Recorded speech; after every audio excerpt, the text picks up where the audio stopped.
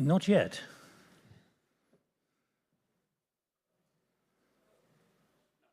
Good morning, everybody, again. Welcome. And you can see what we're going to be talking about, strategic autonomy. Mission possible or impossible? Thank you for coming. Notice one word that was used in that video was unthinkable. And it always worries me about these videos. They give the impression that actually life is getting easier and can get easier. I'd put to you that things are now changing at such a pace, with such urgency, that trying to nail down where there will be change in an optimistic way is much more difficult. I've been running this project called Thinking the Unthinkable for 10 years now. It's remarkable the number of times I've heard the word unthinkable raised in the last 48 hours. Right, so what we want to do is look at European strategic autonomy, mission impossible. We have to analyze what strategic autonomy really is. Easy to write, but much more difficult to define. Is it a mission which is possible? Or, and it's not my im there, it's an IM. You can't see it at the moment, but it's mission impossible. Let me introduce our four panelists, but I want you to feel that in the next 50 minutes, you can be engaged as well. We have microphones out there. It's not just going to be here talking to you. So if you've got contributions, we want to hear them. Don't sit on your hands and say we didn't hear from you. I'd like to hear from you at any point. So please use a piece of paper or get my attention somehow. First of all, let's go through and identify who's with us. First of all, Kasia. I can do that myself. Oh, fantastic. Please do. Yes. A resting politician. Thank you. Yes, Kajsa Ollongren. I'm from the Netherlands. I used to be the defense minister until somewhere last year. And I'm now at Chatham House as an associate fellow. And I'm advisor to many defense tech funds. And I try to make myself useful in building European strategic autonomy. Are you clear what strategic autonomy really is? I think so. Good, we'll come back to you. Yes. Elżbieta, Ella, from Ella. Poland, from Silesia, welcome. Yes, from Poland, from Silesia. I was civil servant for my whole life. I started in the regional administration, dealing with the regional policy. Then I was for 2 terms in first Tusk cabinet minister for regional development and infrastructure and deputy prime minister. And then I was commissioner for single market industry. Started the European Defence Fund and European Defence Industrial Programme. Currently, I'm in Centre for European Policy Studies, chairwoman of the board. Let's move to your left, please. Yeah, I'm Ioannis Ermakoulas. I'm a university professor in Greece and also senior research fellow at the Hellenic Foundation for European Foreign Policy, ELIAMEP. It's the biggest foreign policy think tank in Greece. But I'm also more recently leading a new initiative called Think NEA, New Narratives of EU Integration, which is an initiative that tries to connect the dots when it comes to enlargement policy and show how enlargement and accession countries can be relevant for the current needs and current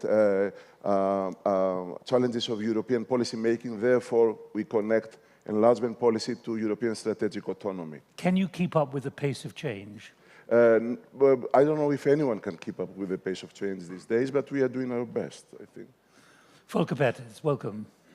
Good morning, Volker Perthes. I used to be a think tank director as a director of the German Institute for International and Security Affairs, Stiftung Wissenschaft und Politik, until 2020. Then I switched from theory into practice, went to the United Nations, was a representative of the Secretary General in Sudan and the head of the peace operation of the United Nations in Sudan. And that has ended.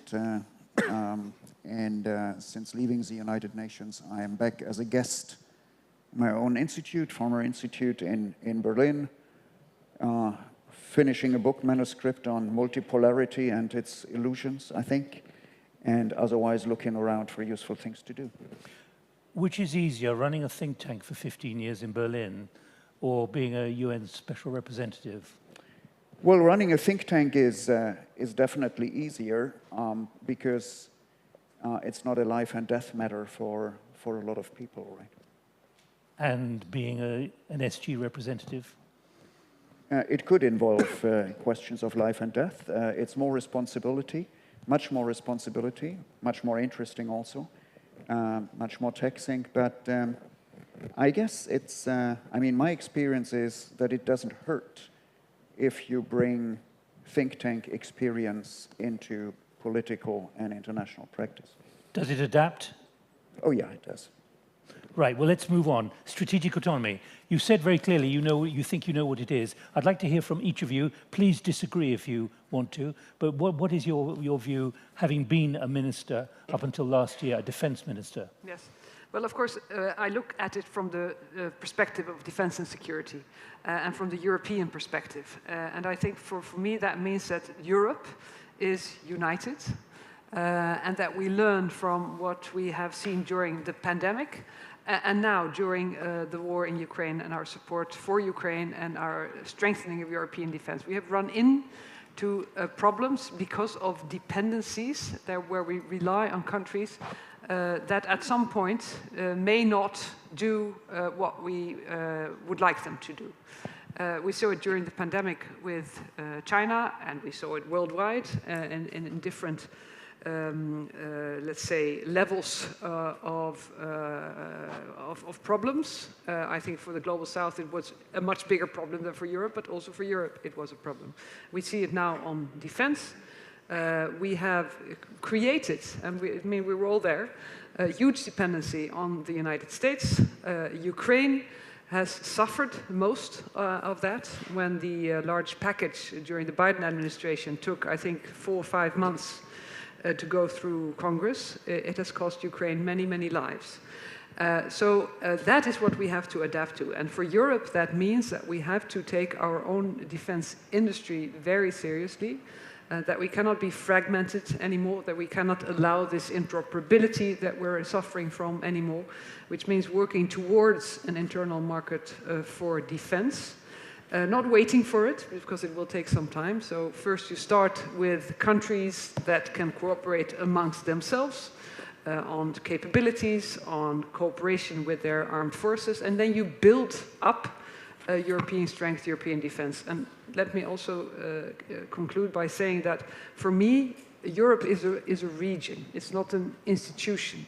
So the European Union is a very useful instrument, but it's about the region Europe, which includes Ukraine, UK, and all countries around it. But just to be clear, and it's a question for all of you, autonomy from whom? Autonomy from who? And how to move that forward very quickly in a few seconds, Kasia. Well, autonomy, where there are critical things you need, like parts of weapons, weapon systems, capabilities, we have to be able to provide that ourselves. Let me give you one example. So we in the Netherlands, we fly the F-35. We're very happy with it. It's probably the best, most capable fighter jet in the world.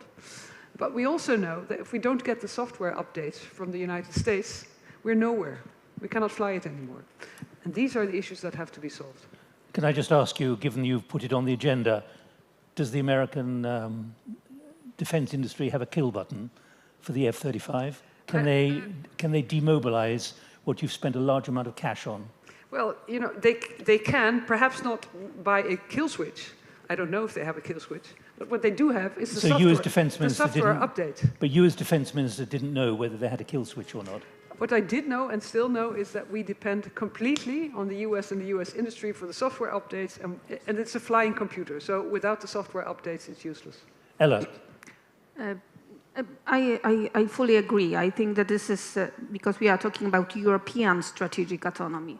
We are talking about Europe. So this is a state when we can pursue our own foreign and security goals, and we can act independently from others. For now, our security depends on NATO, which is financed in majority by the United States. And this was an issue. This became an issue to be visible a few years ago, or many years ago, but it was very difficult to push it through European agenda. As we started in 2016 as the time when Delphi Economic Forum started. So as we started in 2016 to discuss European Defence Fund, it took us 2 or 3 years to discuss with all European member states a very small instrument, because remember, it was it was a few years before war in Ukraine. And was a small instrument that was trying to facilitate the joint procurement in the European Union.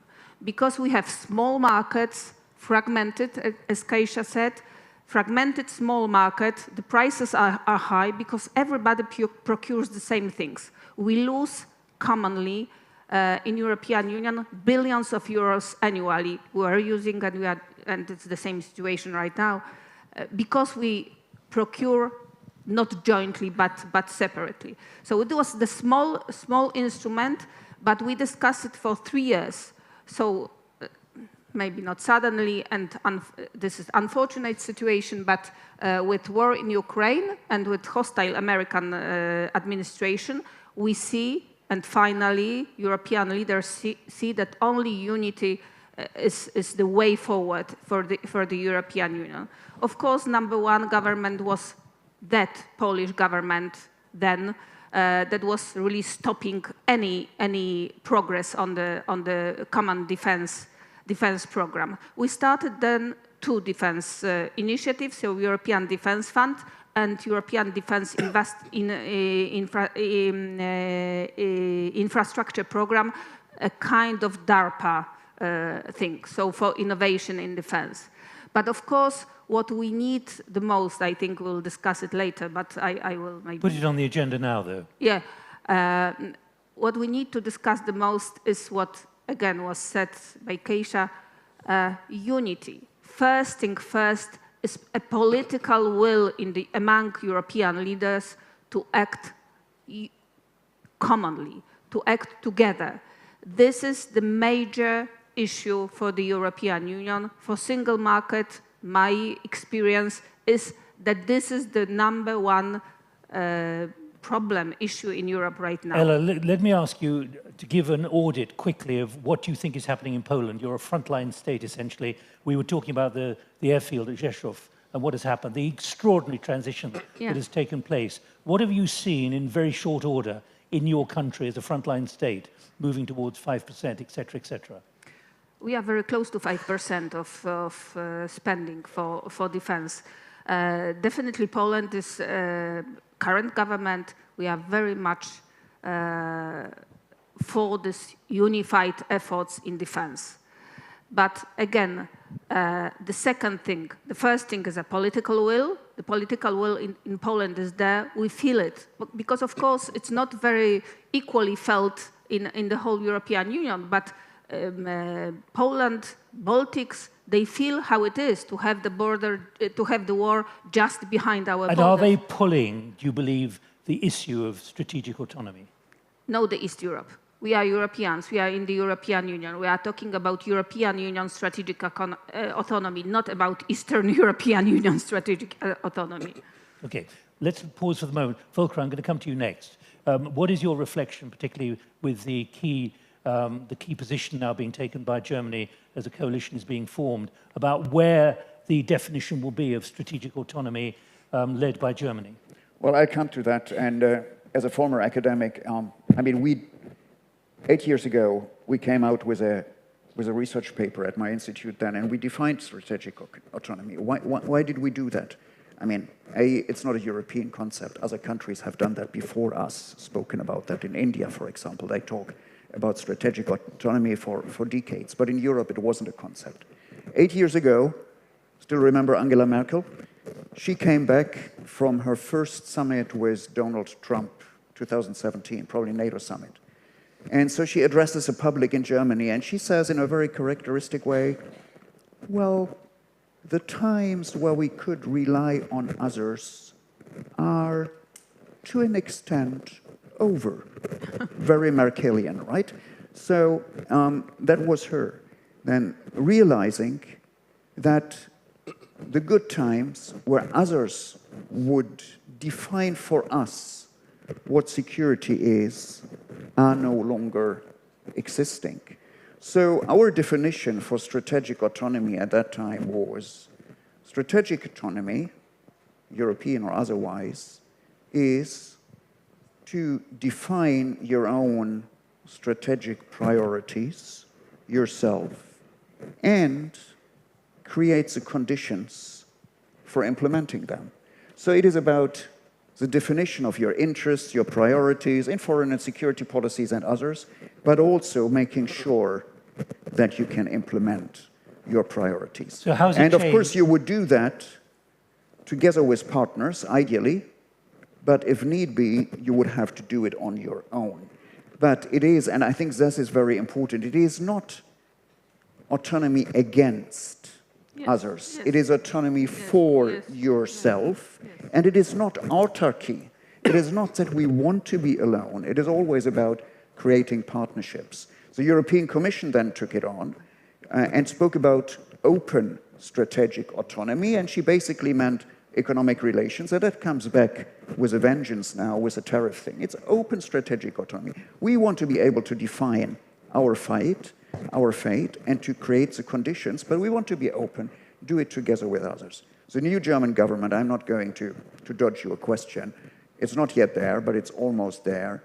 I think they have understood the challenges, and they are more, I have to say that with some sadness, because I really do like Olaf Scholz. I don't know why he didn't sort of use the opportunities he had. He had a difficult coalition.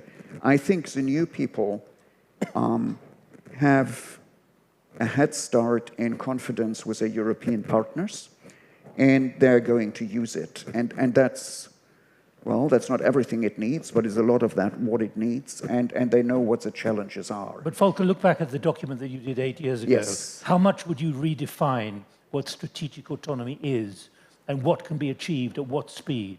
The theoretical definition I would not redefine. I think it is totally correct. The priorities have changed over these 8 years. 8 years ago, we did not think that we would have a main ally who would put the alliance into question the way he does today. We would not think, Angela Merkel, I quoted her, realized that there was a difficult partner on the other side of the Atlantic, but we would not think that America would start to destroy or dismantle the system which it has built or had built for 80 years. So the priorities have changed. It is more about defense than it was 8 years ago, because we had, Donald Trump is not the main driver of changes. Vladimir Putin has been the main driver of changes then. So we had the double Ukraine shock, and so it is much more about defense. The definition still stands, but it is more defense-oriented today. And what about the speed at which it can be implemented? Sorry? What about the speed at which it could be implemented? Look, we have former European commissioners here and ministers. Europe, to its critics, is always too slow. Yes. And there is something in it, but also, yesterday we had a session here about deliberative democracy. We don't decide as quickly as a dictator does, because we have 27 autonomous states, independent, sovereign states. So it takes some time to get to decisions. But when we come to the decisions, we also implement them. So yes, it takes longer than it should. So the speed is not our main quality in Europe. I think the depth of decision is more the quality. But can it improve? It can improve, and it has improved. Look at Jean Monnet, and he is a quintessential European. He said that Europe is built through crisis, and I think he is still right. And in crisis, we act. We performed better than critics, including people at my own institute, thought after COVID, and we performed better after Ukraine than critics were thinking. There's still a lot of space to sky. All right. Well, let me put that to the others in a moment. Progress through crisis. What's the Greek view here? Well, I'll tell you about the Greek view, but let me answer also the initial question about the strategic autonomy, because you said against who. It's not. We still collaborate. We still work together with partners and allies. Hopefully also with other countries, even though we are not anymore in this heyday of globalization, so we need to take that into account. Deglobalization or slowbalization, etc. But the problem is that when a crisis comes, we need to be ready also to be on our own, to be resilient, to respond to the challenges. We cannot rely, a pandemic comes, we cannot rely on China for masks or on Americans for medicine. So we need to be ready. We will collaborate, we work together, we build the value chains together with partners and allies, but at the same time, we need to use the full potential of Europe when the crisis comes, when the problem is there, to be ready to work on our own and defend our societies and be resilient. And how far has it moved, in your view? It's moving slowly. I mean, you have people who have been in decision-making tables, and they know it's not easy in the EU. It's moving slowly, but I think, and I would start from even the economic crisis more than 10 years ago, every crisis we are becoming faster in responding and building the institutions that are necessary. And I think it's a realization process for Europe. It's a realization process that, well, at the end of the day, we may be alone, so we have to be ready for that. We are not seeking to be alone, if that was your initial question. We don't want to be separate from the US, but we will be ready to be separate in case of need and if there is a crisis. And of course, if the US starts working against us, like you mentioned earlier, we will be ready. It will take a bit of time, but not as much time as it took, for example, to respond to the economic crisis, not as much time as it took to respond to the COVID crisis. So every crisis that comes, we are becoming faster, I think. And this is key because, as it was said earlier, this is not one state, it's many states. Now, my perspective, and I will get to Greece, and this is the perspective of our initiative, Think NEA.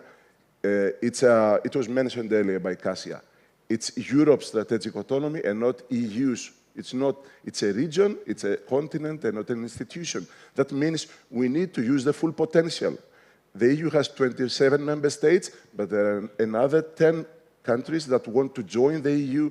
The EU needs to start thinking about its strategic autonomy by including one way or another the countries that want to join the European Union. And there's a lot of potential there. So full potential of Europe means also using the potential, identifying and making available for Europe's strategic autonomy the potential of the countries that are not yet members, but they will become hopefully members in the coming years. And there is a lot to be gained by engaging more with these countries. When it comes to Greece, for Greece is extremely important. I have to say, it's not that I told you so answer, but Greece has been spending a significant part of its GDP over many, many years. So we never had a problem reaching the 2%, right? For obvious reasons. So for us, always the security questions and the questions of resilience of our society was tied to European integration, was tied to our fortune, which is in Europe. So it's important for us that Europe develop its own strategic autonomy, its own responses to crisis. It's not that we are not partners and allies with the US. We have excellent relations with the US. We hope to continue to have, but our security, our policy making, the resilience of our society is tied also to European integration, and this is extremely important for us. Let me keep pushing this. You don't have it up on the screen, but I'll read it to you again. This is the title of this session. European Strategic Autonomy, Mission Impossible or Possible. And we need to focus on that. Tom Cruise is not going to burst through the screen on a motorbike in a moment, but there's a danger of spending too long designing the architecture at the moment. What, therefore, from all of you, needs to be done at speed? We can keep talking about we've got to do this, we've got to do that, but there is a very real strategic threat now, unambiguous in many ways. Ella, and I'd like to invite anyone who wants to come in. George, who's somewhere, has a microphone, so get the microphone to you if you want to come in, please. Ella. I think three things. First, the political will, which I hope is there because it's visible. Then the decision-making process in the EU, it should be put on the table. It's very difficult to take any decision, and that's why those processes are so long. I mean, about the unanimity. which can kill any idea. And of course, I agree that each and every crisis really prepares European Union for better for the next one. So we are. But does it have to take a crisis to prepare? It was so far. I mean, this was the situation so far, that each and every crisis taught us something. Unfortunately, because I mentioned before that it took us 3 or 4 years to discuss small European defense fund. By the way, to be honest, it has to be said that it was France that started this discussion then. It was France and Emmanuel Macron that started to talk about European strategic autonomy.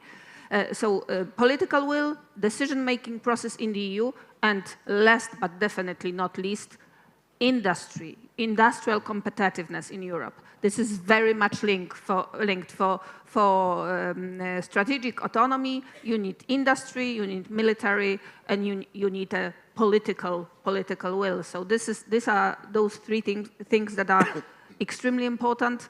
And of course, again, one sentence only about my history. The discussion then, this 10 years ago, was about we are weakening NATO. We are weakening NATO. That was only then. That was then. And you know, which then even, again, before this administration, before these hostile moves, before the war, for some people, me included, was very clear that having 23 of 27 EU member states in NATO, only 4 are not NATO members. So having majority of the EU member states in NATO, being stronger in defense and security as a European Union, we make ultimately NATO stronger. It was very, very clear for us, but it took us 3 years. Now it's like a spark. It's going. So the political will is there. Well, Kasia, you're a resting politician. You're not standing for re-election. I checked with you beforehand. You're not planning to go back into the political fray, and I can therefore push you on this. Do the political class understand the enormity and the urgency in a way which can be translated and transmitted to a public who's going to vote for them? Or is that part of the problem which is always going to be holding back? We've been through COVID. We've seen the delays and the reluctance of many governments to act until it's too late almost. Yes. What's your perspective about the tension between the urgency and the political reality? Well, it depends on which country you look at. And that's one of the problems, of course, of Europe. There are so many different countries, different politics, different election cycles, etc. If I look at my own country, I'm a bit worried about this. I hope that we are in a phase of a coalition with a right-wing party, populist party who doesn't care very much for defense spending, who doesn't care very much about the war. But do they understand the threat which has to be defended against? And if you translate that into do they understand the threat, they don't assess the threat in the way that I think we should. And I think you can't blame the audiences, the Dutch voters and the Dutch public, if the leaders are not telling this story. And so, I mean, in some way you would say we need better leaders in order to get sort of a better outcome of the elections. Because I think the right-wing populists in many countries are blocking the way forward, and it's certainly happening in the Netherlands now. And I think that you have to be very, very honest. The war in Ukraine is a threat to all of us, and the best we can do now is support Ukraine, arm Ukraine to the teeth, and be there for them to deter Russia to continue this aggression and to start this aggression somewhere else. Are you saying that even here we are sitting on Saturday morning talking about strategic economy in a glorious part of Greece, most people have no clue as to what we're talking about, and therefore it doesn't have any political resonance, the kind that is needed to push through what you're saying is needed? Yes, and you also have to be brutally honest about that you will have to sacrifice for this. Sacrifice, I mean, in the end, like the Ukrainians do, fighting, a matter of life and death, but sacrifice also in your daily life. Because if you have to increase defense spending, it has to come from somewhere. Yes. You have to raise taxes, or you have to spend less on something else. Yes. Or you have to create the fiscal space, and I'm all for it, and let's do that in Europe. But we have to think about what conditions are you going to put in place in order to be able to do so. And you have to be honest to people. There is no free lunch here, but we have to do it if we want to be masters of our own destiny. Volker, when you look back at your opinion poll at the election 6 weeks ago, what will you conclude?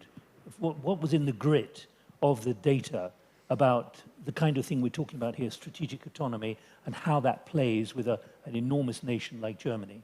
What have you learned? Well, I guess in almost all European countries, security and defense issues are not the ones that decide elections. People are interested in other questions, in bread and butter things, and they don't necessarily make the relation between security policies, foreign policies, bread and butter. At the same time, you could say, even in Germany, more than 60% of the voters voted for parties who explicitly said in the campaign that they are going to raise defense spending. And that is unheard of for German elections. It was very, very clear. If you looked into the programs of the Social Democrats, who had the Chancellor, into the Christian Democrats, who will have the Chancellor, into also the programs of the Green Party, who is in opposition now, they were all for increasing defense spending. So that's something. I would like to come back to something you said, that we are probably discussing in Europe too much about architecture. I think it's a valid criticism, even though institutions are important. But I guess what we see right now, and here I'm with Ioannis, that things are speeding up, and we are not thinking too much about architecture, but about action. We gave up financial orthodoxies who have taken us through the Greek crisis, through other crises, within weeks, and made a huge defense package available both on the European level, but also in a very frugal country like Germany, and with the support of other frugal countries like the Netherlands, like the Finns, like the Swedes and others. A. B. Brexit. Well, it's still valid, but the British Prime Minister comes to EU summits and participates with other EU leaders in strategic discussions and decisions. I mean, that's not architecture, that's action, actually. So then enlargement.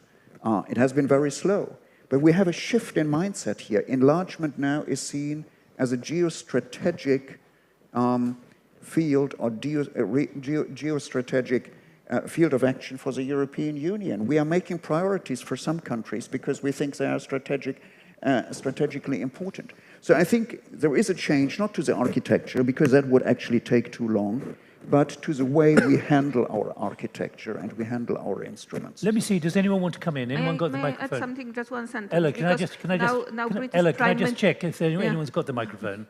Anyone want to come in or not? Yes or no? Please, I'll come to you in a moment. Right, Ella. Just one sentence, because now we see that UK is coming to the table and discussing the defense and security topics, while 10 years ago, UK was the biggest opponent of any common defense discussions, just before Brexit. What was the country that was opposing any kind of progressing in a common defense policy? So the times are changing. They are. May I add something? I think I agree totally with Volker. Europe used to be all about how to perfectly create the rules, the architecture, as you put it.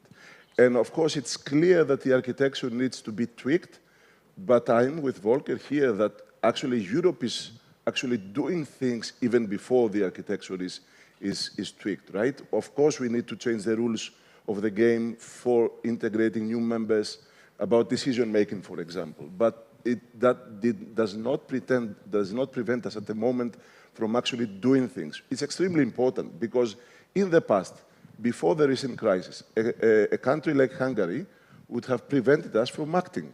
Now, as you see, the EU has found ways to bypass the obstacles that Hungary is posing. And Europe has put how many, 13, 14 rounds of sanctions against Russia, despite the opposition of Hungary. So ways are found.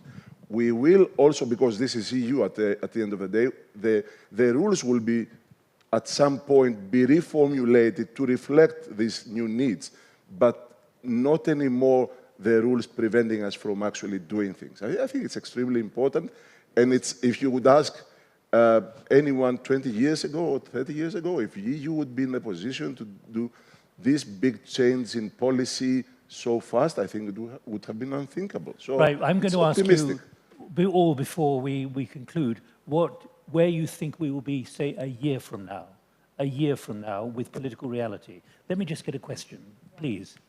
Tell us who you are.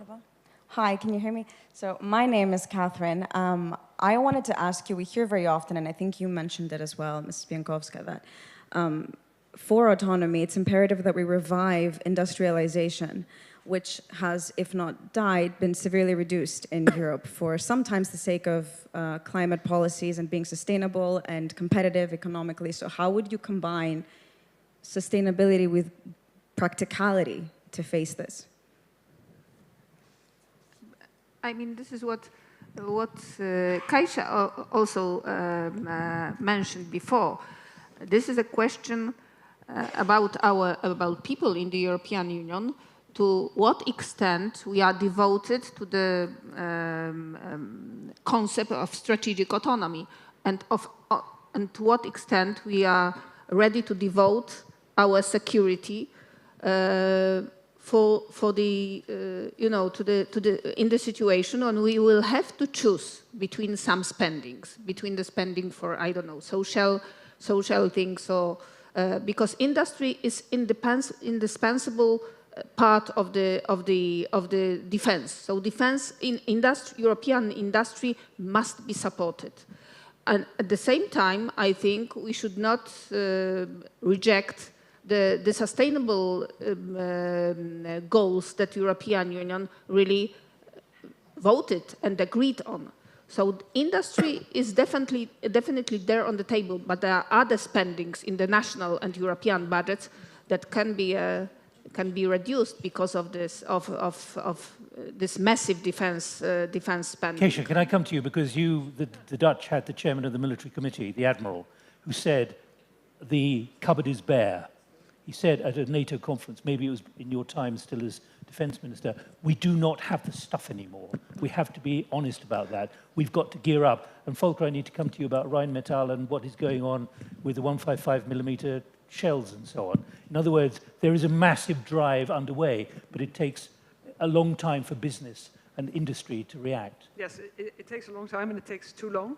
Were you frightened by what he said, your well, admiral? no, Rob was right, and I think was also in the right place to say this, to encourage everybody to do more. But to come back also to the question, or to connect it to the question, is what we see now, as we understand it, what Trump is trying to do, it's all about making America great again, and it's sort of going back to the future, to industrialize again, to have everything in America. And that is, frankly, I think it's not going to work. It's not the right road to choose for Europe. So it's not about making Europe great again, but it is about being a global player and a global power. For that, we need competitiveness, as we know from the Draghi report and others, and we need a defense industry in Europe that's strong, that's not fragmented, as it is now, that is not, focused only on national industry, but it's going to have to be a true European industrial base for defense. And we have to jump to the future technology. And that is the war in Ukraine, quite frankly, is a revolution if you look at the technology used. The autonomous systems, the drones in every area, the usage of AI. We have to take that leap now. So, I mean, the legacy industries are there, the big primes are there, but they also have to change and they have to become digital. And I think there we have an opportunity as Europe, as Europeans, to take that step while still engaging, of course, in sustainability, because all these capabilities will also require massive, energy. So how do you want to produce this energy? Are we going to invest more in sustainable energy? More also in nuclear, I think all of that is necessary. But I think we are in the right place to do that and not make the mistake of thinking that we have to go back where we were some 40 or 50 years ago. Volker, let me come to you. I mean, there's been a massive declaration of intent in Germany to scale up the military-industrial complex through Rheinmetall and other big companies. Is that going to be enough in time? The same thing has happened with missiles in Northern Ireland, for example. Thales are having to scale up at a rate they were never expecting to. I'll answer that, but I wanted to give a short answer to the colleague who asked from the floor. I think there is no contradiction between sustainability and industrialization. In Europe, particularly in Germany, we have not deindustrialized as the Americans have. So there is a basis to renew, rejuvenate, and get into the modern technologies. Sustainability makes us more autonomous. And there is a clear example from Germany and from others.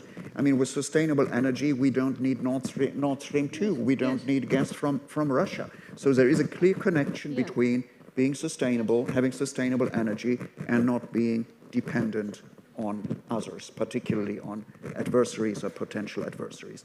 As to the defense industrial base in Germany, I hope that, because you asked where will we be in a year from now, in a year from now we will not ask for the German or the Italian or the French industrial base, but for the European defense industrial base. And there is something happening here. Money always makes a difference. So for the first time we have money from the European budget for common defense production. That's a huge step. I don't think everybody realizes that. And that includes Rheinmetall 155 millimeter ammunition. That also includes new startups we have in Germany, like Helsing, who do these missiles and drones and other things. So a lot of things are happening. Is it enough? No, it's never enough. It's never enough, but it is going into the right direction. Rheinmetall is producing in Ukraine, and probably if, which I would hope, the Ukraine war ends at some point and we still need the preparedness, we will probably buy Rheinmetall shells from production sites in Ukraine. And that's a good sign.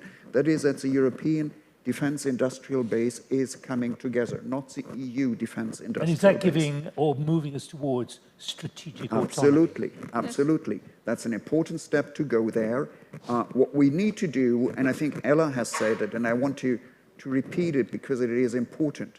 We need to go, and I hope in a year from now we will say that we are there, into common defense planning on a European level. Do you think there's a will? Is there a will for that? And common procurement on a European level. I guess we are going there. I hope in a year we can say mission not impossible, but at least half accomplished. Do you believe there's a political will for that? Yes. Yes. Right. One more question. We've got 5 minutes. Thank you. My name is Anna Kristinovska. I focus mostly on the Western Balkans, and I would like to connect the discussion on including the Western Balkans basically with what you mentioned on 155 millimeter shells. There are over 200 companies producing in the defense industry in the region. One of them alone in Bosnia and Herzegovina has the capacity to produce 500,000 155 millimeter shells. And yet the region is not included in the recently published white paper. Ukraine is there, of course, for a good base. But how do we, I mean, is the EU looking into the region? If yes, why it's not there? If not, why is it not? Thank you. Thanks. We've got 4 minutes. Take this thing. Roll that answer into your other answer, which will be, where do you think we might be in 6 to 12 months? Well, my plea will be that in 6 to 12 months, the mindset will be ready for us to use the full potential of Europe. And I mean Europe as a continent and not only the EU.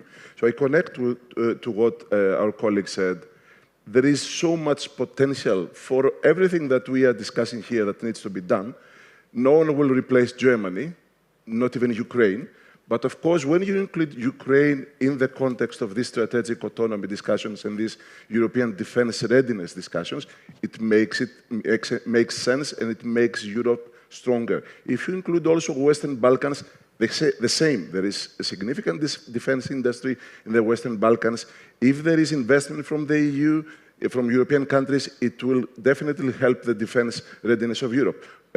Almost €1 billion worth of armament has gone from the Western Balkans to Ukraine in the last couple of years. It's a serious commitment on the part of this region. There is strategic material, critical raw material from the Western Balkans that the EU is not purchasing, and they go to China. So there is so much to do about uniting Europe and using the full potential of Europe for this strategic autonomy. You need the Germanys of Europe, but you need also the smaller nations of Europe. You need all the European countries together for this. Ella, But the first thing first, again, maybe aside a little bit, is to, and I use very personal word, I think it's been so unfair to keep Western Balkan states in the corridor for the European Union for so many years. It's so unfair that we're left, you know, really ticking the boxes in the you know, negotiations process, but still staying at the same place at the same moment. That we need to finally speed up this process.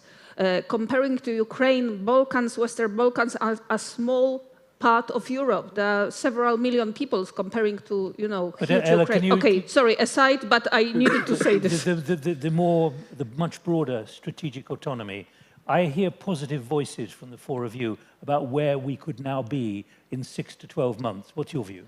I think that definitely this is mission very much possible in this time of history in which we are now, and we should do everything we can to, because political will is there. We need to make the next steps.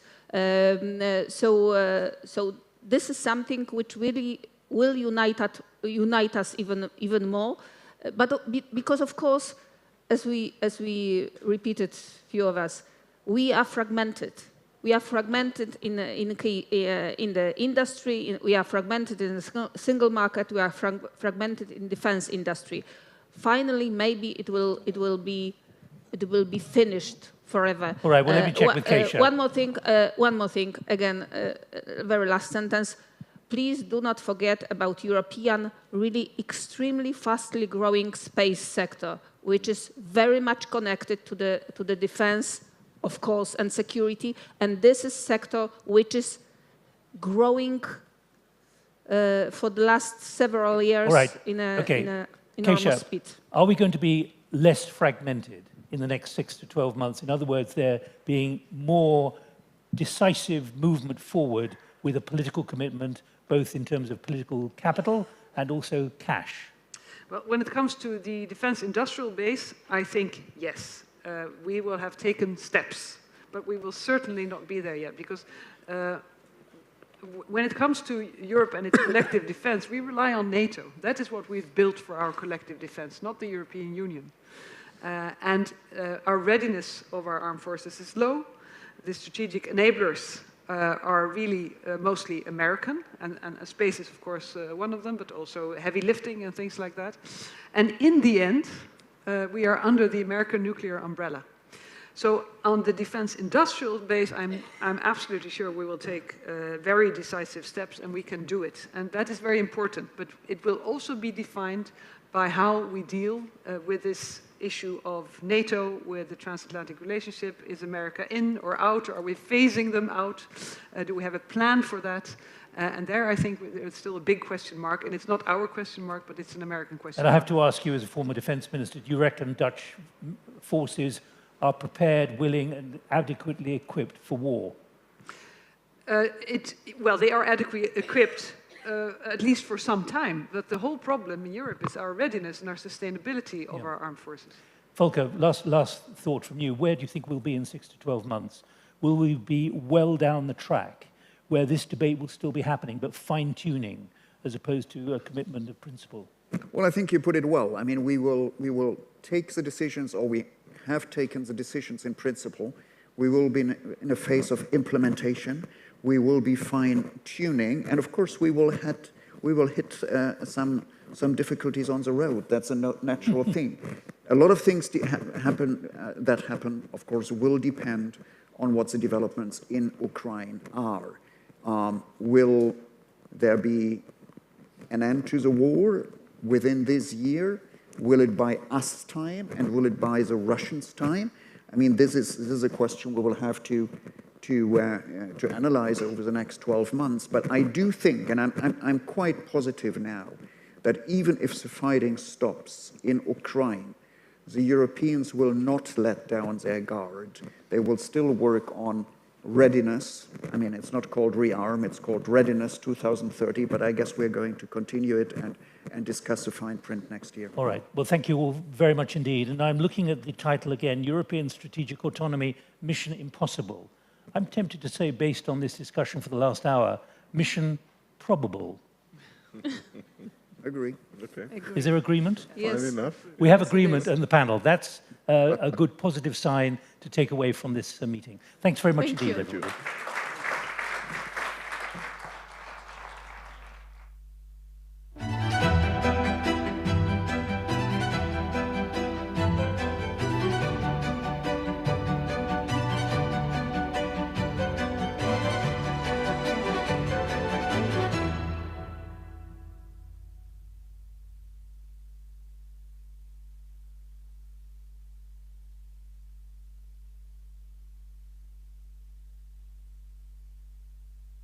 The next session starts momentarily.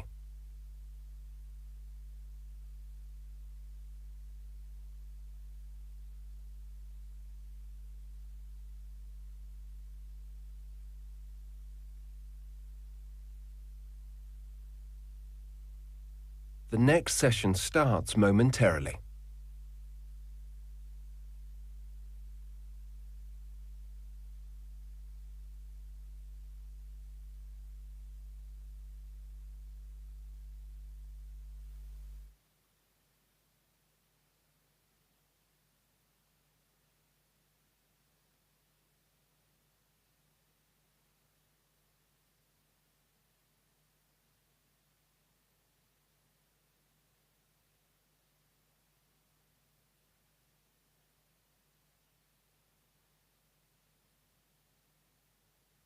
The next session starts momentarily.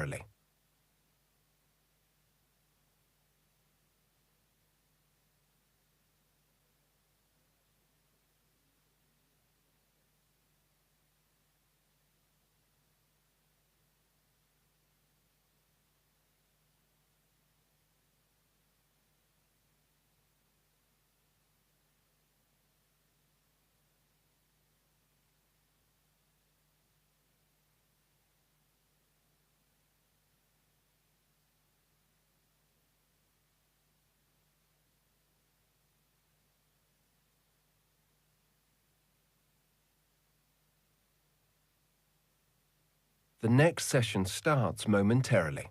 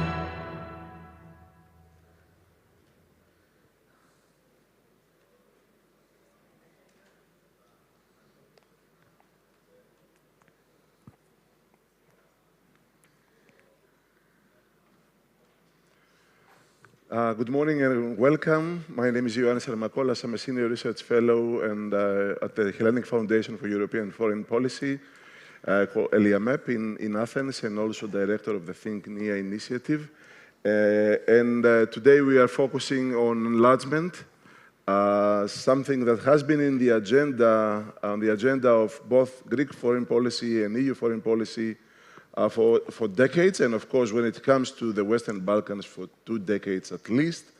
But very often we think that things have not progressed as much as they should or as much as they could. We have an excellent panel today that will discuss this issue, I think with lots of experience and plenty of ideas, including new ideas about how to move the process forward. We have with us Ambassador Papadopoulou, a very experienced and prominent diplomat of Greece, but also today Deputy Minister of Foreign Affairs. Thank you for coming, Ms. Papadopoulou. Next to her, we have, Mr. Endrit Iezerai, Deputy Minister of Foreign Affairs and Deputy Minister of Europe of Albania, and Mr. Damian Jovic, State Secretary at the Ministry of Foreign Affairs, Republic of Serbia. And I will start directly with Ms. Papadopoulou, Ambassador Papadopoulou. There is these days the famous new momentum in enlargement policy.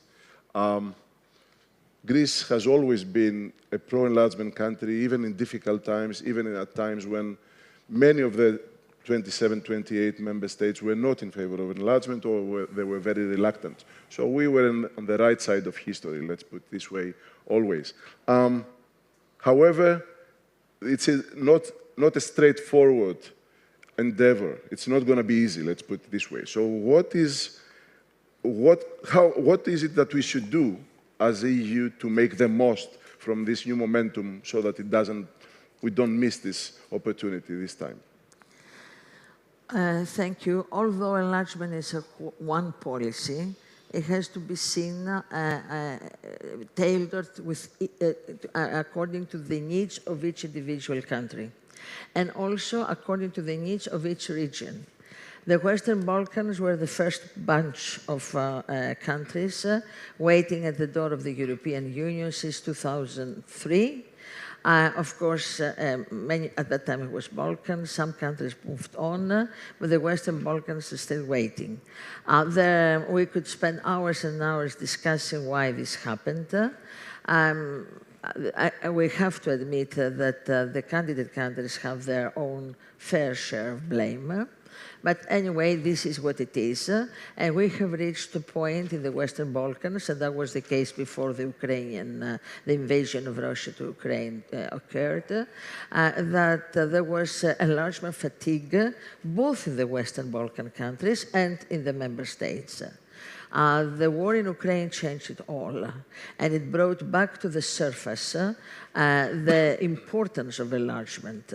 The European Union was a little taken aback by the events in Ukraine, and enlargement, which was to a grand extent at the back of our minds, came back to the front, and we realized that enlargement is not a technical issue, it's a geopolitical issue involving the security of the entire continent.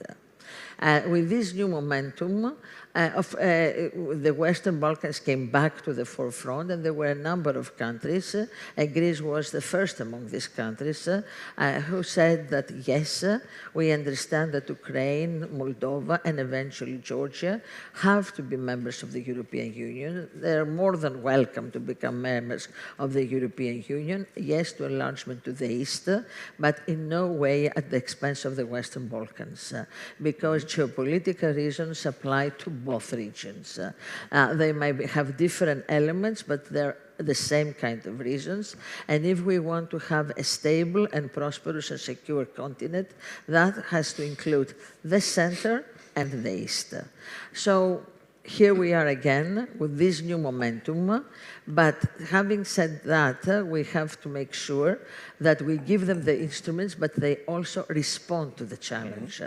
Enlargement is judged on its own merits, every country on its own merits. It's not a package deal.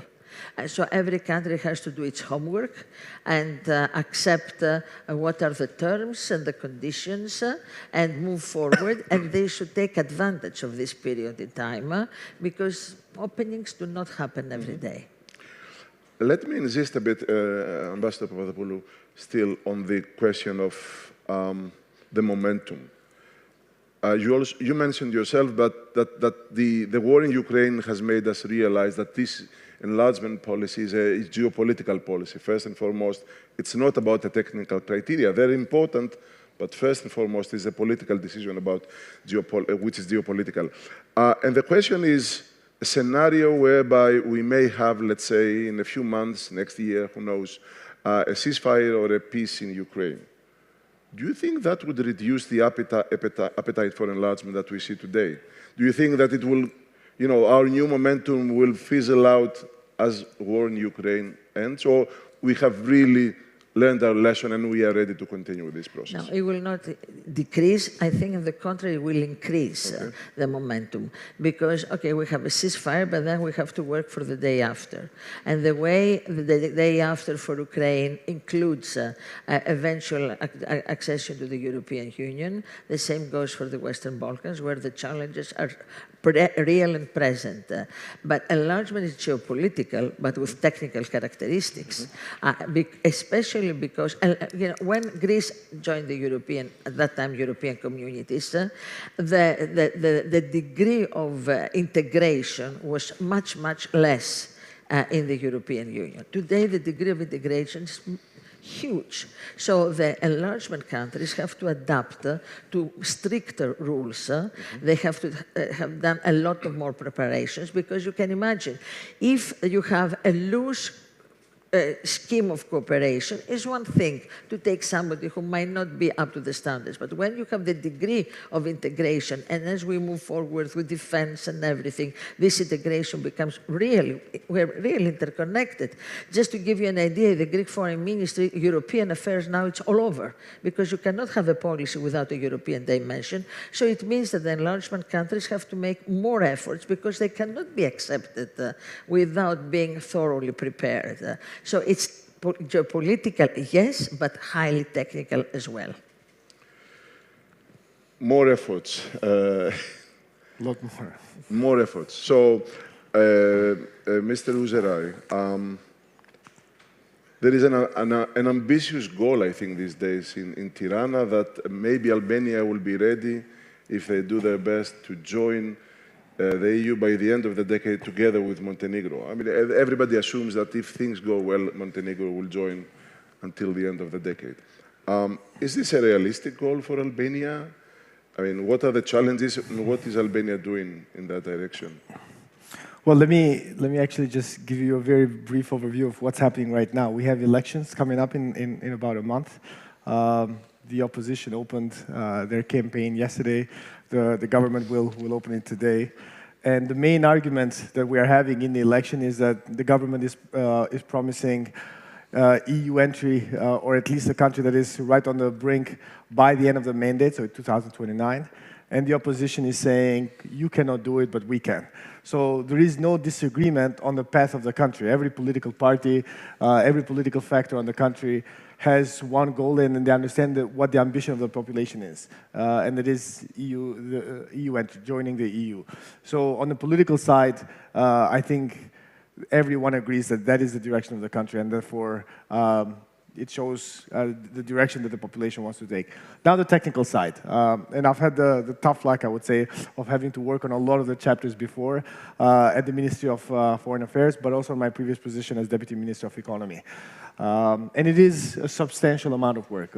We've done some calculation that it is going to take us about 120,000 pages of legal alignments to fulfill all the various criteria and standards, because as the Deputy Minister was saying before me, joining the EU in 1980 was much easier. Joining now means you have to align and you have to incorporate a substantial amount of EU acquis that covers essentially every chapter of human life and human activity. All of our public administration right now is essentially working on this issue. So if you are a public administration official in Albania and you log into your laptop, into whichever office you work, public, local, state level, if you work at some agency, you will immediately receive some kind of update. EU Chapter 7 alignment process update, where are we? Every day, every Albanian official is working on this path. But, as you said, this is also a political process. There are issues within the EU aligning process that require substantial political decision-making. So public officials will be able to, I think, and I suppose that they will be able to have all the technical work done. At some point, some key political decisions will need to be made. I think right now there is a clear ambition, at least from the government side, that when it comes to EU alignment and EU integration process, there will be no delays. So the government will always agree on aligning whatever legal process and legal procedures we have with the EU standards. It isn't a very ambitious standard. Our ambition is to have all the technical work done by 2027, so December 31st. Obviously, with 120,000 pages, we might need to have some kind of other issue maybe by the first half of 2028. But the hope is that we will be able to do this mostly by 2027. We have already outlined all the key processes and the key procedures that we have to align with EU standards, and then it becomes a political decision, right? Once you complete all the technical work, then you have to go and ask officially to join the EU, and then I hope that the goodwill that the ambassador and deputy minister was talking about that the EU has right now, that this positive momentum, I hope it will still be there. I think there's been an agreement on all sides that it is impossible to have a black hole right in the middle of the continent. And I hope that this idea, this knowledge that we obtained during these years will not fizzle out. And I do not see any reason why it should in the upcoming years. Thank you. Mr. Jovic, Deputy Minister of Albania, presents an optimistic picture. But Albania only recently started accession negotiations.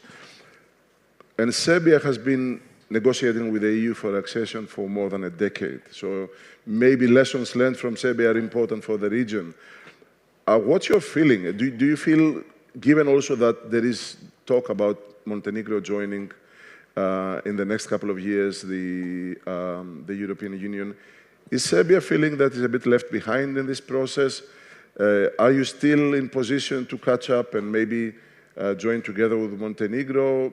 What are the main challenges and what is the ambition and optimism, if there is optimism in your government? First of all, big thanks to you and the organizers of this important event for the opportunity to talk about this very important topic today here. And also, I wanted to congratulate you on the 10th anniversary of Delphi Economic Forum. Speaking about the accession process of Serbia, I must say I was personally involved in this as a member of the national negotiating accession team of Serbia for, I think, 5 or 6 years. And I must say there is a lot of responsibilities on the side of candidate states, but sometimes unfortunately, also political conditioning prevail over, technical or merit-based criteria. And of course, there is a fatigue, with this long accession process of Serbia to the EU among the general population. And this is, of course, influencing dynamics of the process. However, we are still optimists that in 2 years we will be ready or prepared in institutional terms, legal terms, to be ready to join. It's an ambitious goal, and then it will depend more on the EU if on when it will be ready to accept new members. My dear colleague, Ambassador Papadopoulou, mentioned that it is a good moment now politically for enlargement with the war situation in Ukraine and everything else. However, there will be also economic momentum, that is influencing this process. And from what we see, the economic performance of major EU countries is not good at the moment, and that's something that we should also see as important thing to influence dynamics of our accession process. So we are optimists on our side that we will do our part of the job, but it's very difficult now to predict when the EU will be actually ready to accept new members. Sometimes it's also difficult to understand that it's easier to accept, let's say, millions of illegal migrants to the EU than the candidate countries and people that live in Europe for centuries, actually, and that are putting much more efforts to join the club. Our strategic goal is to join. We will try to do our best. We will have the new government in place next week, and the main priority of that government will be to do our part of reforms that are necessary to join. Ambassador Papadopoulou, Mr. Jovic mentioned the EU to be ready to accept new members. And there is a big debate, as you know, of course, very well, about what kind of institutional changes need to be introduced, whether we need to change the decision-making process, what are those reforms that the EU should do in order to accept the reformed countries in the European family. From the perspective of medium-sized countries like Greece, what do we need? Do we need extensive reforms, limited reforms? What is acceptable and what is not acceptable? And how fast? You know, we have to make a distinction between enlargement fatigue and changes within the European Union, especially when it comes to decision-making process. Enlargement fatigue was real before the Ukraine war. Now, yes, everybody understands it's going to be a big change, especially a number of countries enter around the same time. Maybe not simultaneously, but there is not enlargement fatigue. Everybody understands this is necessary, this is vital for the European Union. Reforms have to be made in the European Union regardless of enlargement. Even in today's form, the European Union needs to be reformed. After all, we have to remember that the European Union is a work in progress. It's a work that evolved gradually since its inception to what it is today. And every time it evolves according to the circumstances. And although decision-making is a slow process, it's naturally a slow process, the European Union has proven time and over that when the need arises, we manage to find ways to adapt and reform. For us to connect the two processes together means that both are going to be delayed. The reform process will take a lot of time and will affect a lot of areas, not necessarily connected with enlargement. Definitely they need a consensus. So if you wait for consensus to every reform initiative in the European Union, enlargement might take a long, long time. So we don't think that we should make the one prerequisite for the other. Reforms will come either way. If we manage to do them before, that will be even better. But we don't do them for the enlargement countries. We do it for us. And it's very unfair to the enlargement countries to have them waiting at the door until we reform, and then we might even lose the momentum. So there are two processes, very much needed, both of them, but not connected separately, connected in this way. Although we all understand that the more members are in the Union, the more reforms we need in order to have a faster decision-making process. Thank you. Mr. Uzerai, a bit difficult, sensitive question I will ask. Very often, I find when I speak to officials in Western Europe, maybe not publicly, but definitely behind closed doors, that for Albania, which they recognize has done serious progress and they're working hard for acceding to the European Union, the image of the country, or whatever stereotypes there are in Western Europe, in societies or the political elites, the image of the country will be, whether stereotypical or not, a major obstacle. Do you think this is a real threat to the accession process of Albania? And if yes, what do you do about it?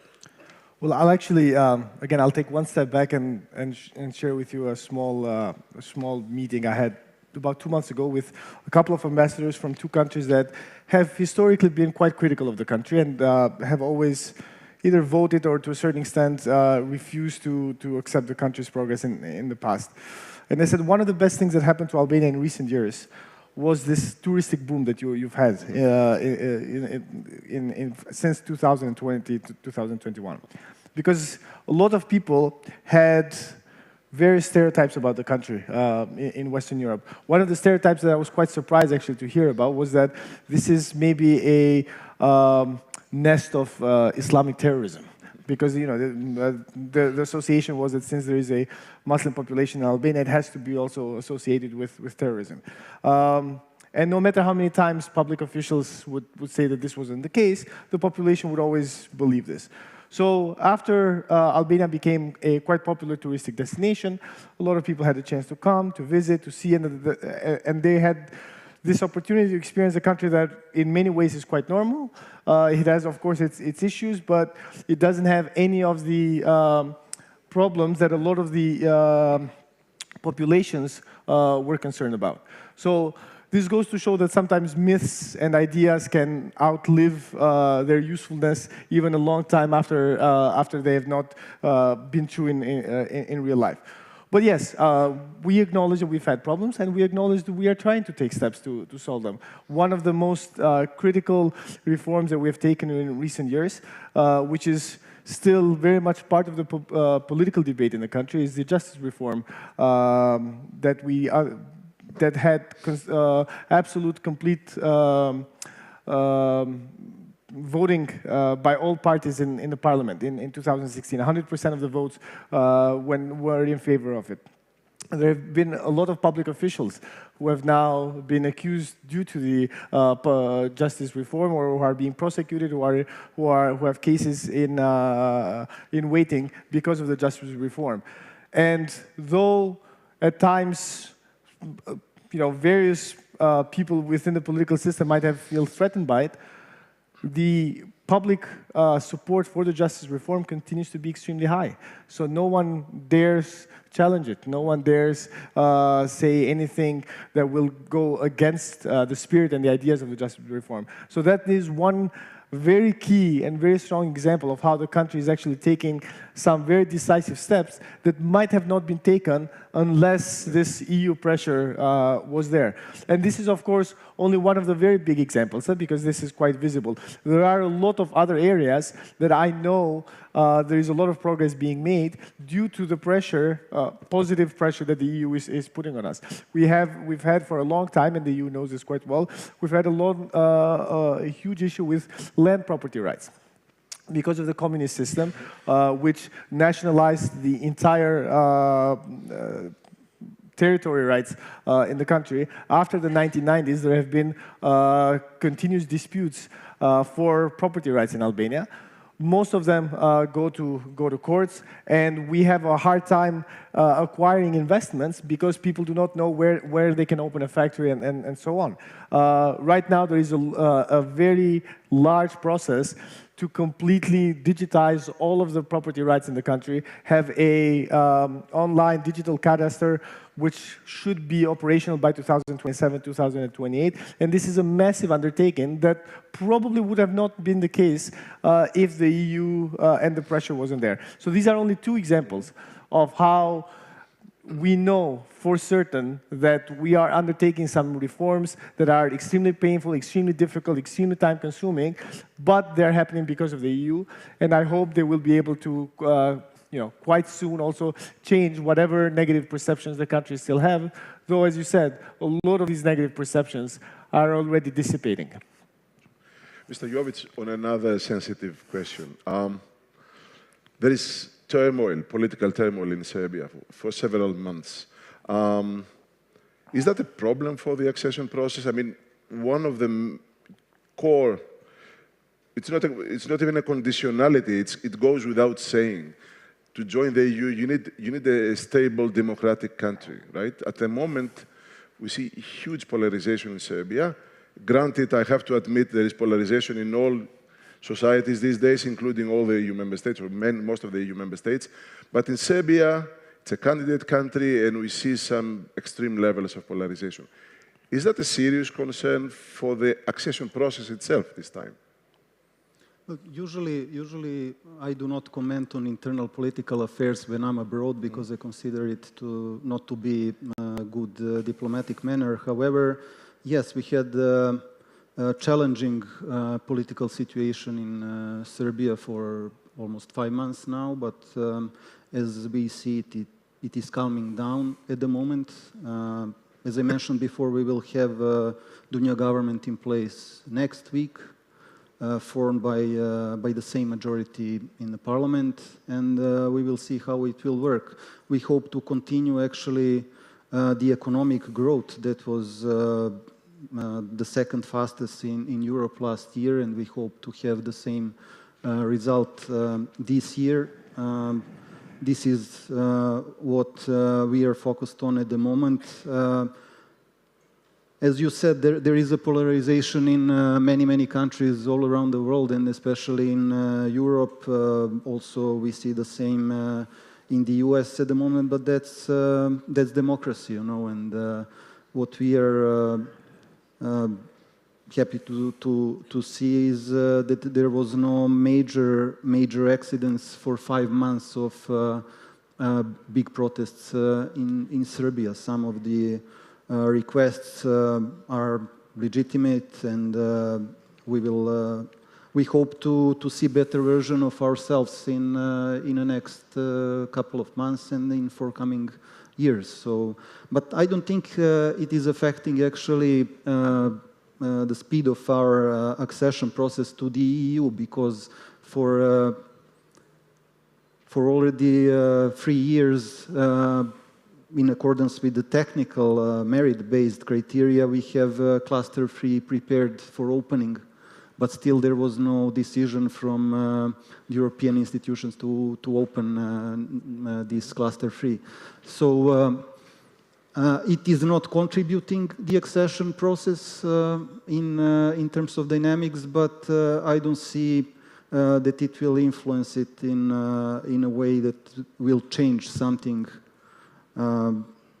crucially, because we've been stuck in this accession process for already 3 years for political reasons. Because, you know, when there is difficult international environment in many, and especially difficult economic situation around Europe, then the enlargement is not the most popular topic internally in some major European countries, and that's something that we cannot influence. Thank you. I think we can open the floor now for a couple of questions from the audience. Any disagreement? I think even the audience at times gets Everybody tired agrees. with the integration process. I have more questions if there's nothing from the audience. Okay. I will go back to Ambassador Papadopoulou. Greece is in a group of countries in the EU that is coordinating, let's put it this way, or exchanging views and ideas on how to accelerate the process. And not by, of course, not paying attention and monitoring the criteria and everything, but at least showing to the members, to the candidates, that we are serious about the process. Is there anything more that we can do within the group of countries that support enlargement, especially the countries that support Western Balkan accessions? We do already a lot, but we have to say how we do it. We do it in 2 directions. One direction is to help the countries themselves. We have excellent cooperation with Albania in this regard.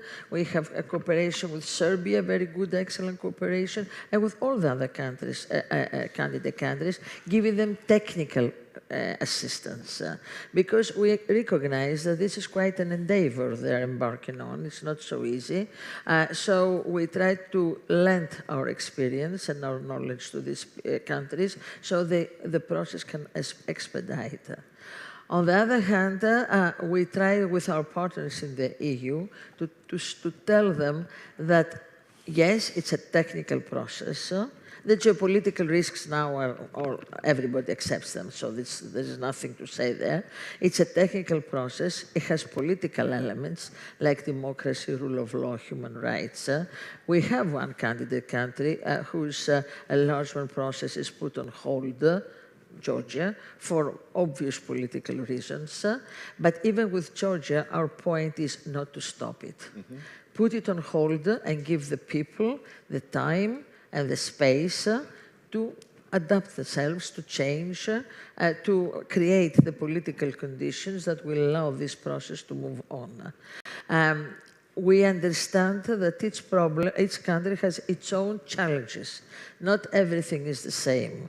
And that although the criteria are the same, their implementations has to be tailored to face the needs of each individual country.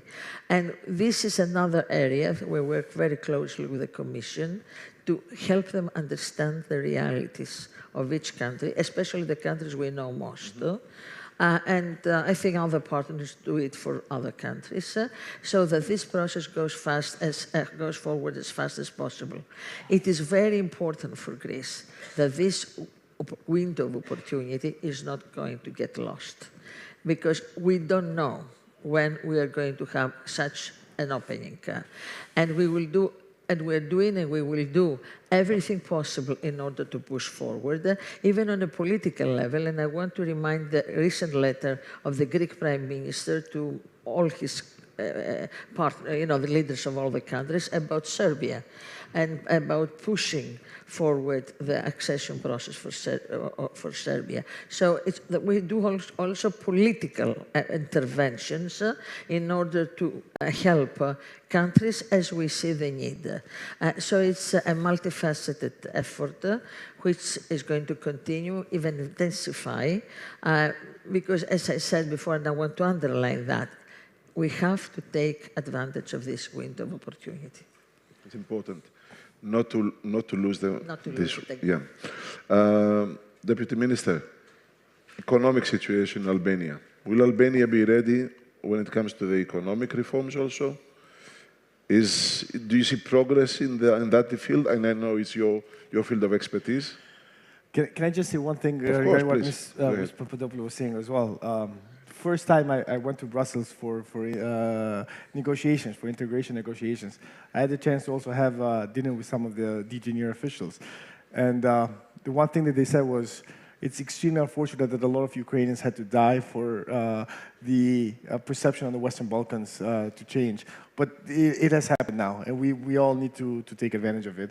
I see it as a generational challenge. I was born in 1985. I am a child of the 90s, so essentially my entire life has been spent on this path of the hope of Albania joining the EU. And I'm one of the first, not the first people, but I'm one of those who completely realizes that if we do not complete this objective right now, I'm 40 years old now. If we do not do it now, it is very likely that it's not going to happen within my lifetime. So I completely agree that now that this chance is here, both sides need to take advantage of it. Regarding the economic development, yes, I think that is one of the key areas where we have actually taken massive steps. Especially the post-COVID period has been quite beneficial for Albania's economic development. The country has shown significant resilience. I wasn't even sure we would be able to bounce back as quickly. Obviously, tourism has played an incredible part in all of this, bringing a lot of revenues even to far-flung areas and remote areas that hadn't seen a lot of development in the last 30 years. It has provided a lifeline for a lot of communities which had been to a certain extent even struggling in the post-communist period. But now we need to use the economic momentum that tourism has brought to develop new sectors. And this can be done in many ways. First of all, when people come and visit the country initially as tourists, they will also start to see business opportunities. So they will start to see investment opportunities. And this is our hope. Our hope is that once they build these social links, eventually they will also translate to business links. We have, and we're working very hard to shift a lot of our services from services based mostly in the internal market to services based to the outside world, the digital revolution, which every country is trying to take benefits from. We're really, I think we have some very ambitious targets there because we already had a very strong service-based sector essentially for supplying the Italian markets. And a lot of these companies are now shifting to providing digital services globally. So we see a very dynamic sector there. But we also believe, and I'm a very strong believer in this, that the EU enlargement process is also going to play a very strong economic, have a strong economic impact. Because our Prime Minister, and I think Albania has been at the forefront of this, we really believe in regional integration. We really believe in this idea of the benefits from freer trade, removing trade barriers. We're a small country. So economies of scale are very important to the region. So we've really tried to remove trade barriers within the region, so the Western Balkan 6, but I think now more and more also by integrating our systems even more with EU system, removing all the remaining trade barriers with the EU as we prepare ourselves to join the single market. That I think will have massive benefits for all of our industries and for all of our services and our businesses, which right now for a lot of reasons are restricted to supplying a very limited local internal market. Thank you very much. Final question, Mr. State Secretary. I noticed also in your response, but I know also from following what's happening in Serbia, there is a bit of a disappointment in Belgrade for not opening the Cluster 3 negotiations, the negotiations in Cluster 3. Can you tell us a bit more about the readiness of Serbia in that department? There's several chapters there, negotiating chapters, but also why it's important for Serbia and the accession process to move forward in that direction?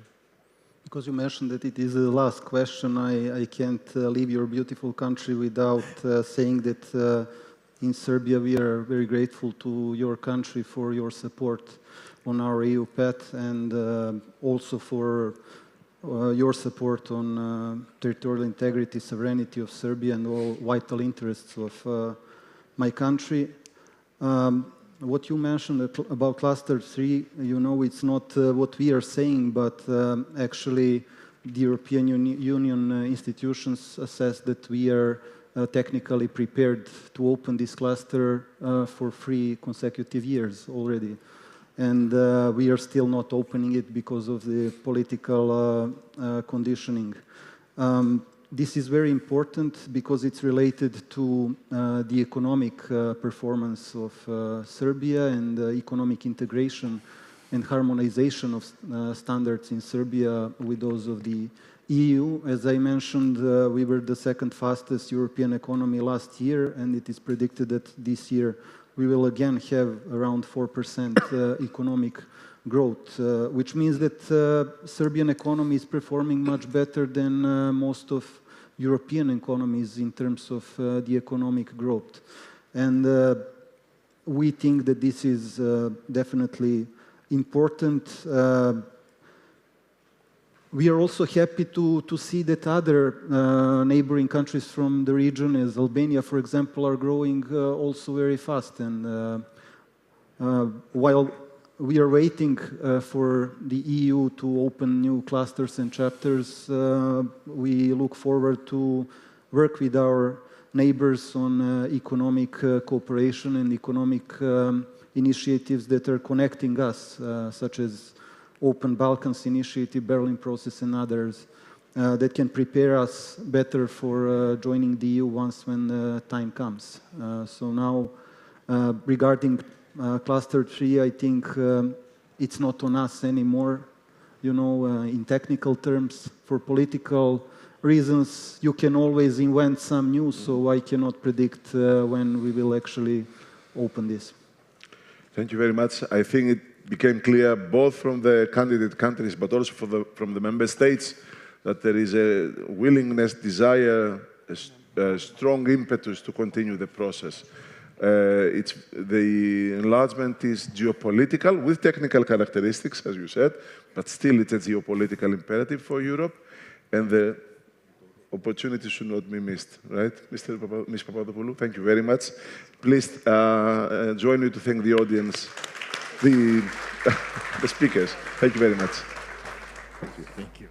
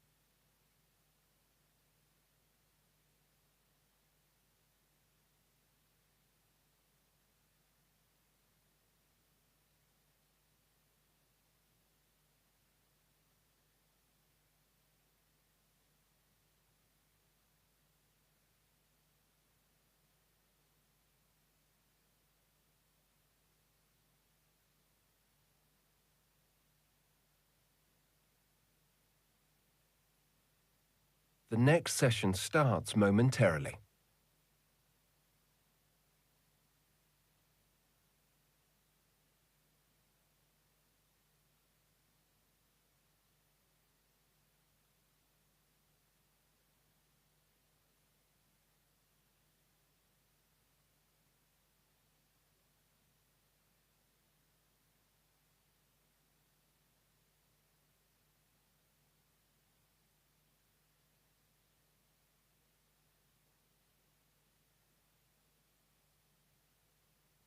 The next session starts momentarily.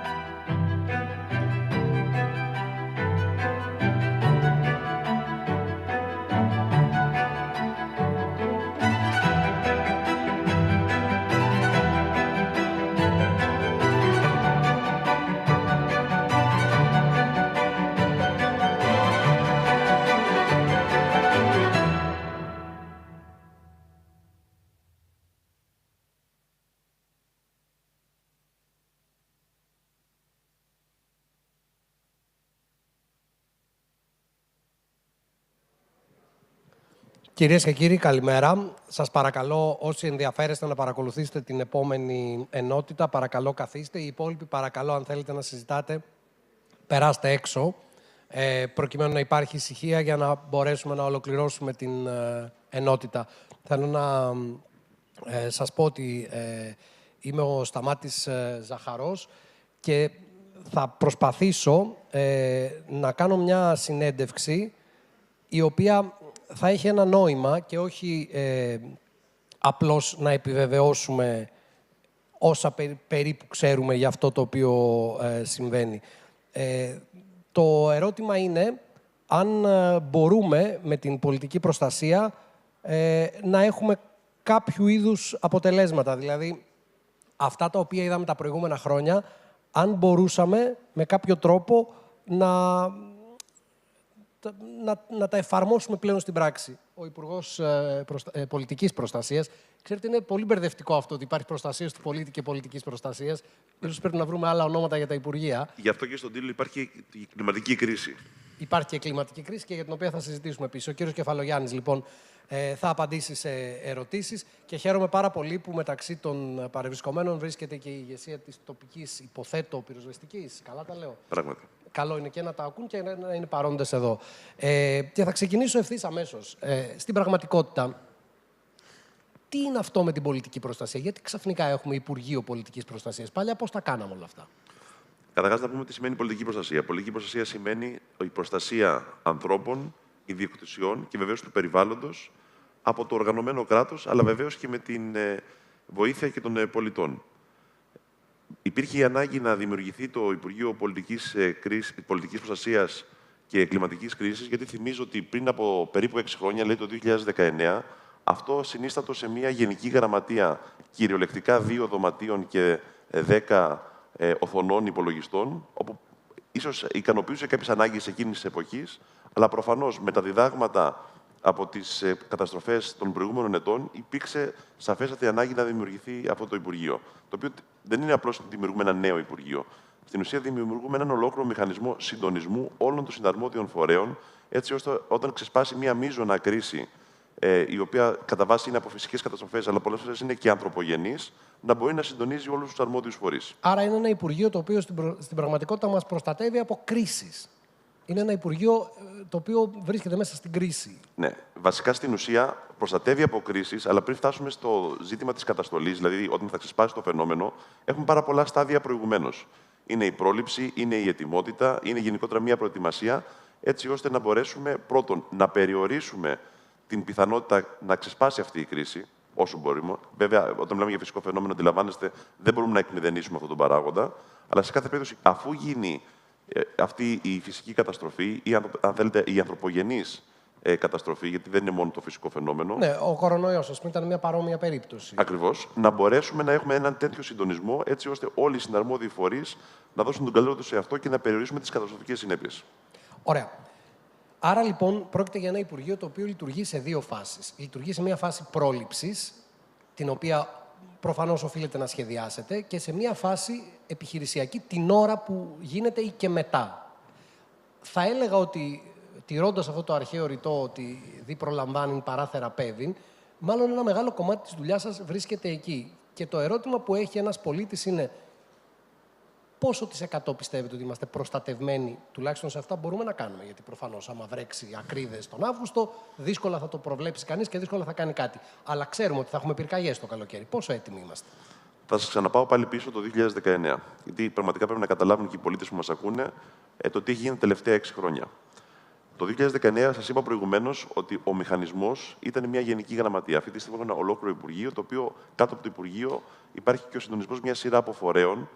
Πέρα προφανώς από τον επιχειρησιακό μας βραχίωνα που είναι η πυροσβεστική, είναι για παράδειγμα ο ΟΑΣ, που είναι ο Οργανισμός Αντισυσμικής Προστασίας, που επίσης είναι μια πολύ σημαντικός φορέας. Το είδαμε πρόσφατα αυτό ακριβώς. Και το βασικότερο είναι ότι δεν υπήρχε ένας γενικότερος μηχανισμός, ο οποίος στην ουσία θα συντονίζει καθετοποιημένα από την πολιτεία, την τοπική αυτοδιοίκηση, ακόμα και τους πολίτες, στο τι θα συμβεί όσον αφορά και την πρόληψη, αλλά και αφού ξεσπάσει το φαινόμενο. Και αυτό υπάρχει πράγματι με τον νόμο ο οποίος πέρασε το 2021. Ένας τρίτος τομέας, ο οποίος είχαμε δει ότι υπήρχαν ελλείψεις, ήταν στο κομμάτι το υλικοτεχνικό. Δυστυχώς, ο στόλος σε πάρα πολλά σημεία ήταν απαρχαιωμένος. Όσον αφορά τα εναέρια μέσα, βασιζόμασταν μόνο στον εθνικό στόλο, κυρίως των ενόπλων δυνάμεων, οι οποίες μας συνδράμουν κατά τη διάρκεια της αντιπυρικής περίοδου. Και γι' αυτό το λόγο, όσον αφορά τον υλικοτεχνικό εξοπλισμό, αυτή τη στιγμή τρέχουμε ένα πολύ μεγάλο πρόγραμμα, το ΕΓΙΣ, το οποίο είναι ύψους 2,2 δισεκατομμυρίων 160 εκατομμυρίων, με 3 πηγές χρηματοδότησης, Ταμείο Ανάκαμψης, Ευρωπαϊκή Τράπεζα Επενδύσεων και το ΕΣΠΑ, το οποίο έχει 4 άξονες που μέσα από αυτούς τους άξονες στην ουσία μπορούμε και ενισχύουμε και τον εξοπλισμό μας και τις υποδομές. Εξοπλισμός όσον αφορά και την πρόληψη και ετοιμότητα, αλλά και την αντιμετώπιση των φαινομένων, αλλά και τον συντονισμό όλης αυτής της δράσης. Άρα, με βάση αυτούς τους 3 πυλώνες, δηλαδή το ότι υπάρχει ένα οργανωμένο Υπουργείο, το ότι υπάρχει ένας πλέον εθνικός μηχανισμός αντιμετώπισης κινδύνων και φυσικών καταστροφών και πλέον ενισχυόμεθα σε ζητήματα υλικοτεχνικού εξοπλισμού και ανθρώπινου δυναμικού, θεωρώ ότι αυτή τη στιγμή είμαστε σε ένα πολύ καλό σημείο. Δεν θα είμαστε ποτέ στο 100%. Μπορείτε να το ποσοτικοποιήσετε τώρα? Από πλευράς πολιτείας, σε σχέση με αυτό το οποίο ήμασταν πριν από μερικά χρόνια, έχουμε κάνει κυριολεκτικά ένα άλμα. Σε σχέση με το στόχο που έχετε θέσει, εσείς δηλαδή, με το στόχο, το δικό σας στόχο. Κοιτάξτε. Γιατί φαντάζομαι ότι δεν γίνονται και όλα. Δηλαδή, θα θέλατε προφανώς, φαντάζομαι, να έχετε κάνει αντιπυρικές ζώνες όλα τα βουνά, αλλά δεν εξαρτάται μόνο από εσάς. Μια και λέτε για τις αντιπυρικές ζώνες, να σας πω ότι τα τελευταία 4 χρόνια τρέχει ένα πολύ μεγάλο πρόγραμμα αντινέρο, όπου έχει 4 φάσεις, φέτος είναι η 4η, ύψους αυτή τη στιγμή 585 εκατομμυρίων ευρώ. Για πρώτη φορά γίνονται καθαρισμοί δασών, γενικά της υπαίθρου, αντιπυρικές ζώνες, γίνεται μια πολύ συγκεκριμένη μελέτη από τη Διεύθυνση Δασών όλων αυτών των πραγμάτων. Άρα, να σας πω αυτή τη στιγμή ένα νούμερο, αν είμαι στο 95 ή στο 85. Μια εκτίμηση τώρα, σε σχέση με την προσωπική, δηλαδή αυτό που είχατε βάλει στόχο να κάνετε, το έχετε πετύχει, είστε κοντά, πόσο μακριά είμαστε? Θα έλεγα ότι είμαστε πάρα πολύ κοντά στο στόχο. Έχουμε κάνει πραγματικά πολύ μεγάλη προσπάθεια, ειδικά τα τελευταία χρόνια, να φτάσουμε, αν θέλετε, στο μέγιστο δυνατό πεδίο ετοιμότητας. Αλλά να πω όμως και κάτι. Η προετοιμασία και η ετοιμότητα δεν σταματάει ούτε κατά τη διάρκεια του χειμώνα, γιατί αντιλαμβάνεστε ότι τα φαινόμενα δεν είναι. Μα νομίζω ότι τότε γίνεται η προετοιμασία. Ακριβώς. Αλλά δεν είναι μόνο τα φαινόμενα του καλοκαιριού, οι πυρκαγιές. Δηλαδή, εγώ θέλω να σας πω ότι το Υπουργείο Πολιτικής Προστασίας δεν είναι Υπουργείο το οποίο είναι Υπουργείο Πυρκαγιών. Ναι, προφανώς δεν κάθεστε το χειμώνα και παίζετε πρέφα. Ακριβώς.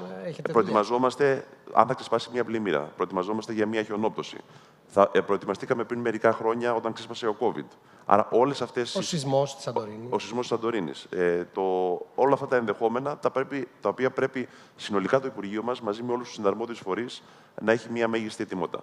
Άρα, απαντώντας στο ερώτημά σας, θα σας έλεγα ότι είμαστε αυτή τη στιγμή στη μέγιστη δυνατή ετοιμότητα με βάση τα μέσα τα οποία διαθέτουμε, με βάση το που ήμασταν και που βρισκόμαστε τώρα και θεωρώ ότι πραγματικά, εφόσον πάμε σε ένα καλοκαίρι το οποίο βεβαίως αναμένουμε καιρικά φαινόμενα αντίστοιχα με τα προηγούμενα χρόνια, να μπορέσουμε να έχουμε την καλύτερη δυνατή ετοιμότητα.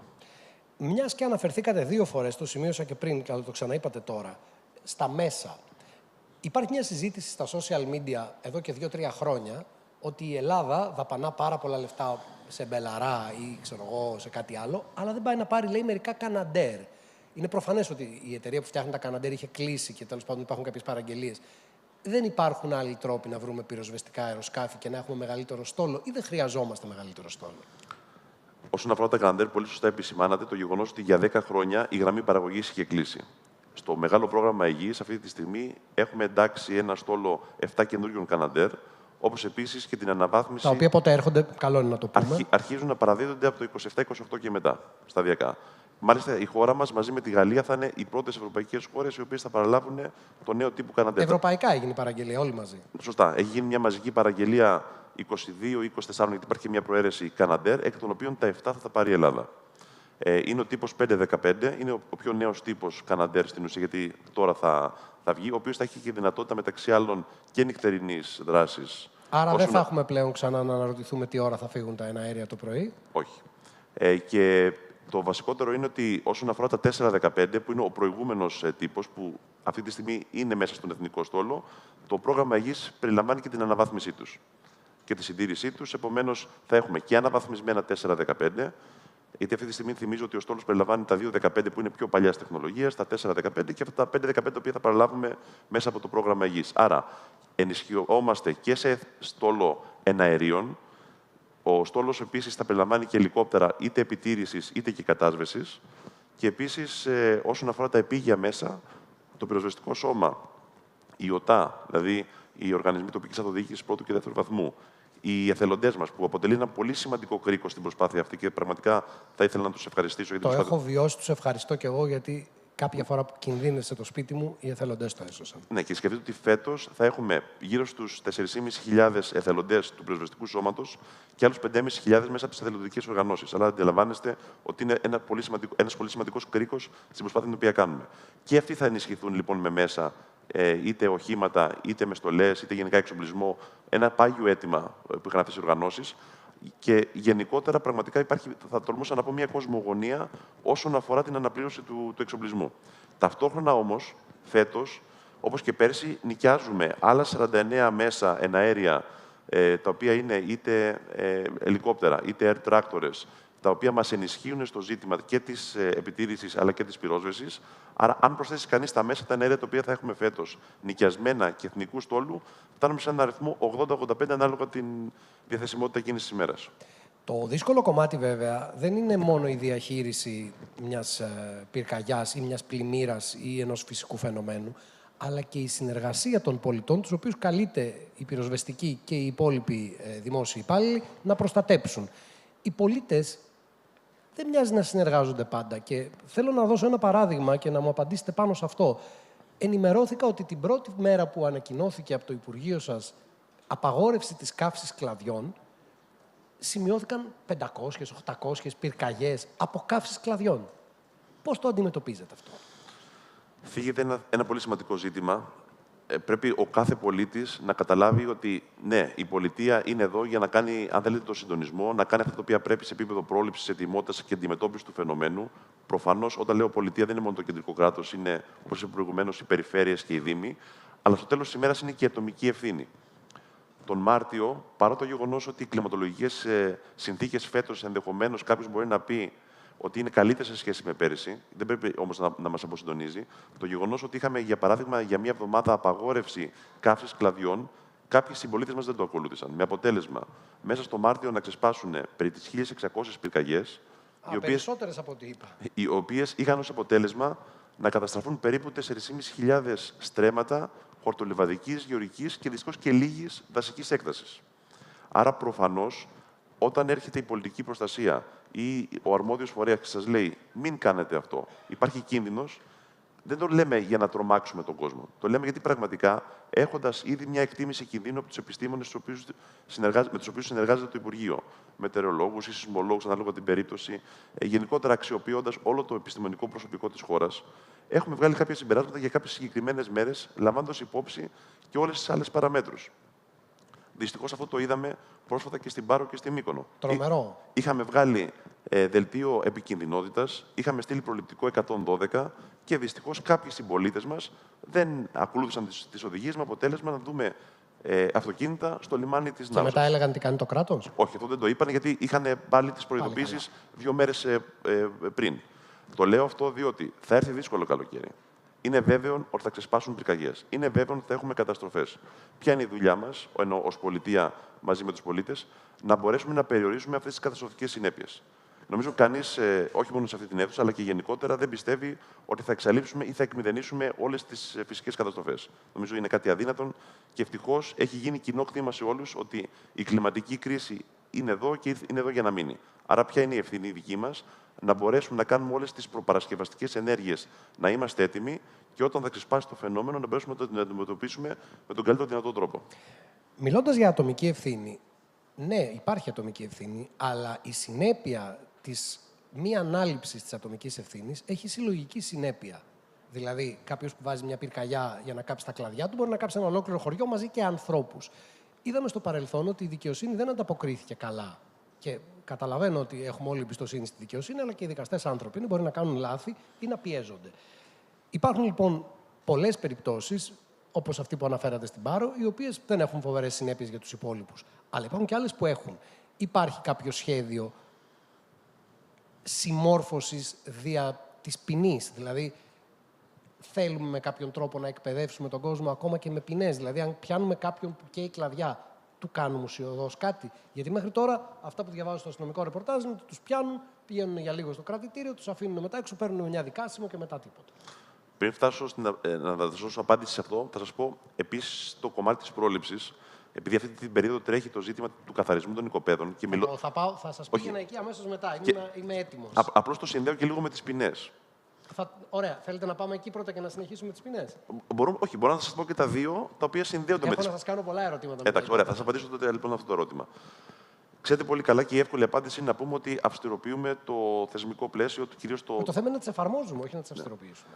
Και αυτό το οποίο από τη δική μας πλευρά ως πυροσβεστική υπηρεσία είναι να μπορέσουμε σε περιπτώσεις ειδικά εμπρισμών, είτε από αμέλεια είτε από δόλο, να μπορούμε να έχουμε αυτό που λέμε το χτίσιμο μιας δικογραφίας τέτοια που να βοηθήσουμε και το δικαστικό σώμα, προφανώς με βάση το υλικό το οποίο θα συγκεντρωθεί, να μπορεί να δικάσει με βάση τη συγκεκριμένη υπόθεση και από την άλλη βεβαίως να μπορέσουν να αξιοποιήσουμε όλο το θεσμικό και νομικό οπλοστάσιο το οποίο διαθέτει η πολιτεία αυτή τη στιγμή, προκειμένου να υπάρξει και η αντιμετώπιση όλων αυτών των παραβατικών στοιχείων με τέτοιο τρόπο που πραγματικά να έχει και ένα παιδευτικό ρόλο. Δηλαδή, πραγματικά Πολλές φορές έχω βρεθεί σε παρέες που μου λένε ναι, τον πιάσετε τον εμπριστή, πήρε ποινή, δεν πήρε, μπορεί και να πήρε ποινή. Αυτό θα πρέπει πραγματικά να αποτελέσει έναν αποτρεπτικό παράγοντα ακριβώς σε τέτοιου είδους περιπτώσεις.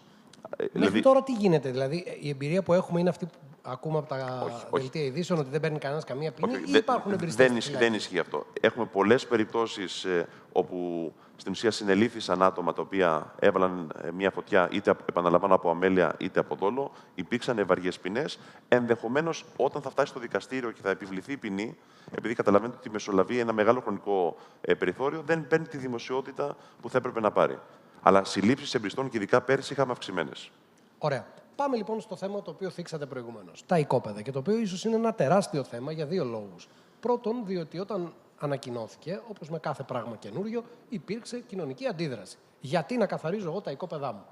Παρ' όλα αυτά, οι περισσότεροι πολίτες, ή τέλος πάντων ένα μεγάλο ποσοστό, ανταποκρίθηκαν. Αυτοί που δεν ανταποκρίθηκαν, και θυμάμαι συνεχή ρεπορτάζ πέρυσι, ήταν οι τοπικές κοινότητες, οι ΟΤΑ, δηλαδή δήμοι και κοινότητες, οι οποίοι επίσης υπάρχει η αντίληψη ότι μένουν ατιμόρυτοι. Άρα υποθέτω ότι προϊόντος του χρόνου, αφού πέρσι το διπλανό χωριό η πέρα Ραχούλα δεν το έκανε, δεν θα το κάνει και η δόθε Ραχούλα φέτος. Για ποιο λόγο να μπαίνει σε έξοδα? Για να έχουμε αποτέλεσμα σε αυτή την προσπάθεια, ξεκινώντας για παράδειγμα από τον καθαρισμό οικοπαίδων, πρέπει όλη αν θέλετε, η αλυσίδα, ξεκινώντας από την πολιτεία, από τους οργανισμούς τοπικής αυτοδιοίκησης, αλλά και από τον πολίτη, να λειτουργούν με βάση τον τομέα ευθύνη τους. Η πολιτεία τι κάνει? Δίνει τα εργαλεία στους Δήμους. Φέτος, για παράδειγμα, δόθηκαν 40 εκατομμύρια, τα οποία είναι αυξημένα σε σχέση με τα 31 που δόθηκαν πέρσι και σχεδόν διπλάσια. 5% πάνω. Προσέξτε, και σχεδόν διπλάσια με το 23 που ήταν 18,5 εκατομμύρια. Ναι, αλλά τότε δεν καθαρίζαν το 23, καθαρίζαν. Όχι. Αλλά δεν καθαρίζαν οι πολίτες. Έπρεπε όμως να καθαρίζουν οι Δήμοι. Οι Δήμοι έχουν μια συνεχή υποχρέωση να καθαρίζουν τους δημοτικούς χώρους και γενικότερα τους δημόσιους χώρους που είναι στην ευθύνη τους. Άρα, οι Δήμοι φέτος έχουν διπλάσια χρήματα από ό,τι είχαν πέρυσι. Και είναι επιπλέον πόροι σε σχέση με αυτούς που παίρνουν από άλλες πηγές χρηματοδότησης από το κράτος. Άρα, οι Δήμοι πρώτον στον τομέα ευθύνη τους πρέπει να καθαρίζουν. Δεύτερον, έχουν την ευθύνη να εποπτεύουν τους δημότες τους όπου δεν καθαρίζουν και μάλιστα έχουν και την υποχρέωση, όπου ένας δημότης δεν προχωράει στον καθαρισμό του οικοπαίδου, να καθαρίσει ο Δήμος και να επιβάλλει τη δαπάνη μετά στο δημότη. Το ίδιο θα έπρεπε να μπορούν να κάνουν και οι δημότες με τους Δήμους, να ξέρετε. Οι δημότες έχουν την υποχρέωση να καθαρίσουν το οικοπαίδο τους. Όχι, εννοώ να καθαρίζουν το οικόπεδο του Δήμου και μετά να έχουν την απέτηση να τους πληρώσει ο Δήμος. Οι δημότες έχουν την υποχρέωση να καθαρίσουν το οικοπαίδο τους και πρέπει να καταλάβουμε το εξής. Όταν ένα οικόπεδο είναι ακαθάριστο για 30 και 40 χρόνια, προφανώς η καύσιμη ύλη που βγαίνει, μάλλον η ενδυνάμει καύσιμη ύλη, προφανώς είναι μεγάλη. Αν υπάρχει μια συστηματικότητα στο ζήτημα αυτό, δηλαδή κάθε χρόνο ακολουθούμε τις υποχρεώσεις μας, προφανώς και η δαπάνη αλλά και η δουλειά είναι λιγότερη χρόνο με το χρόνο. Λογικό. Πέρσι, πράγματι, πιλωτικά ξεκίνησε αυτή η προσπάθεια. Είχαμε 830.000 καθαρισμούς οικοπαίδων. Υπάρχει μια ηλεκτρονική πλατφόρμα. Επί συνόλου? Επί συνόλου περίπου 1.200-1.300. Μιλάμε για τα οικόπεδα. Μιλάμε για τα οικόπεδα τα οποία βρίσκονται εντός αστικών ιστών, εντός ρημοτομικών σχεδίων. Αυτά που έχουν υποχρέωση. Άρα περίπου τα 3/4 καθαρίστηκαν. Ναι. Από εκεί πέρα όμως καταλαβαίνετε ότι αυτό πρέπει να γίνεται συστηματικά και πρέπει να φτάσουμε και στο 100% των οικοπαίδων. Υπήρξαν λοιπόν κάποιες καταγγελίες που ελέγχθηκαν από κάποιους Δήμους, αλλά δυστυχώς, και θέλω να το πω αυτό, δεν ανταποκρίθηκαν όλοι οι Δήμοι στις υποχρεώσεις τους. Έχουμε μια ηλεκτρονική πλατφόρμα. Έχουμε και στατιστικά, γιατί αυτό θα ήταν πολύ ενδιαφέρον. Έχουμε μια ηλεκτρονική πλατφόρμα που φαίνονται πόσοι Δήμοι ανταποκρίθηκαν. Από τους 334 Δήμους της χώρας ανταποκρίθηκαν 185. Δηλαδή, αυτοί οι οποίοι μπήκαν στην πλατφόρμα, έλεγξαν πόσοι καθαρισμοί γίνανε στην περιφέρειά τους, έλεγξαν τις καταγγελίες και ενδεχομένως προέβησαν και στις αντίστοιχες ενέργειες. Περίπου η μισή, λίγο περισσότερο από τους μισούς. Φέτος, λοιπόν, ο στόχος είναι να είναι και 334 Δήμοι στην πλατφόρμα. Είναι ένα χρήσιμο εργαλείο. Οι ίδιοι οι Δήμοι θα έπρεπε κανονικά να παίρνουν στοιχεία και να βλέπουν τι σημαίνει στην επικράτειά τους. Επομένως, και προς όφελός τους θα είναι και βεβαίως και προς όφελος της πολιτείας. Να σας πω μόνο το εξής. Στη μεγάλη πυρκαγιά πέρσι της Αττικής, η οποία ξεκίνησε από το Βαρνάβα και όπως θυμάστε, δυστυχώς έφτασε πολύ κοντά και στον αστικό ιστό, όπου υπήρξε καθαρισμένο οικόπεδο και πέρασε η πυρκαγιά, δεν είχαμε καταστροφές. Δηλαδή, ακόμα και σε ένα σπίτι το οποίο ήταν εντός καθαρισμένου οικοπαίδου, οι καταστροφές ήταν από ελάχιστες έως μηδαμινές. Όπου δυστυχώς υπήρχε ακαθάριστο οικόπεδο, επειδή λειτουργήσε ως κάψιμη ύλη για τη φωτιά και είχε καταστροφικές συνέπειες για το ίδιο την ίδια την ιδιοκτησία, αλλά βεβαίως βοήθησε και στο να πάει και πολύ πιο γρήγορα η πυρκαγιά παρακάτω. Το ερώτημα, βέβαια, και χωρίς να θεωρηθεί ότι κάποιος έχει κάποιο είδους λαγνία προς τις ποινές, είναι τι έπαθαν όλοι αυτοί οι δήμοι οι οποίοι αγνόησαν τις συστάσεις και τι έπαθαν και αυτοί οι δημότες οι οποίοι αγνόησαν τις συστάσεις.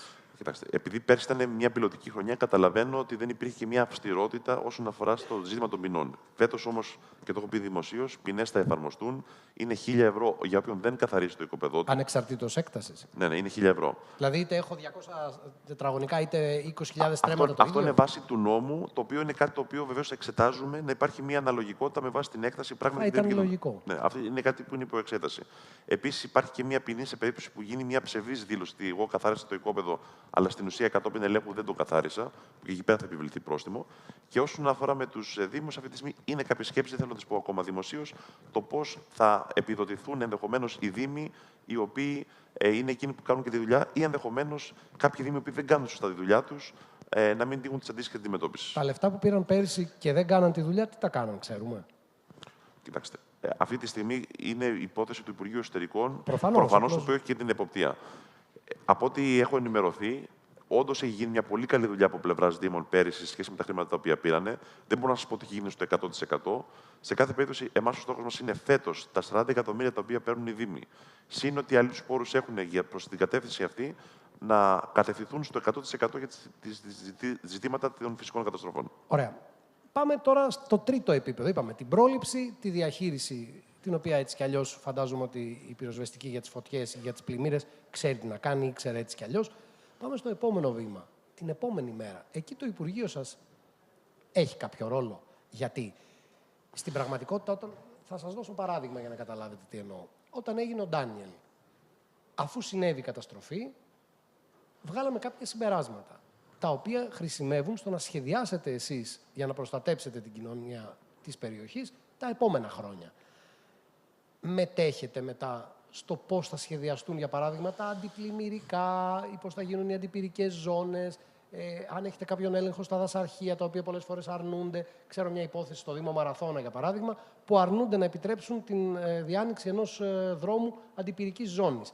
Έχετε κάποια υποπτία, έχετε κάποια εξουσία ώστε να το επιβάλλετε αυτό το πράγμα. Γιατί ο καθένας μπορεί να έχει για 1000 λόγους κάτι διαφορετικό στο μυαλό του. Αλλά εσείς είστε στο κέντρο λήψης αποφάσεων.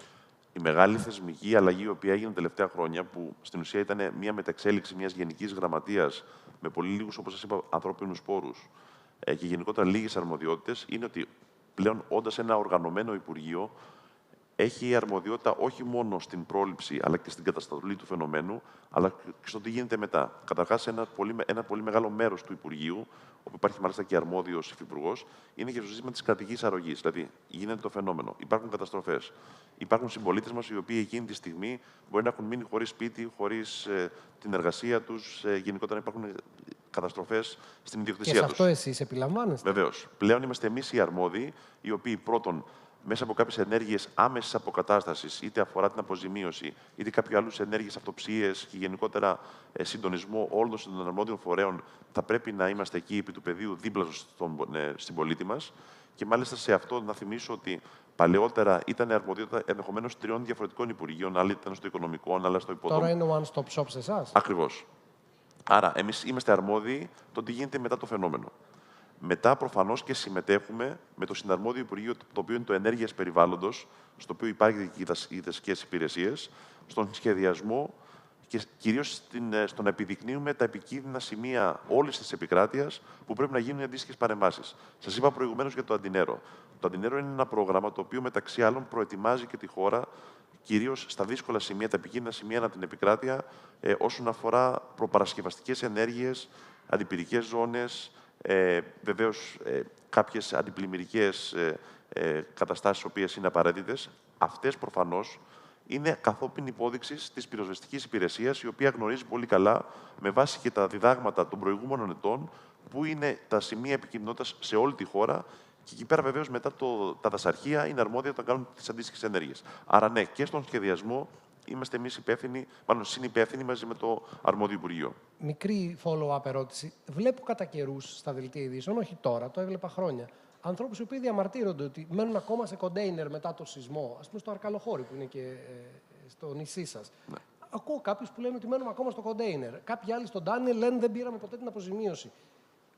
Δεν υπάρχει κάποιο είδους πώς να πει κανείς, παρατηρητήριο για το πώς κινούνται αυτά τα πράγματα.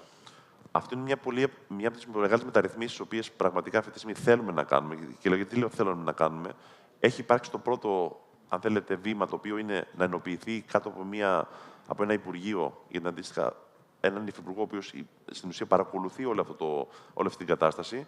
Δυστυχώς αντιλαμβάνεστε ότι προκειμένου να πάμε στο επόμενο βήμα, το οποίο είναι μια ομογενοποίηση όλων αυτών των δημοσίων λειτουργών, οι οποίοι ήρθαν από 3 διαφορετικές κατευθύνσεις και θα πρέπει να μπουν σε ένα κοινό τόπο, αν θέλετε, εργασίας, και ταυτόχρονα πρέπει να αντιμετωπίσουμε καταστάσεις οι οποίες δυστυχώς μας πάνε και πάρα πολύ πίσω. Αυτές είναι οι πιο πρόσφατες.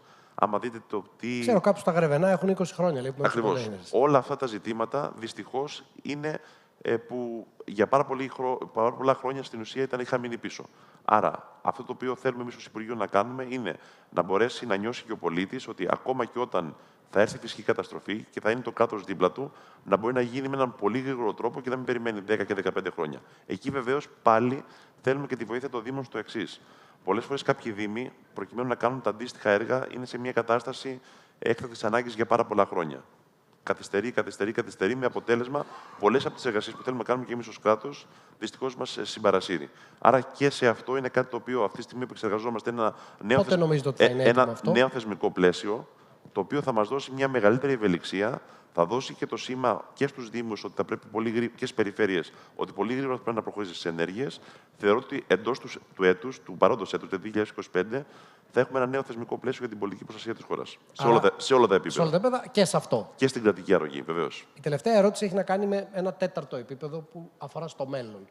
Κατά καιρούς βλέπω διάφορους επιστημονικούς φορείς, πανεπιστήμια, start-up εταιρείες να προτείνουν πολύ ενδιαφέροντα και πολύ, πώς να πει κανείς, καινοτόμα projects. Για παράδειγμα, τους αισθητήρες που μπορούν να μπουν σε δάση και να μας λένε αμέσως τι γίνεται. Άκουσα τον Δήμαρχο Κηφισιάς, τον κύριο Ξυπολιτά, να λέει ότι έχει αγοράσει ο ίδιος ένα drone και το πετάει συνέχεια πάνω από τα περιαστικά δάση για να προστατεύει την φωτιά.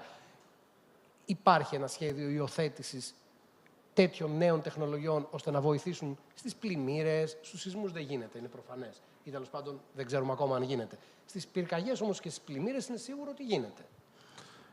Νομίζω μία από τις βασικές διαφορές, τις οποίες ξεκινήσαμε πέρυσι και θα εφαρμόσουμε φέτος σε μεγαλύτερο αριθμό, είναι ότι μπορέσουμε και ενσωματώνουμε την τεχνολογία στην ουσία, στην πρόληψη, στην ετοιμότητα και πολλές φορές ακόμα και στην καταστολή του φαινομένου. Η τεχνητή νοημοσύνη, ας πούμε, θα μπορούσε να βοηθήσει πολύ. Προφανώς. Αλλά να σας πω μια και αναφερθήκατε στα drones. Πέρσι η πολιτική προστασία είχε 47 drones σε όλη τη χώρα με θερμικές κάμερες, που σημαίνει ότι μπορούν να λειτουργούν όλο το 24ωρο.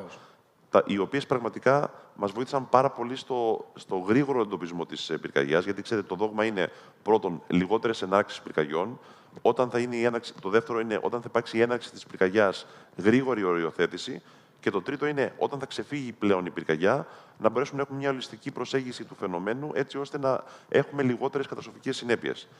Από τα 47 drones που είχαμε πέρυσι, φέτος με μία δωρεά θα φτάσουμε τα 80, θα ανακοινωθεί εντός της επόμενης εβδομάδας. 80. Τα 80, άρα πάμε σε διπλάσιο αριθμό drones. Με στόχο, δηλαδή πόσα θα θέλατε να έχουμε ιδανικά. Κοιτάξτε, ήδη με βάση τις ανάγκες της πυροσβεστικής υπηρεσίας και με τα 80 μπορούμε να πω ότι καλύπτουμε όλο τον ελλαδικό χώρο. Ενδεχομένως τα περισσότερα είναι και καλύτερα. Άρα, ακόμα και αν μπορούσαμε να φτάσουμε 100 και 120, επειδή όλα αυτά προς το παρόν είναι μέσω δωρεών και ευτυχώς έχουμε πάρα πολλούς φορείς. Χειριστές έχουμε. Ναι, αγοράζει την υπηρεσία. Επομένως, το drone, όπως αυτό που αναφέρθηκε ο Δήμαρχος Κηφισιάς, δεν παίρνει μόνο ένα drone, παίρνει την υπηρεσία, δηλαδή τον χειριστή, την συντήρηση και το έχει όλο το 24ωρο. Άρα, εμάς ο στόχος μας είναι μέσα από ένα μεγάλο πρόγραμμα δωρεών το οποίο θα έχει το Υπουργείο. Και γιατί λέω δωρεές, διότι το ΕΓΙΣ, σαν πρόγραμμα, έχει μέσα κάποια προγράμματα απόκτησης drones. Μέχρι λοιπόν αυτά να έρθουν και να είναι κυριότητα και του ελληνικού δημοσίου, στο μεσοδιάστημα το καλύπτουμε μέσα από αυτές τις δωρεές.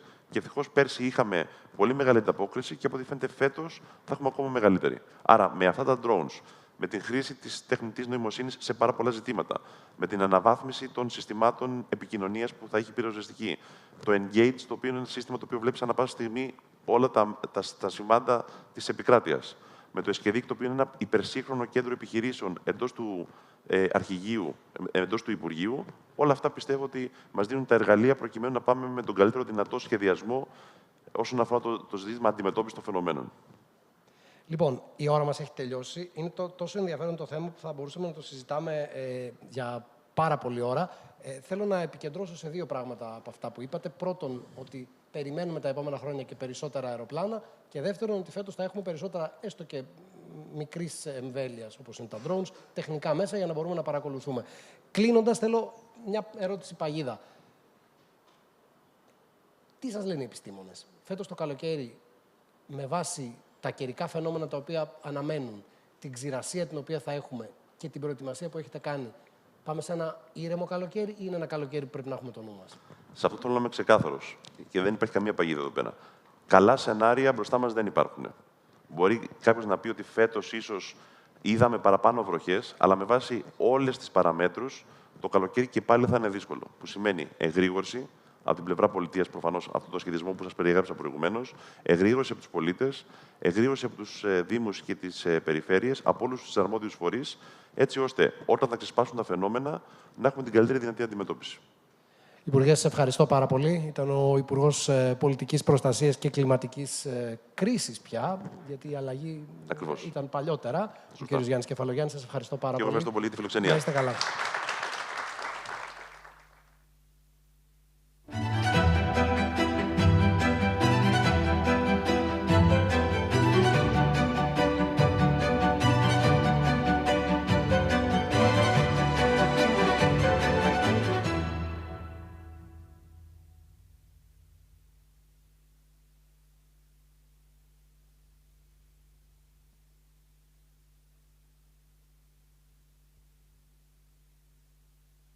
The next session starts momentarily.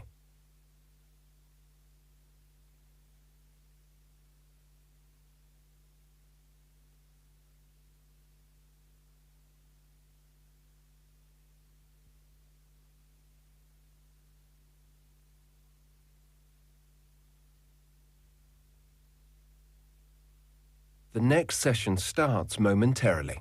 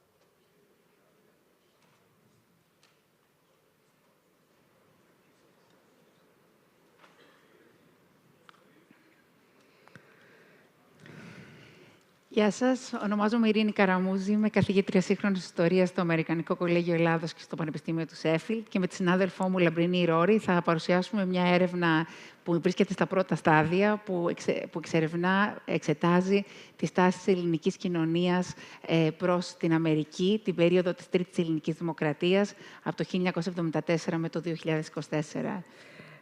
Πρόκειται για ένα project που σκοπεύει να καταλάβει και πώς εξελίχθηκε η σχέση της Ελλάδας και των Ηνωμένων Πολιτειών, κυρίως όμως πώς εξελίχθηκαν οι στάσεις των Ελλήνων, αλλά και πώς άλλαξε η Ελλάδα μέσα από τη σχέση αυτή με τις Ηνωμένες Πολιτείες, δηλαδή πώς η ελληνική κοινωνία άλλαξε στον τρόπο που βλέπει την μεγάλη αυτή χώρα. Δουλεύει. Θα μας βοηθήσετε. Ναι. Οκ, εντάξει.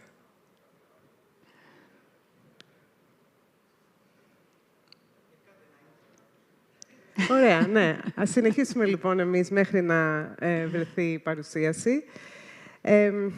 Τι μας ενδιαφέρει λοιπόν περισσότερο, ξεκινώντας από τα μεγάλα ιστορικά μας τραύματα στη σχέση με τις Ηνωμένες Πολιτείες, δηλαδή το πώς έχει βιωθεί ο ρόλος της χώρας αυτής στην περίοδο της δικτατορίας και πιο συγκεκριμένα με το Κυπριακό, που όπως έχουν πει άνθρωποι πριν από εμάς, μελετητές, αποτελεί και το καταγωγικό μας τραύμα στη μεταπολίτευση.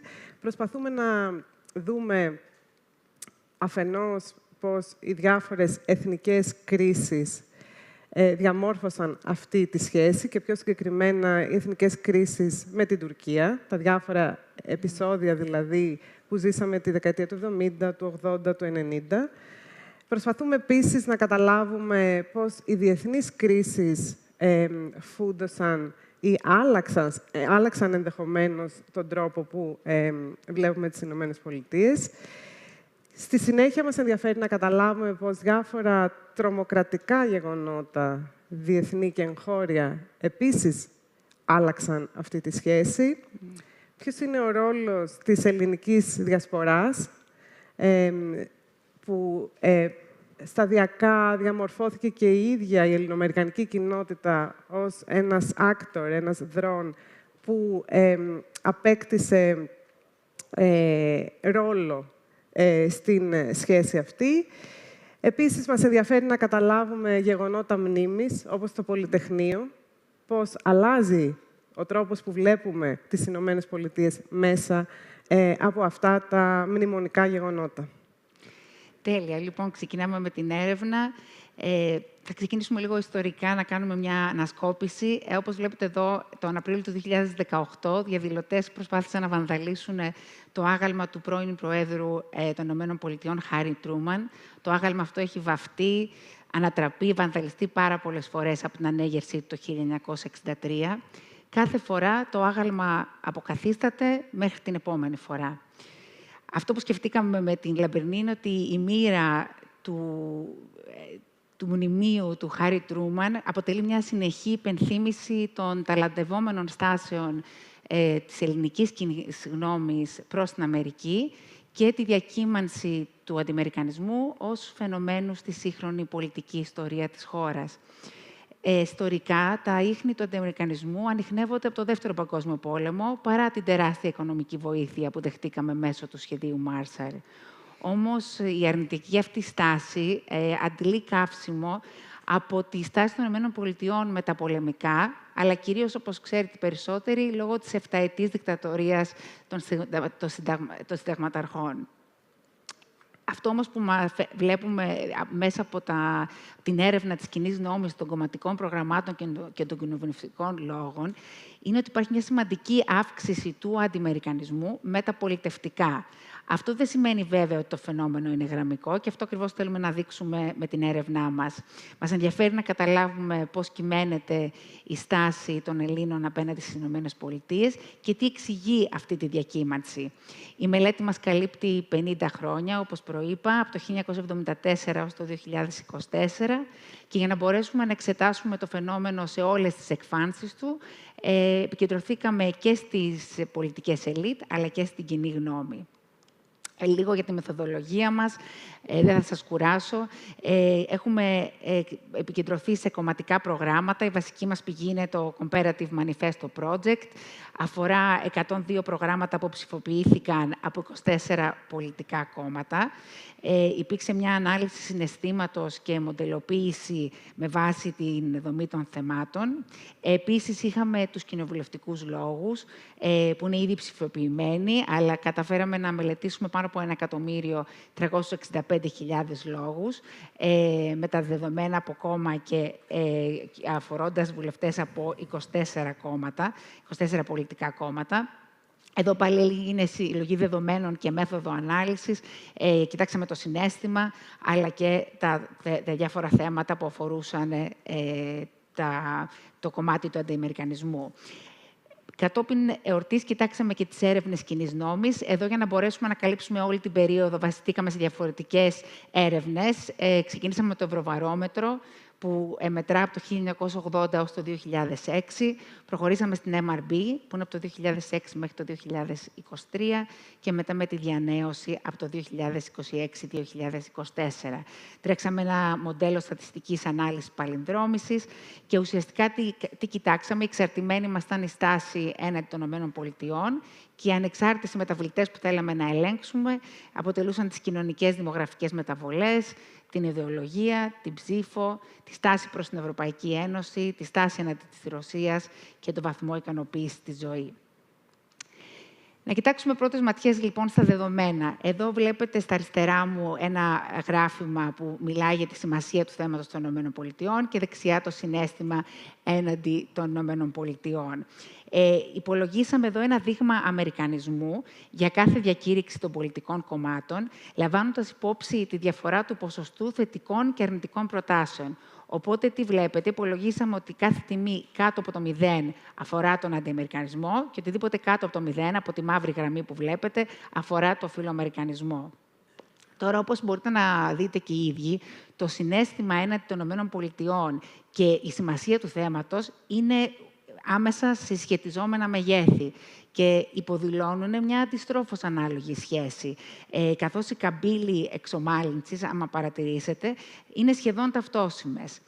Τι δείχνει λοιπόν αυτή η εξέλιξη των δύο μετρήσεων? Ότι όσο λιγότερη είναι η σημασία του θέματος των ΗΠΑ στα κομματικά προγράμματα, όσο λιγότερο το συζητιέται, τόσο μειώνεται κιόλας η αρνητικότητα του συναισθήματος έναντι των ΗΠΑ.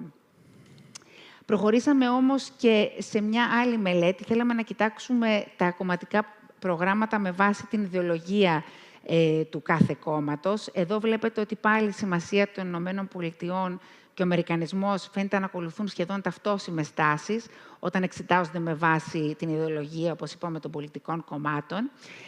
Υπήρχαν διαφοροποιήσεις των πολιτικών κομμάτων, όπως βλέπετε, μέχρι το 1989, με την κέντρο-αριστερά και την άκρα-αριστερά να αποτελούν την κύρια δύναμη έναντι του αντιαμερικανισμού, ενώ μετά το τέλος του ψυχρού πολέμου, οποιαδήποτε διαφοροποίηση βλέπετε προκύπτει κυρίως από τα κόμματα της άκρας αριστεράς. Τα κεντροδεξιά και τα κεντροαριστερά κόμματα, αν δείτε, ουσιαστικά τα κόμματα εξουσίας, είναι φιλοαμερικανικά από το τέλος του ψυχρού πολέμου. Και αν και οριακά. Τώρα, η αναζωπήρωση των ακροδεξιών κομμάτων που παρατηρείται από το τέλος του 2000 ενισχύει φυσικά το αντιαμερικανικό ρεύμα, αλλά δεν παρουσιάζει κάποια ιδιαίτερη διαφοροποίηση. Ομοίως, λοιπόν, όπως είδαμε και πριν, κάθε φορά που το θέμα των ΗΠΑ αποκτά σημασία, τόσο αυξάνεται και το αντιαμερικανικό αίσθημα. Αυτό μας οδηγεί στο συμπέρασμα ότι ο αντιαμερικανισμός αποτελεί το κυρίαρχο συναίσθημα και όχι ο αντιαμερικανισμός, κυρίως το λόγο των διακηρύξεων των κομματικών προγραμμάτων, το υπογραμμίζω αυτό. Η αριστερά, τόσο η κομμουνιστική όσο και η σοσιαλιστική της εκδοχή, αποτελούν την κύρια δύναμη μεταπολιτευτικά, ενώ μετά το τέλος του ψυχρού πολέμου είναι κυρίως η άκρα αριστερά που τροφοδοτεί το φαινόμενο. Αυτό αποδεικνύεται από το γεγονός, για να σας πω ενδεικτικά, ότι στα κομματικά προγράμματα υπάρχουν μόνο 51 προτάσεις υπέρ της Αμερικής, σε σύγκριση με 417 που είναι κατά, σχεδόν οχταπλάσιος ο αριθμός. Ακριβώς λοιπόν επειδή βλέπαμε ότι η άκρα αριστερά αποτελεί την κύρια δύναμη πίσω από τον αντιαμερικανισμό, θέλαμε να δούμε ποια ακριβώς είναι τα θέματα τα οποία συζητιούνται στα κομματικά προγράμματα. Και διαλέξαμε δύο χρονικές στιγμές, το 1974 και το 2004, όπου ουσιαστικά καταγράφεται έντονη κορύφωση του φαινομένου του αντιαμερικανισμού. Τι συζητιέται λοιπόν το 1974, δεν μας κάνει εντύπωση ότι το βασικό έβριμα αφορά την Κύπρο, τη διπλή τουρκική εισβολή το 1974. Ακολουθεί ένα θέμα της εθνικής οικονομικής και οικονομικής και εθνικής στάσης της Ελλάδος στην περίοδο εκείνη. Τρίτο έβριμα αφορά το σοσιαλισμό και τέταρτο η μεγάλη συζήτηση για τις αμερικανικές βάσεις και την τότε αποχώρηση της Ελλάδος από το στρατιωτικό σκέλος του ΝΑΤΟ, που είχε πραγματοποιηθεί βέβαια από την κυβέρνηση του Κωνσταντίνου Καραμανλή. Το 2004 τώρα βλέπουμε ότι τα θέματα αφορούν ένα διεθνές γεγονός, που είναι η εισβολή στο Ιράκ, που ουσιαστικά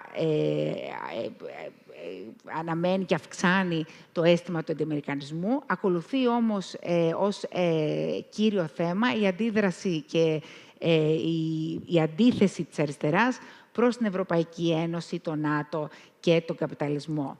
Συνολικά, λοιπόν, το θέμα των ΗΠΑ δεν είναι ιδιαίτερα σημαντικό στις περισσότερες διακηρύξεις των περισσότερων κομμάτων, εκτός από αυτές των κομμάτων της άκρας αριστεράς, που αποτελούν και την κύρια κινητήρια δύναμη πίσω από τον αντιαμερικανισμό.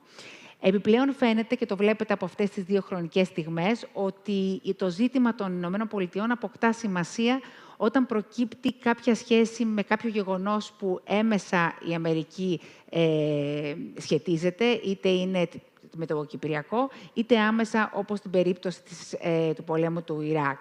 Αυτά τα γεγονότα οδηγούν στην άκρα αριστερά να υιοθετεί αντιπεριαλιστικές θέσεις. Μάλιστα. Θα περάσουμε τώρα στην ανάλυση του κοινοβουλευτικού λόγου. Όπως είπαμε, τα δεδομένα που έχουμε ψηφιοποιημένα είναι από το 89 και μετά. Δυστυχώς, οι κοινοβουλευτικοί λόγοι από το 74 μέχρι το 89, που είναι μια τόσο σημαντική περίοδος για τη μελέτη αυτού του φαινομένου, ακόμα δεν έχουν ψηφιοποιηθεί. Στο αριστερό γράφημα βλέπετε πώς εξελίσσεται το συναίσθημα έναντι των Ηνωμένων Πολιτειών στις κοινοβουλευτικές ελίτ από το 80 έως το 2024 συγκεντρωτικά, ενώ δεξιά το έχουμε σπάσει ανά κομματική οικογένεια. Τι βλέπουμε λοιπόν στο αριστερό γράφημα? Η οριζόντια γραμμή και στο ένα και στο άλλο είναι το 0. Βλέπουμε λοιπόν ότι από το 1993 και μετά, εκεί όπου τέμνεται η καμπύλη με τον άξονα την πρώτη φορά, βλέπουμε ότι αρχίζει και γίνεται φιλοαμερικανικό το συναίσθημα. Δηλαδή, συγκεντρωτικά, όταν αφαιρούμε τις αρνητικές από τις θετικές, το συναίσθημα στο Ελληνικό Κοινοβούλιο από το 1993 μέχρι το 2008, που ξεκινά η οικονομική κρίση, είναι συνολικά θετικό. Είναι περισσότερες δηλαδή οι θετικές αναφορές στις ΗΠΑ έναντι των αρνητικών. Την περίοδο της οικονομικής κρίσης υπάρχει μια βουτιά, όπως βλέπουμε στην καμπύλη. Πέφτει κάτω από το 0 και οι αναφορές γίνονται ως επιτοπλίστων αρνητικές. Η καμπύλη, έτσι όπως πέφτει, σταθεροποιείται, όπως βλέπετε, το 2015. Είναι ο πάτος της καμπύλης. Και εκεί, λοιπόν, από το 2015 και μετά, σαφέστατα αρχίζει και ανεβαίνει. Δηλαδή, με τη μεταστροφή του ΣΥΡΙΖΑ. Τι γίνεται, λοιπόν, όταν βλέπουμε τα μεγέθη αυτά ανακομματική οικογένεια, στο δεξί γράφημα? Βλέπουμε ότι τα κέντρο-αριστερά και τα κέντρο-δεξιά κόμματα, που είναι αυτά που είναι πάνω από το 0, σταθερά σε όλη την περίοδο, δηλαδή από το τέλος του ψυχρού πολέμου και μετά, είναι πάντα πάνω από το 0. Άρα, λοιπόν, με τη μεταστροφή του ΠΑΣΟΚ στην πραγματικότητα τη δεκαετία του 80, στο Κοινοβούλιο δεν ακούστηκε ποτέ αρνητικός λόγος για τις ΗΠΑ, ούτε από το ΠΑΣΟΚ, ούτε από τη Νέα Δημοκρατία. Αυτό που τροφοδοτεί το αντιαμερικανικό συναίσθημα την περίοδο αυτή στο Κοινοβούλιο είναι ως επιτοπλίστων η καμπύλη των ακροαριστερών κομμάτων, που είναι το ΚΚΕ, ο ΣΥΡΙΖΑ, προηγουμένως ο συνασπισμός, που είναι η τελευταία καμπύλη που βλέπετε. Δυστυχώς δεν μπορώ να σας δείξω. Και από το 2008 και μετά, νομίζω, ξεκινάει λίγο νωρίτερα, όχι το 8, ίσως από το 2005 περίπου και μετά, αρχίζουμε και βλέπουμε ότι υπάρχουν και στην άκρα αριστερά αναφορές. Λοιπόν, τώρα προσπαθήσαμε να καταλάβουμε λίγο περισσότερο το τι συμβαίνει. Θέλαμε να δούμε τις αναφορές με βάση την ιδεολογία λίγο πιο συγκεντρωτικά. Τι κάναμε λοιπόν? Προσθέσαμε τα κέντρο-αριστερά και τα κέντρο-δεξιά κόμματα. Είναι η κόκκινη γραμμή που βλέπετε και τα άκρο-αριστερά και τα άκρο-δεξιά κόμματα. Βλέπουμε λοιπόν ότι την περίοδο από το 1989 μέχρι το 2008 το μεγαλύτερο ποσοστό των αναφορών μέσα στο Κοινοβούλιο προέρχεται από τα κεντρώα κόμματα, τα κεντροαριστερά και τα κεντροδεξιά κόμματα. Η καμπύλη τους δηλαδή είναι αυτή η οποία έχει τις περισσότερες αναφορές. Ωστόσο, το 2008 παρατηρείται μια αλλαγή σε αυτό το μοτίβο. Δηλαδή, το 2008 οι δύο καμπύλες στέμνονται. Και εδώ, από εκεί και ύστερα, δηλαδή από το 2008 και μετά, βλέπουμε ότι τα ακροαριστερά και τα ακροδεξιά κόμματα το παίρνουν πάνω τους το θέμα των ΗΠΑ. Έχουν περισσότερες αναφορές στο θέμα αυτό. Κατά την περίοδο, λοιπόν, της οικονομικής κρίσης, τα mainstream κόμματα, τα κόμματα του κατεστημένου, όπως λέμε, περιόρισαν τις αναφορές τους στις Ηνωμένες Πολιτείες, εμφανώς επειδή μιλούσαν για άλλα θέματα, ήταν άλλα τα θέματα της ατζέντας τους στο Κοινοβούλιο, ενώ τα ακροαριστερά και τα ακροδεξιά κόμματα έχουν την ίδια περίοδο αυξήσει τις αναφορές τους στις Ηνωμένες Πολιτείες. Άρα υπάρχει μία μεταστροφή από το 2008 και μετά, η οποία εξηγείται από το γεγονός ότι τα κόμματα της άκρας δεξιάς και της άκρας αριστεράς μιλούν περισσότερο για το θέμα. Όχι επειδή στην πραγματικότητα συνολικά αυξάνεται. Γιατί το διευκρινίζουμε αυτό? Γιατί υπάρχει γενικώς η πεποίθηση στην δημόσια σφαίρα ότι την περίοδο της οικονομικής κρίσης συνολικά οι Έλληνες, το Ελληνικό Κοινοβούλιο, επειδή ακριβώς το scapegoat ήταν η Ευρωπαϊκή Ένωση, η Γερμανία, ότι οι Ηνωμένες Πολιτείες εισέπραξαν πιο θετικό συναίσθημα. Εμείς βλέπουμε εδώ ότι τα κόμματα της άκρας δεξιάς και της άκρας αριστεράς συνέχισαν να μιλούν αρνητικά και όχι μόνο αρνητικά, αλλά περισσότερο αρνητικά σε σχέση με την προηγούμενη περίοδο. Τώρα, προσπαθήσαμε να δούμε τι εξηγεί το συναίσθημα έναντι των Ηνωμένων Πολιτειών μέσα από αυτούς τους κοινοβουλευτικούς λόγους. Γι' αυτό, λοιπόν, τρέξαμε μία ανάλυση παλινδρόμησης. Στην αριστερή πλευρά βλέπετε τις μεταβλητές που εξετάσαμε στο γράφημα. Η κάθετη γραμμή, ό,τι είναι δεξιά από την κάθετη γραμμή, έχει θετική συσχέτιση με το συναίσθημα για τις ΗΠΑ, δηλαδή εξηγεί τον φιλοαμερικανισμό, ότι είναι αριστερά από την κάθετη γραμμή, τη διακεκομένη, εξηγεί τον αντιαμερικανισμό. Ό,τι ακουμπά πάνω στην διακεκομένη γραμμή δεν έχει στατιστικά σημαντική σχέση αυτή η μεταβλητή. Βλέπουμε λοιπόν ότι ο φιλοαμερικανισμός τροφοδοτείται από τα κόμματα της κυβέρνησης, δηλαδή όταν ένα κόμμα έρχεται στην κυβέρνηση, ανεξαρτήτως ιδεολογίας, εκφέρει φιλοαμερικανικό λόγο. Επίσης, ο φιλοαμερικανισμός παίρνει καύσιμο από τα κρίσιμα εθνικά γεγονότα, έτσι, δηλαδή όποτε έχουμε ένα κρίσιμο εθνικό γεγονός, μια κρίση, το Κοινοβούλιο μιλά θετικά για τις Ηνωμένες Πολιτείες. Ιδιαίτερα στην κρίση των ημείων το βλέπουμε αυτό. Επίσης, βλέπουμε ότι η ατζέντα των εθνικών θεμάτων, έτσι, επίσης τροφοδοτεί το φιλοαμερικανισμό, δηλαδή όποτε συζητάμε για την άμυνα, για τις διεθνείς σχέσεις με την Ευρωπαϊκή Ένωση και τις σχέσεις μας με τις Ηνωμένες Πολιτείες, τότε υπάρχει ένα θετικό συνολικά πρόσημο. Αντίθετα, όταν ο αντιαμερικανισμός τροφοδοτείται από τα κρίσιμα διεθνή και εθνικά γεγονότα, συγκεκριμένα από τις συνομιλίες για τη Συμφωνία για τις Βάσεις μέσα στο Κοινοβούλιο. Όταν διαλύθηκε η Σοβιετική Ένωση, επίσης αυξήθηκε ο αντιαμερικανικός λόγος στο Ελληνικό Κοινοβούλιο. Οι βομβαρδισμοί στη Ιουγκοσλαβία επίσης πυροδότησαν τον αντιαμερικανισμό, η συζήτηση του πρώτου μνημονίου, το δημοψήφισμα του 2015 και φυσικά συνολικά η οικονομική κρίση μετά το 2010. Όταν κοιτάζουμε με φίλτρο την ιδεολογία, πάλι βλέπουμε στατιστικά σημαντικές σχέσεις. Ο αντιιμπεριαλισμός φυσικά τροφοδοτεί τον αντιαμερικανισμό, επίσης και ο λόγος της άκρας αριστεράς και της άκρας δεξιάς. Στη συνέχεια, κάναμε έρευνα στο επίπεδο της κοινής γνώμης με ατομικά δεδομένα, όπως σας είπε η Ειρήνη, από 3 διαφορετικές πηγές ερευνών.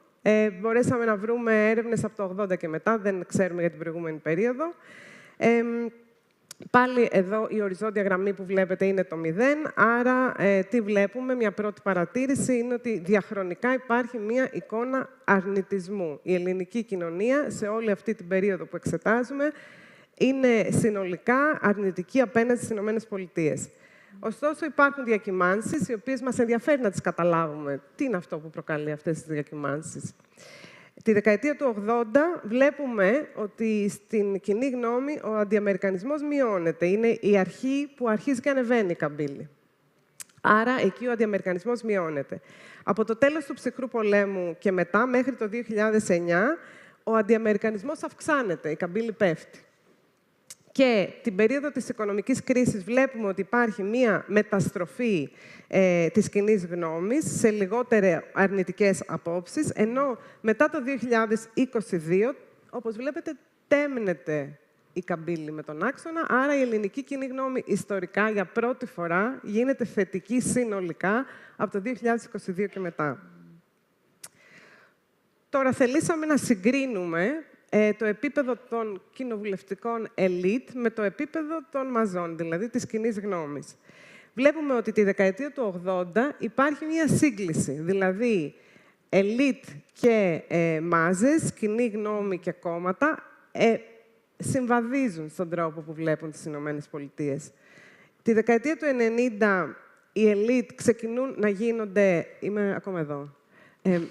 Ξεκινούν να γίνονται πιο θετικές απέναντι στις Ηνωμένες Πολιτείες σε σχέση με τις έρευνες κοινής γνώμης, ενώ τη δεκαετία του 2000 η κοινή γνώμη ξαναριζοσπαστικοποιείται και γίνεται αρνητική σε σχέση με τις Ηνωμένες Πολιτείες. Από τη δεκαετία του 2010 και μετά η κοινή γνώμη μειώνει το αντιαμερικανικό συναίσθημα, χωρίς ωστόσο να ακολουθεί τα κόμματα των άκρων.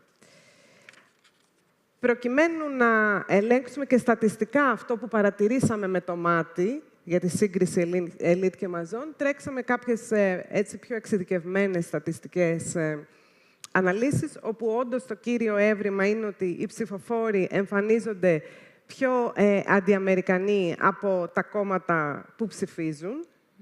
Διαχρονικά δηλαδή είναι αυτή η παρατήρηση. Όταν αναλύουμε την απόκλιση βλέπουμε ότι οι ψηφοφόροι της Νέας Δημοκρατίας, του ΠΑΣΟΚ και του ΣΥΡΙΖΑ έχουν απόκλιση σε σχέση με το κόμμα τους, ενώ αντίθετα η σύγκληση είναι περίπου τέλεια μεταξύ του ΚΚΕ και των ψηφοφόρων τους. Εκεί συμβαδίζουν οι ψηφοφόροι με το κόμμα.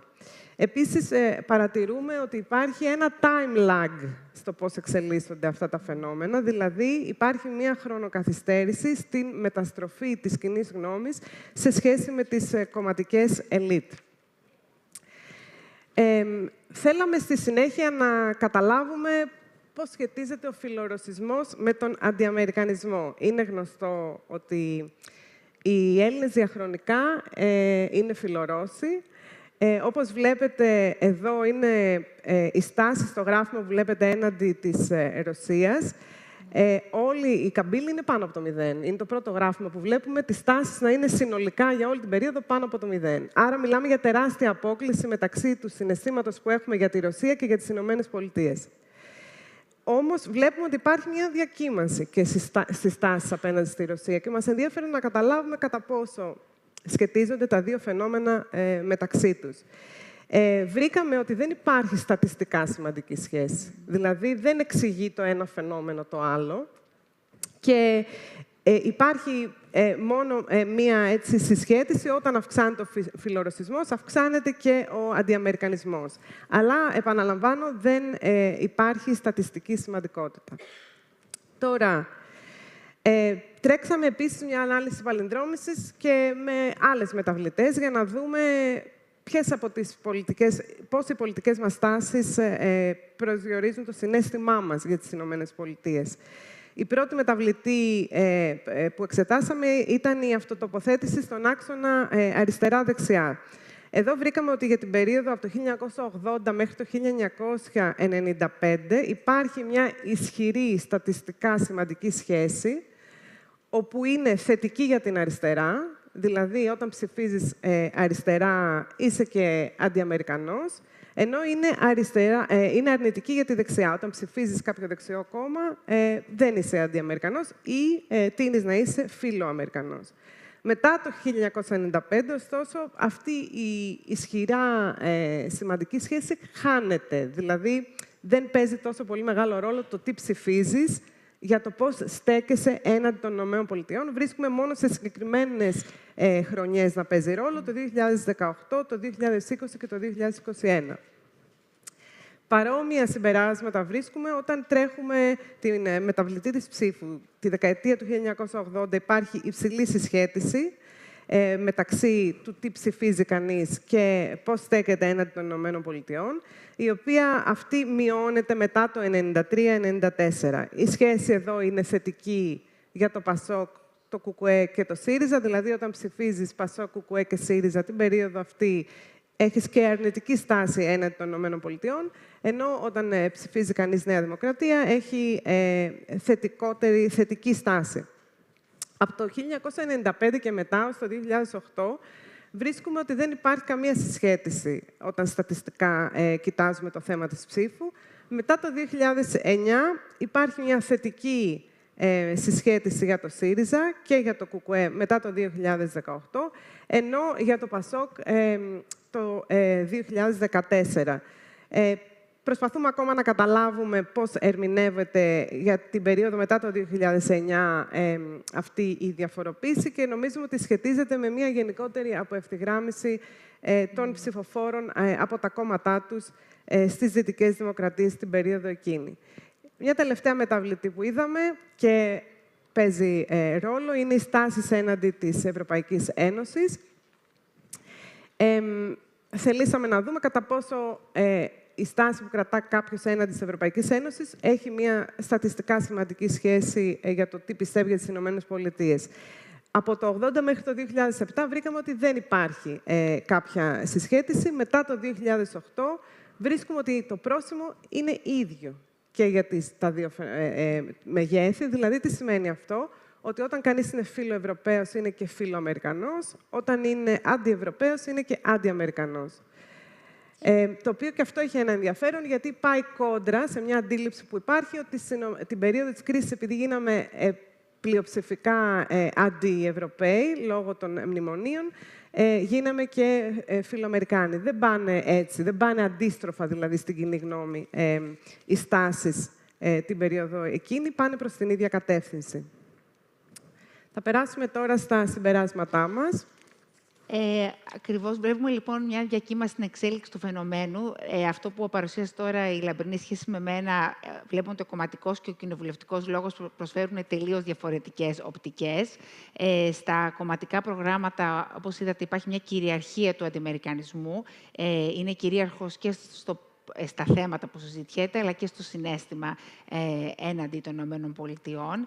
Βλέπουμε επίσης ότι υπάρχει μια αντιστρόφως ανάλογη σχέση. Όσο περισσότερο μιλάμε για τις ΗΠΑ, τόσο περισσότερο αυξάνεται το αντιαμερικανικό συναίσθημα.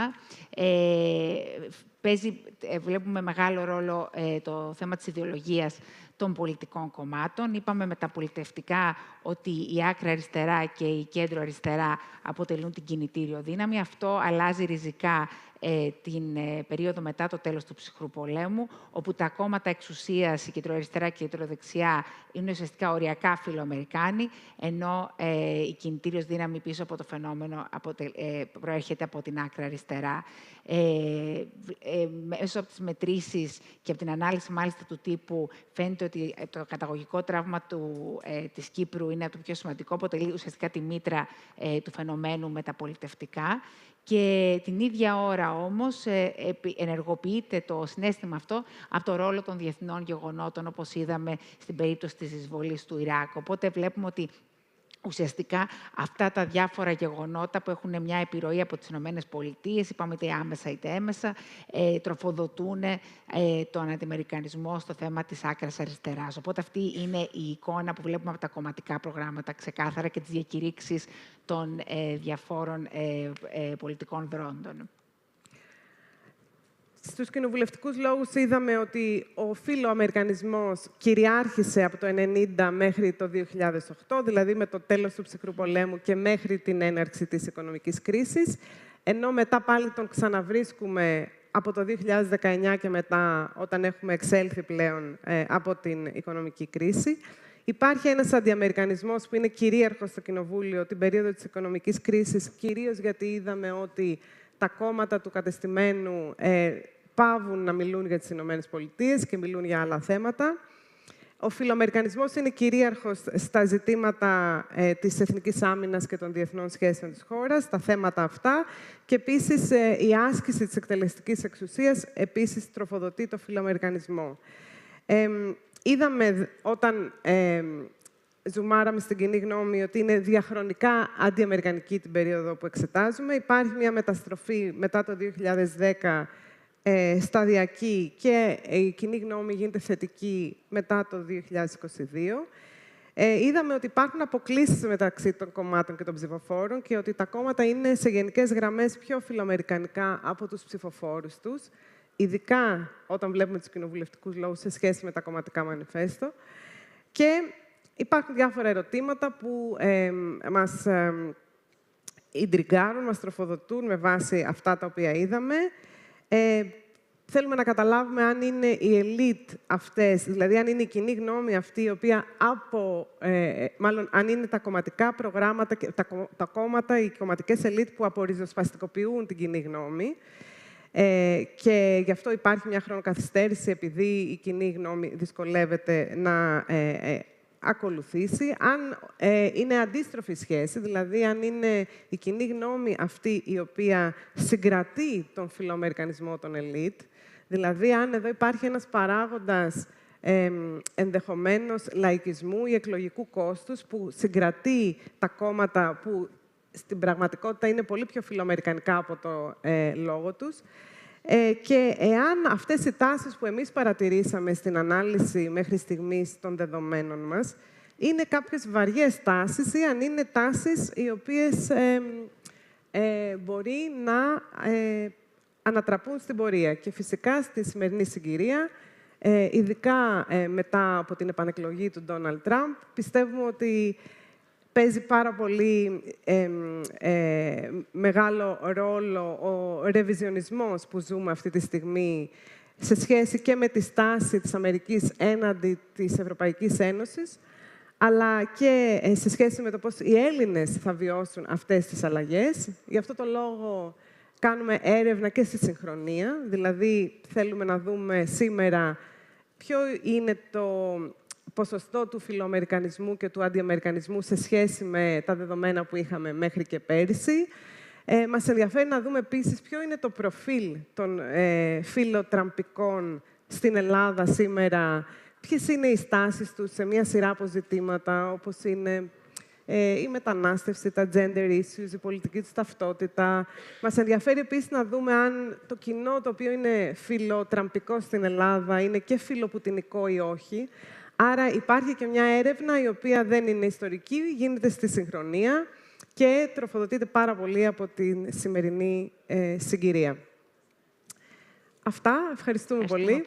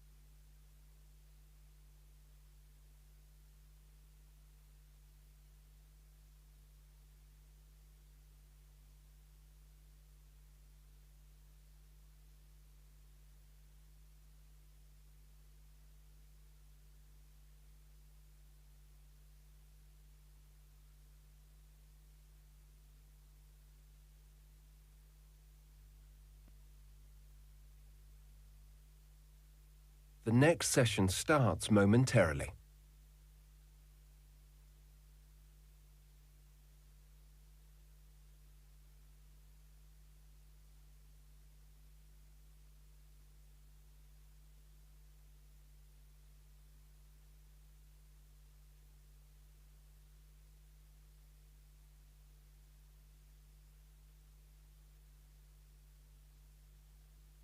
The next session starts momentarily.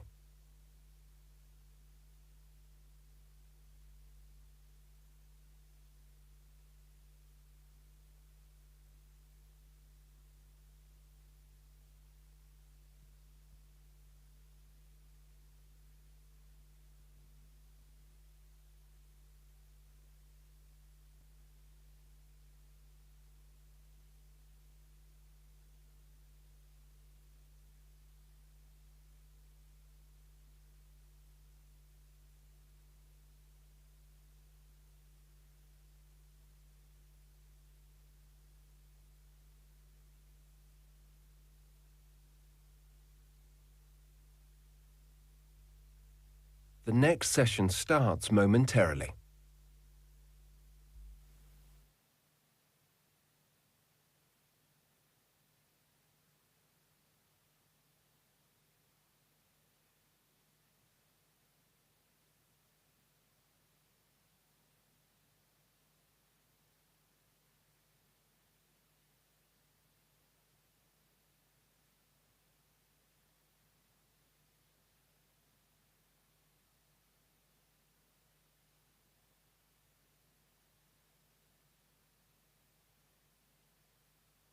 The next session starts momentarily.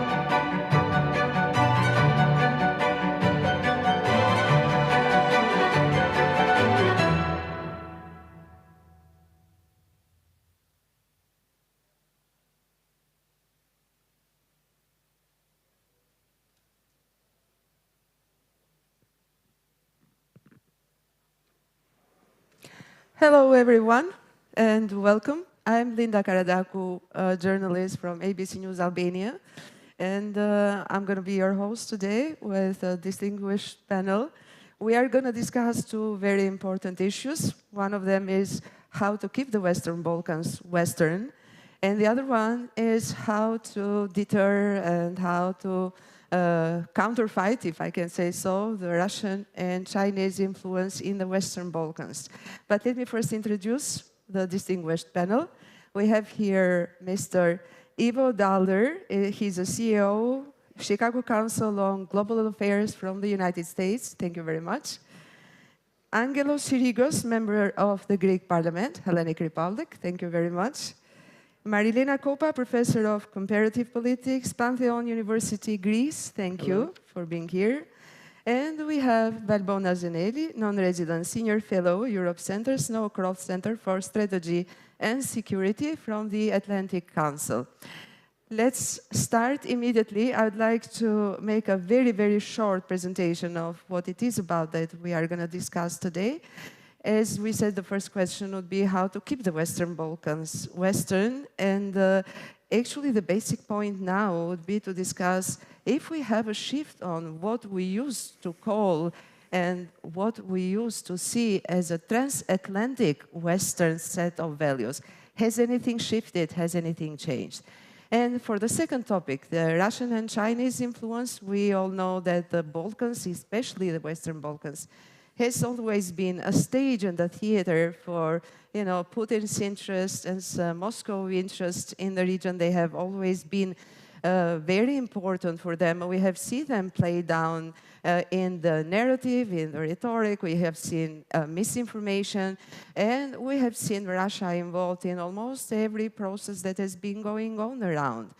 And for the Chinese influence, we have been used to see it as mainly political, but we all know that together they come like in a combined package with political influence, such as sort of importing or showing a model of authoritarianism, which means economy and politics, as always, they go together, and with China, they come together with a political model.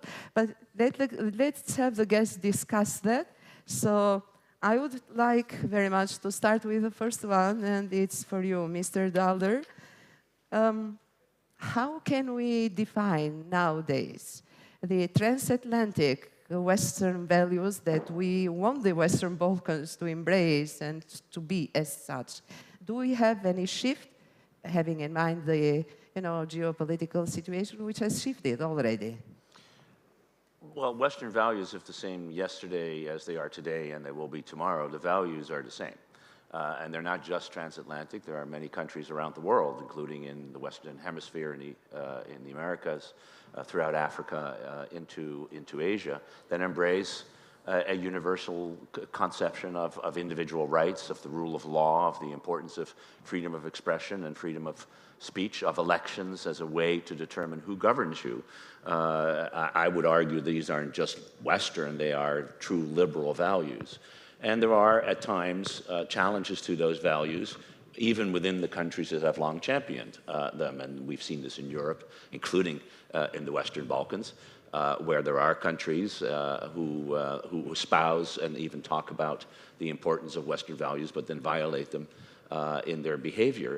And that is true even for long-established democracies. We are having a particular challenge in the United States today, which was inescapable to have discussed in the 3 days here in this conference. We'll see if we can have an entire discussion without mentioning a particular person's name, which may be not possible, but we'll find out whether that's possible. Sorry to interrupt, but let's stick to that. So are they being challenged? This transatlantic set of Western values, is it being challenged? So I think the transatlantic relationship is being challenged. And the values?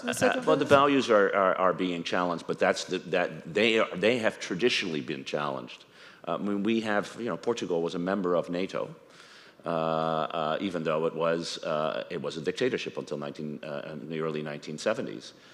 Greece, during the time of the colonels, was a member of NATO, and she clearly was challenging Western values at that time. So this is a long history. I think what's new is that we are living in an era in which the major guarantor of transatlantic and European security has a different view of the threat. It embraces Russia, and in fact voted with Russia at the UN on the critical issue of Ukraine, and has a different conception of security. Whereas really since December 7, 1941, when the United States entered World War II, the security of Europe has been seen as fundamental to the security of the United States. That's no longer true, at least not for this administration. So that's the challenge, but it's not a challenge of values, it's a challenge of policy. Got it. And Mr. Sirigos, how Western is the Western Balkans nowadays? How do you see it?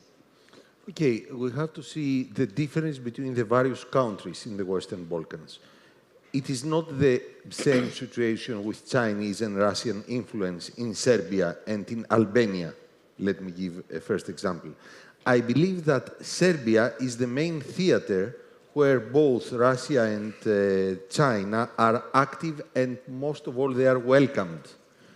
Russia is not welcomed in Albania. Albania has other problems with Western values, but Albania does not welcome Russia, for example. And moreover, we have to see which are the key differences between China and Russia. China is economy first. That means it's all about trade, infrastructure, technology, and they are trying to buy loyalty through prosperity, often avoiding to speak about sensitive political topics. Whereas with Russia, the situation is totally different. They speak about identity. They speak about religion, the Orthodox religion, language, history, and security ties. And quite often they use disruptive or polarizing tactics. So Serbia, I believe, is the main theater of influence as it concerns China and Russia. Yeah? And Russia. Northern Macedonia, they received a loan from Hungary last year, which is very interesting because Hungary is a poor country. And the question is, who paid the money for the loan? That's a good question. Last but not least, Albania is an interesting case. I believe that Albania is moving towards an autocratic style of governance. 6 months ago, the two leaders of the opposition were either in jail or in-house arrest. So we're going to have elections on the 11th of May, if I remember well. In the case of Albania, the problem is not China and Russia, it is what you called earlier transatlantic values. I understand. Mr. Nede, is having a justice system totally independent from politics and well-functioning in the region, which does not allow impunity for anyone in the system, is it, and should it remain, one of the preconditions for any of the Balkan countries to become part of the European Union, which is a tool, enlargement, as a tool to keep the countries of the Western Balkans Western? Of course. I mean, we know that these are all the homework, and it's the main drivers for reforms for the countries to both join NATO, and Albania is a NATO country, like other countries in the Western Balkans, but also the European Union. And as you mentioned, it's a parallel process. The EU enlargement process in the succession has been meant from the European Union to also support state building, institutional building of the countries in the Western Balkans. But let me get back to the conversation on Western values. Is the Western Balkans Western? I believe so, because it's a priority of all governments in the Western Balkans to follow Euro-Atlantic integration. In some countries, NATO is not a priority, but most of the other countries, NATO is also. So I believe the Western Balkans are West-leaning countries, but I think it's a broader conversation that Ivo started, that when we talk about Western values, what is Western values? Exactly. It's rule of law, it's human rights, it's justice, a fair justice system. So those are the fundamental human rights that we call those Western norms and Western standards. And are we on the right way with that? Are we on the right way with that? On those key elements? Of course. I mean, there are challenges, but it's not only challenges for the Western Balkans. I think, great power competition today globally is centering more also on forms of governance, and that's why we have to pay even more attention to those norms and standards. It's a dichotomy between democracies and autocracies all around the world, and that's why I believe, be that in the Western Balkans, but also other areas of Europe and globe, I think resilience is key for the future. Democratic resilience should be the center of all those reforms. Yeah. And Ms. Kopa, let's keep going a little bit on this one because it seems pretty fundamental for our Western values and moving the region towards the European Union. With the starting of the Russian invasion against Ukraine, we saw that the European Union was kind of going back again to the idea of enlargement, mainly for geopolitical reasons.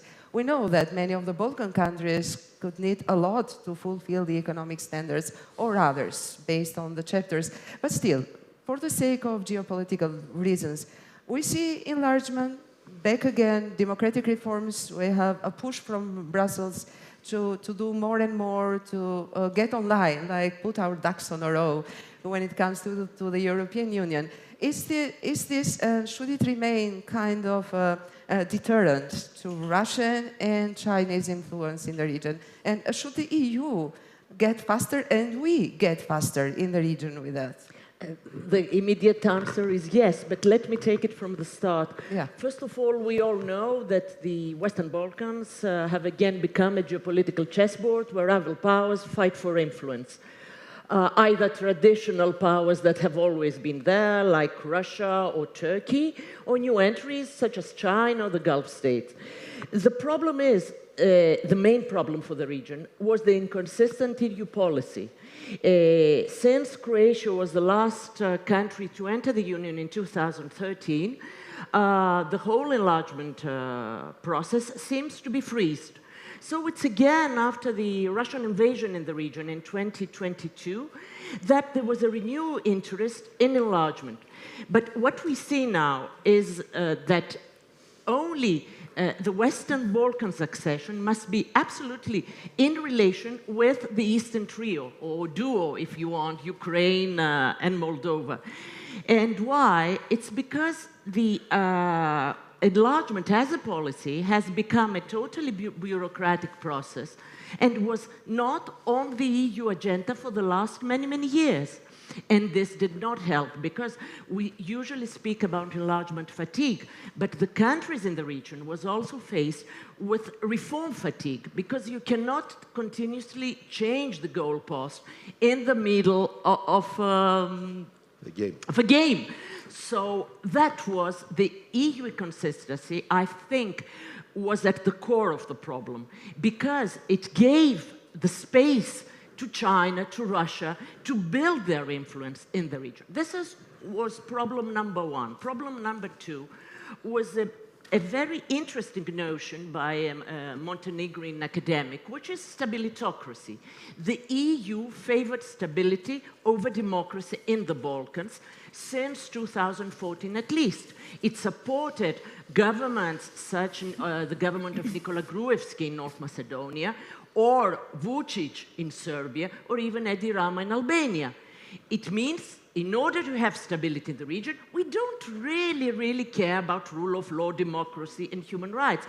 And the main problem is that they still continue to do so. For example, the way they face the huge, massive, impressive demonstration in Serbia of the student movement and continuing to supporting the regime of Aleksandar Vucic, me as a European is a total disgrace. I mean, if you talk about human rights, rule of law, you must implement it. You cannot have double standards. You cannot follow a policy, an ad hoc policy. So if you talk about democracy, first of all, and it's normal, you must fight for democracy in your own house, namely in the case of Hungary, which we know it happens, and I don't want to elaborate on that, but even in the associate member states. So you cannot, criticize problems of rule of law in other countries, and in some countries, not speak at all. Yeah. So we must choose, we must be honest, we must be direct. Yeah. And Mr. Daller, I would like to go back to you with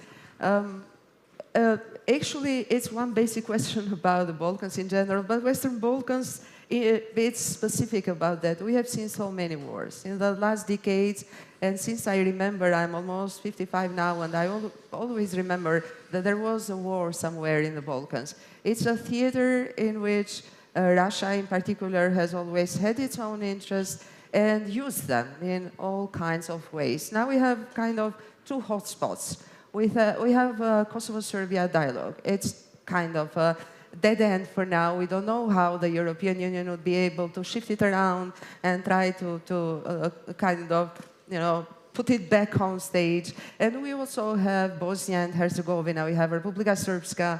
Mr. Dodik has run away to Russia, but still Republika Srpska remains such a place which is not like really integrated into the federal state of Bosnia and Herzegovina and remains a hotspot in which we don't know what we can see. The question is, what can be done now in the Western Balkans to keep those hotspots under control and not allow Russia to turn it into kind of a second front or a new stage of conflict, like open conflict? You know, the disintegration of Yugoslavia is still ongoing. It's never actually been resolved, even though 2 wars have been fought. Foreign intervention has been part of that, NATO in both cases, in Bosnia and in the case of Kosovo and Serbia. But the underlying issues that led to the disintegration of Yugoslavia are still there. And those are the ones that need to be resolved. And the only ones that can actually resolve them are the parties themselves. And unless and until they are willing to do so, you're going to have conflict. And the only way to prevent that conflict is to either suppress it, which is basically what we've been doing in Kosovo since the war, by having a large NATO and EU presence, which suppresses and somehow finds ways to say, if you're going to have differences, let's express those politically and perhaps economically, but not militarily, or through the use of force. And in the case of Bosnia, an international presence has tried to do the same thing. But we haven't spent a lot of time, neither the EU nor, frankly, the United States or others, to try to resolve the underlying problems, because we told ourselves we solved those in 1995 in the case of Bosnia through the Dayton Accords, and in 1999 through the end of the war, but in fact we haven't resolved it. Now, that's one part of the complicated question. The larger part of the complicated question is there's conflict, there's opportunity. And there's an opportunity both to try to figure out a way to have the states in this region transform themselves to such an extent that they become integrated in Western institutions, primarily in the European Union, but ultimately perhaps in NATO as well. But secondly, it becomes an opportunity for those who want to exploit division to enhance their power. And that's clearly what Russia has been doing, frankly, since 1995, when they were invited into Bosnia by the United States and NATO, and have been doing it ever since. And China, I agree to a certain extent, is playing the economic game, but it's doing so for political reasons. We are in a great power competition. And that is a world that is very different than the world when Yugoslavia disintegrated, when the Cold War had ended, when China was focused on rebuilding its own economy, when Russia was trying to figure out what its future was. They have now figured it out. And they're competing very actively with not only democracies, but frankly with the United States and the European Union as political powers. And so the question of where you balance, on the one hand, the power competition you have, versus on the other hand, the importance of maintaining Western values and the rule of law, is playing out in the streets in Serbia. It is playing out throughout the entire region. How does it come out? It is playing out. It's playing out because you have different interests when it comes to playing a great power game than you have if you're trying to play a Western values game. Those interests clash. If they always were the same, life would be so much easier for all of us. But they're not. And so the question of keeping Serbia out of the Russian and Chinese sphere is perhaps as important, or to some extent more important, than whether you support particular people on the street. That's the balancing act. That's from a policy perspective. We all have our individual views of what we would like, and we would prefer to be able to support democracy as a means to counter that influence. But that's not always the case. And I think that's part of why we're having this dilemma in the policymaking sphere. Yeah. Mr. Nady, let's talk a little bit about what's happening in the security and defense front. We have NATO in the Western Balkans. Basically, it's only Serbia and Bosnia and Herzegovina which are out of it. And even Kosovo, those too. two countries, yeah, but we have NATO in Kosovo. That's why I did not include it in the puzzle. Basically, even for those two countries, they are surrounded by NATO countries, NATO members. The question still remains, is that heavy NATO presence in the region, including in Kosovo, enough to deter any future conflicts? Or we still should be concerned that something might just break out? Well, of course, the Western Balkans is an area that still has, pockets of instability despite the progress that we have seen over the last 30 years. But I'd like to link it with the EU integration process of the region and NATO integration, because we should not forget that the EU is a peace project. And the EU enlargement is the best tool that the EU has had for the security of Europe. It was a reminder, the Russian invasion, the second invasion of Ukraine 2 years ago, that traditional war came back, returned to Europe after the conflicts in the 90s in a much bigger scale this time.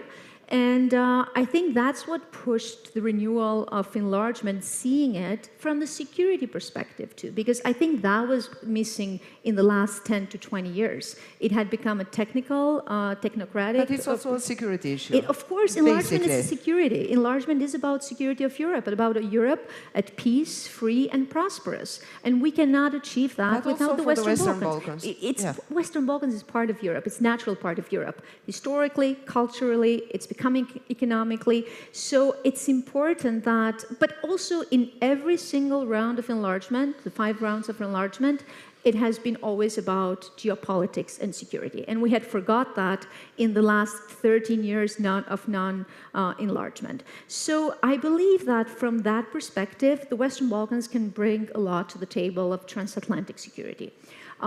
You have 3 NATO member countries, and we should not forget also one of the important exercises that took place in the region back in 2021, Defender 21.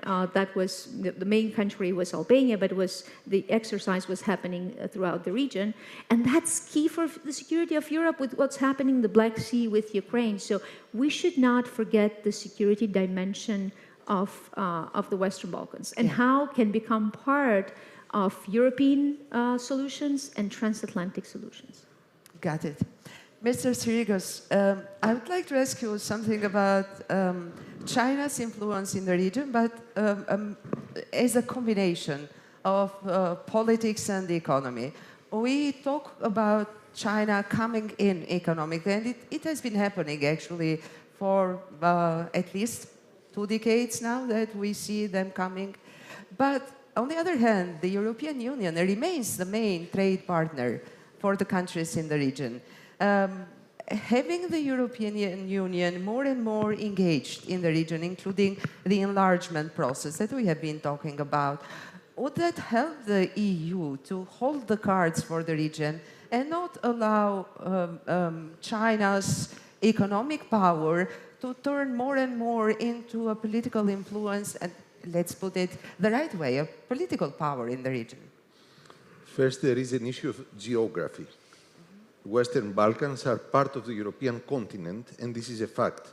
That gives a clear advantage to the European Union. Nevertheless, China is trying to play a role via the Belt and Road Initiative. Let me take the example of Serbia. I took note of the works that China undertakes in Serbia.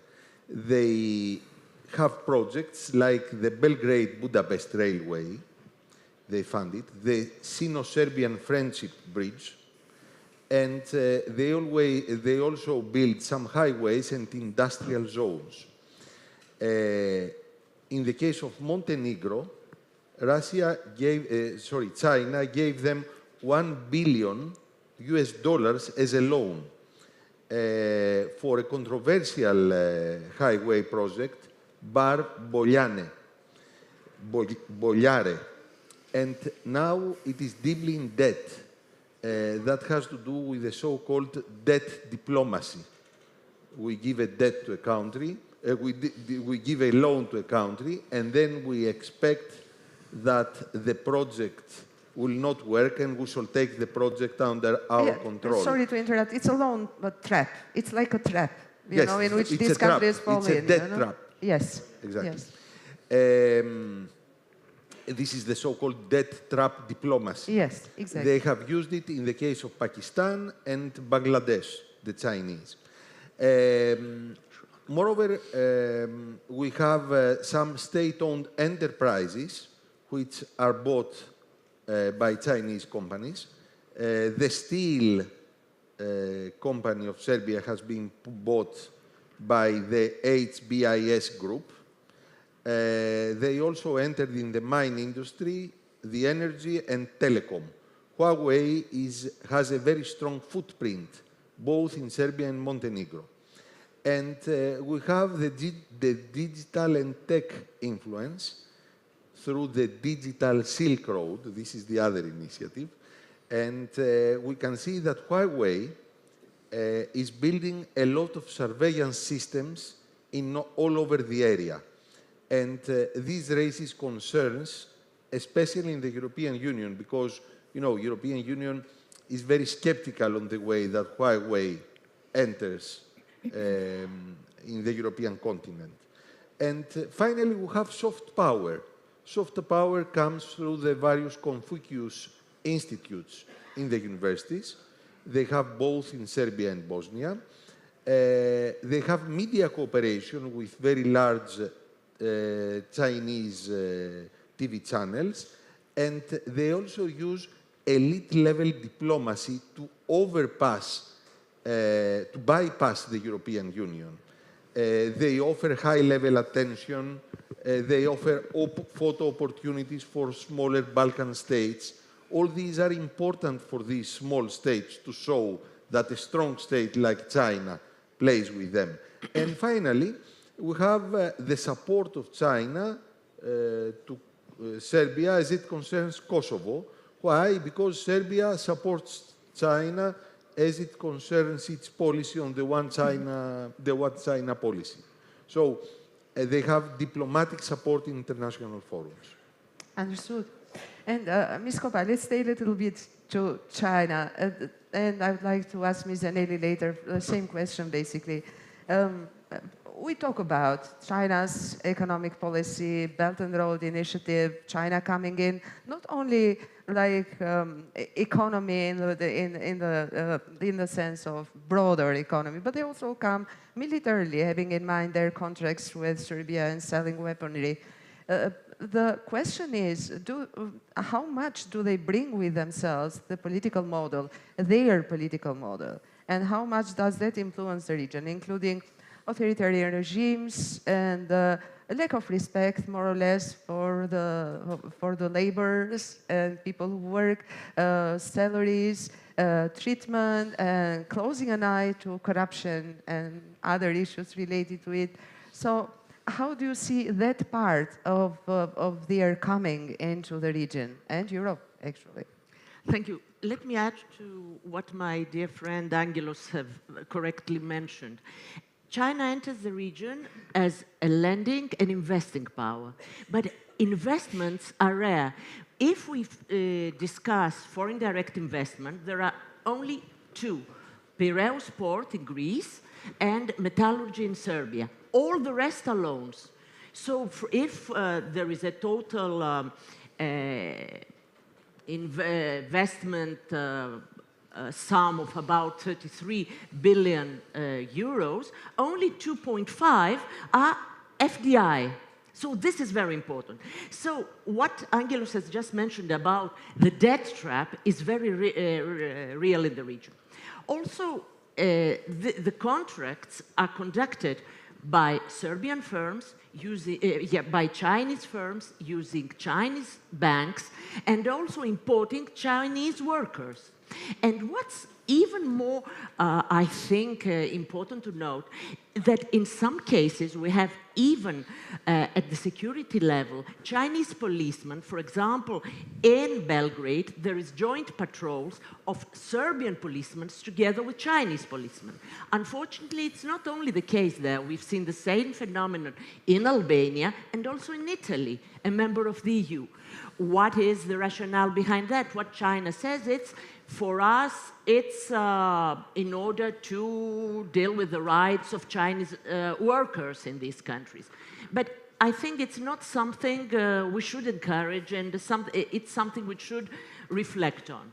So what China does is that it does not respect standards and procedures of the EU, mainly environmental standards. What it does in different investments in metallurgy and other sectors is totally against European standards.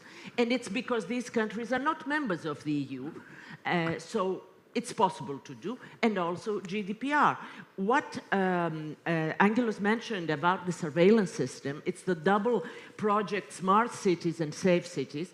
Only in Belgrade, there are more than 1,000 cameras all over the central parts of the city. Which is also a security issue. Basically, Absolutely. it's a security issue. And where there are no GDPR standards. So they take pictures of the face of people, of the plates in cars, and we don't know where they keep these data, what they do with them. So, and how they can be misused. Exactly. So and that's why I say it's the responsibility of the EU. As long as it takes more and more time to take in these countries, it's like a total El Dorado for China. It can do whatever it wants. And the project is through its economic might, which we all know it's very important, to control. For the moment, the Chinese rhetoric is that we are a friendly nation, we don't intervene in politics, we don't intervene in your license. But what we see, in fact, through its soft power and through the Confucius institutes all over the region, is that they try to influence and control slowly, but in a very important way, the mindset of, and let me give you a final example. During the pandemic, what the EU has done for the region was enormous. If you ask the people of the region, who helped them the most? They would say China. China number one, Russia number two, and only third the EU, which is totally false at the factual level. If I may add, China always emphasizes non-interference in the political affairs of the states in the Western Balkans, and they also say that we promote a win-win cooperation. You are going to win if you cooperate with us, and we are going to win cooperating with you. That's the main idea. Mindset, it's a mindset. Albona, from the security point of view. No, I agree with my colleagues on everything that was mentioned here. I think it's important, we know that the Balkans is important for China for its strategic position, but we should see that Chinese engagement and influence in the region in the framework both of Belt and Road, but also Chinese foothold in Europe.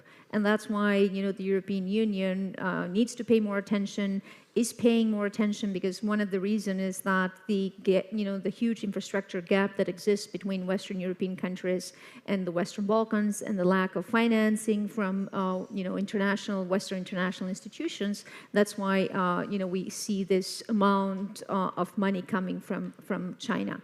So I believe that the mantra of no strings attached, I believe that we should be very clear-eyed that this is ropes attached for the future of the Western Balkans, because it impacts in every way the EU enlargement process, going from fundamentals to procurement rules, to economic standards, to democracy and corruption.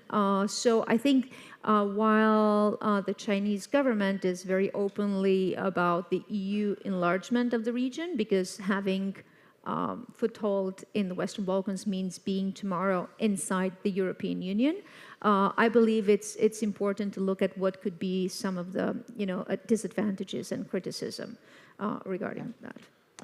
And I would like actually to close with the last question with you, Mr. Daller. We've been discussing so much for 40 minutes almost now about Russia's influence, China's influence, about how to keep the Western Balkans really Western, which means keep it on the right track towards the EU. According to your opinion, which are like the most imminent dangers for the countries in the Western Balkans, be it political, geostrategic, security, even economical, coming from China or anybody else? So if you would mention a couple of them. Yeah, I think, let me take a slightly bigger picture. China, more so than Russia, but Russia too, is engaged in the geostrategic competition using the Western Balkans as its means, and they're just better at it than we are. That's the reality. We are losing this geostrategic competition in the Western Balkans, and you just heard why. Whether it's in Huawei systems and the infrastructure and everything else, the ability to convince a population that China and Russia are more important to their health and security than the European Union, that's a problem. That's a huge problem for the European Union. So the narrative is in their favor? The narrative is in their favor? The narrative is in their favor, and they're gaining influence, and they're gaining influence ultimately in a region that is of vital economic security and geographic and political security of Europe. So I agree with the fact that Europe has not done enough. This is not, frankly, something that the United States should bear responsibility for. This is about Europe, and it's about the European Union.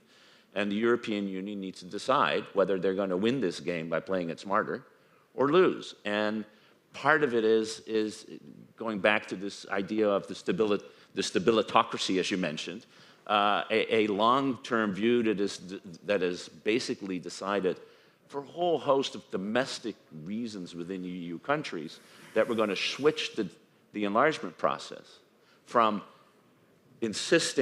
bringing people in and then working with them to become more democratic and more open, to insisting that they meet every standard of a Western democracy before they enter. That's the shift that happened. It's a shift that was mandated by domestic politics in EU countries, particularly in Western Europe, and it's a shift that now we might want to revisit. Yeah, got it. Thank you very much, Mr. Daller, Mr. Sirikos, Ms. Kopa, Ms. Zanelli. Thank you very much for all your opinions. I hope we have been enough interesting for the audience today. Thank you, and hope to see you next time.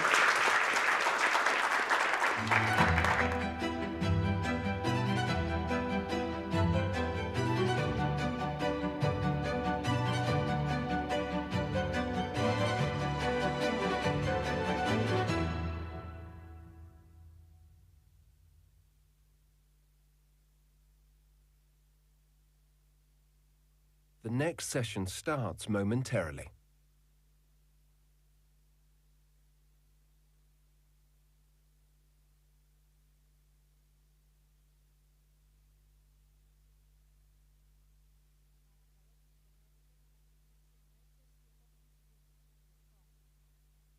The next session starts momentarily.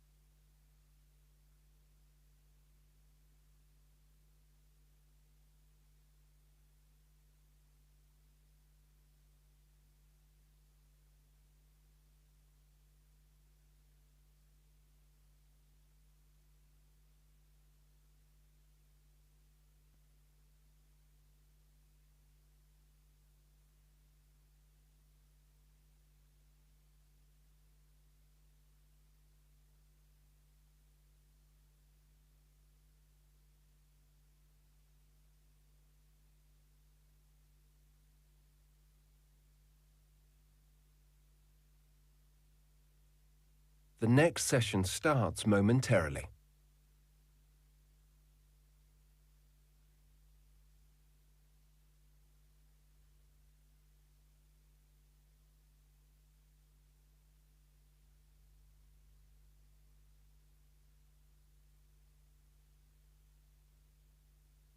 The next session starts momentarily.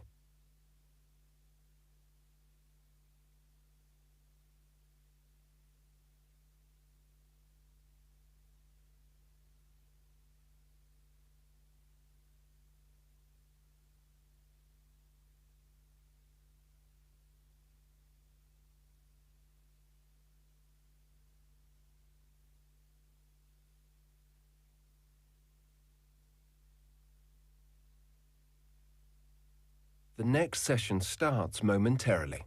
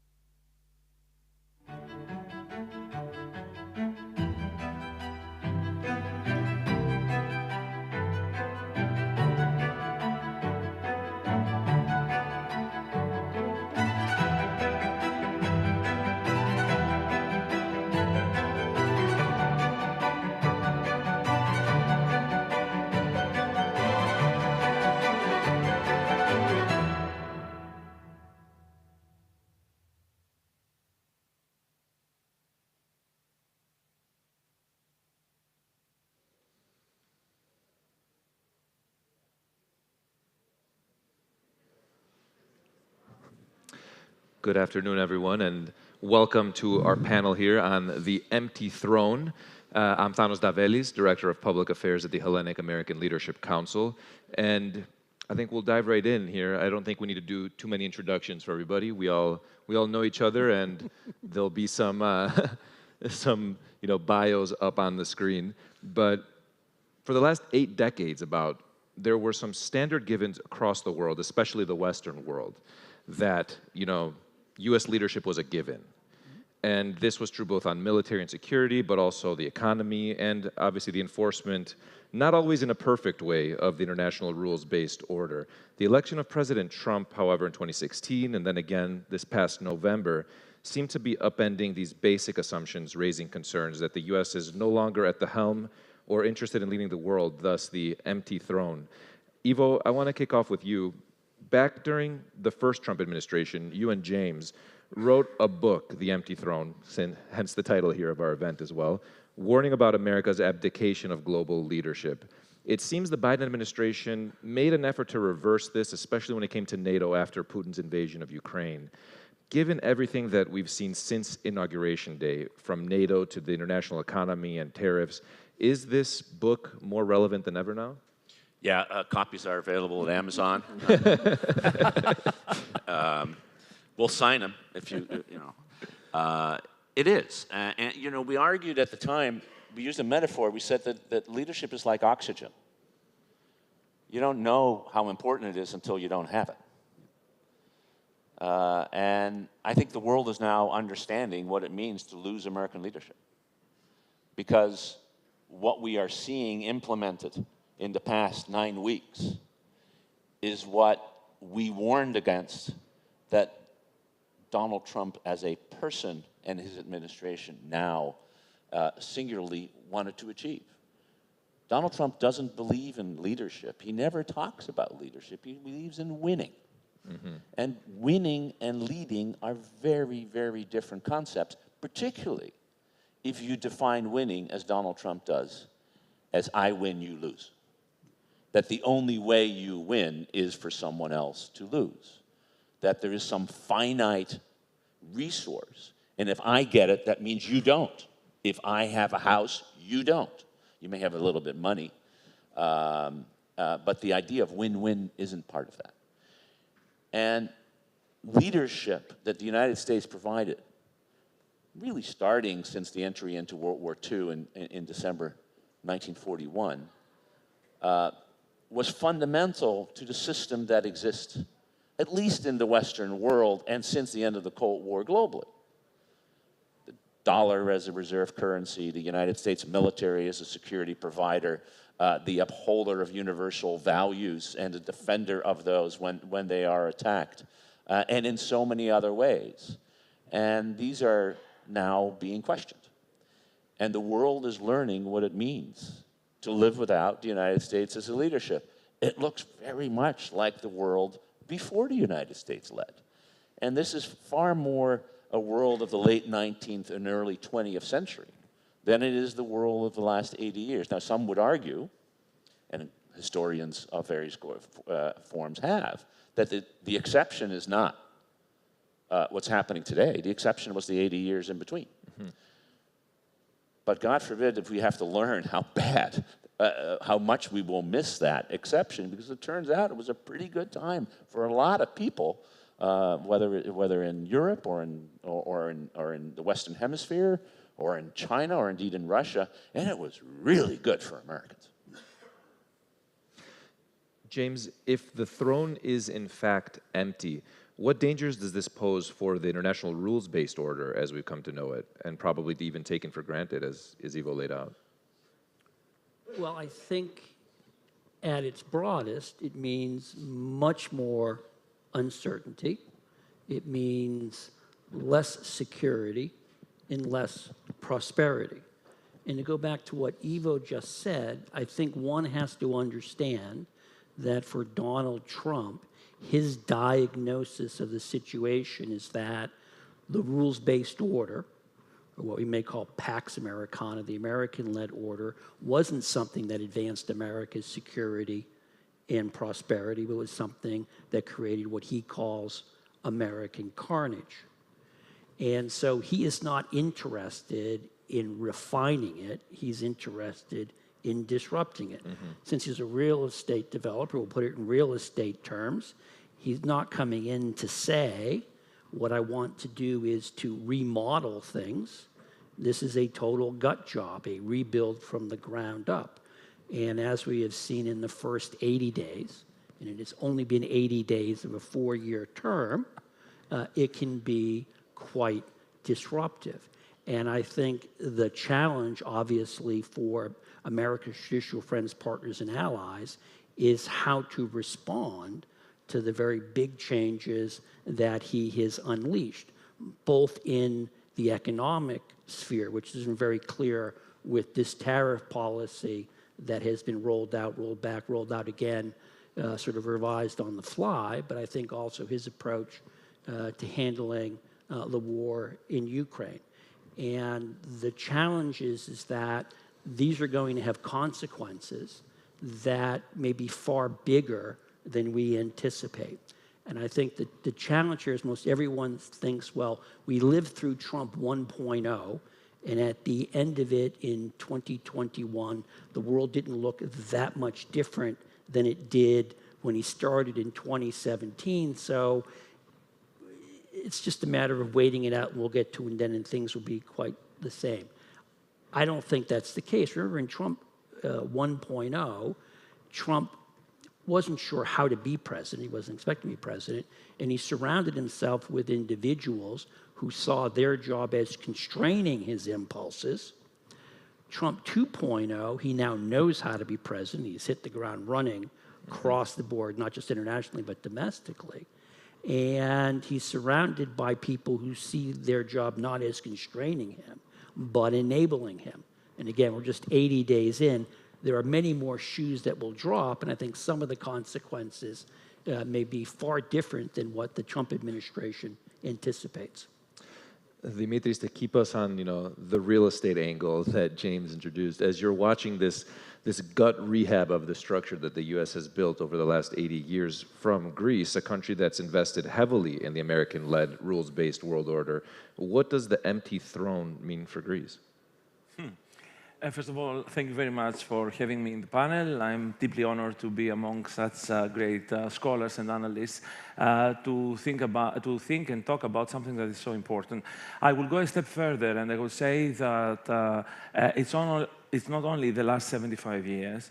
From the very start of modern Greece, and I refer to the Greek state as it was founded in 1830, Greece was Western-oriented. And in a sense, it was a British-led political project which was handed to the Americans after the Second World War. It's no coincidence that part of that engagement of the US started here with the Truman Doctrine back in 1947. Now, all this seems kind of trivial in details in the new Washington, and I'm sure that most of the people don't even have a clue of what I'm talking about. But the truth of the matter is that this is a country that from the very start was Western-oriented, both strategically and politically. I mean, as a liberal democracy with its ups and downs, but with constitutionalism and parliaments and elections and so on and so forth. It is a great shock, there is no doubt about it, what is happening the last few weeks, and it's only weeks, and not years, for a country such as Greece, which is on the edge, on the very edge of the democratic, prosperous, stable Europe, but bordering a very, very unstable and difficult neighborhood, to say the least. And on top of the geostrategic issue, there is also, and I would want to emphasize and underline and add in our discussion, the domestic issue. Because on top of the realignments and everything else, there is an effort to undercut the democratic politics inside European countries. Germans are today very, very upset. The new Chancellor, Mr. Merz, about the support to the Alternativa that was given before the elections. And so are many others. And if we see that happening, the challenge and the dangers are twofold. It's both the international, but it's also the domestic that we shouldn't underestimate. And everything embodied and epitomized in the famous J.D. Vance speech in Munich just a few weeks ago. So the situation is full of challenges. There are, however, some remedies. One is to do it the way Starmer and Macron have tried to pull Trump on a more sensible, quote-unquote, path.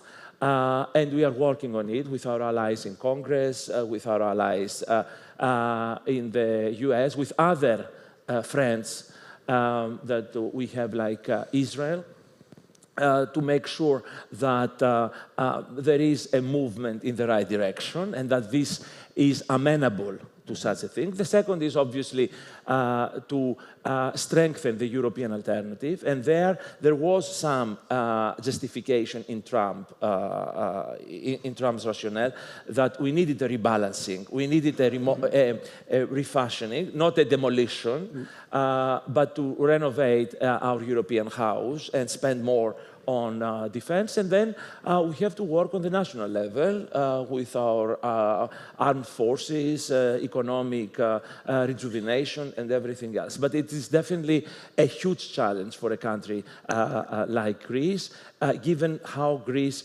has walked the last 200 years. Ivo, I want to go back to this comment that you made about Trump's worldview and how he sees the world as win-lose. Either he wins, if he wins, you don't win, right? You lose. With this obviously creates doubt among U.S. allies who increasingly begin to wonder if they can trust the U.S. As we see that play out, where could this leave the United States? Not in a great place. The United States is an extraordinarily rich country. It's endowed with a geographic advantage that few other nations, no great powers have ever had, which is that it has, I think, two neighbors that are friendly. They may not think that the U.S. is friendly these days, but in principle, that's been the nature of our relationship with these two countries, at least since the mid-19th century. And two oceans, endowed with extraordinary resources, a rich, innovative population, open to immigration, that has propelled the United States to be one of the greatest power in the history of the world. And it has used this power in a very smart, self-interested way to help create an international system. Once it really had the capacity to do that would be able to sustain American power and grow it over the long term by warding off competition. The United States, if we were living in the 19th century, and the United States represented a quarter of global GDP and maybe 30% of military power, it would be the most powerful country on earth. However, it would have given an incentive to everyone else to align against it. And that incentive has been has been undermined by the system that we created. We brought the European Union, the Europeans, our Asian allies, the richest and most powerful countries aside us, into our orbit through fair trade relationships, by strengthening each other's democracies, through security alliances. And that meant that we weren't just a quarter of the world's global power, we were 70% of the world's global power, and therefore we could effectively counter others who wanted to overthrow that world order. China, Russia, even when China and Russia combine. But now, when you start to disintegrate that alliance system because you believe it has been, quote, weaponized against you, which is how Marco Rubio talked about the rules-based order, you are actually incentivizing, and the point was just made, our allies to start to unite against us. And when allies and others start uniting against us, and God forbid, if they start working together with countries like China and Russia against us, or at least China, we're in trouble. We're in big trouble. This tariff regime that we have imposed is incentivizing the rest of the world to reduce its dependence on the United States and to combine economically. It is no accident that Mark Carney, the new Prime Minister of Canada, didn't go to Washington or even Mexico City, but to Brussels on his first foreign trip, because Canada sees the EU as a means to balance the United States. So 19th century power politics, which we are very familiar with, we know how it has played out, is something that, one, we, the United States, are terrible at because we've never really played it.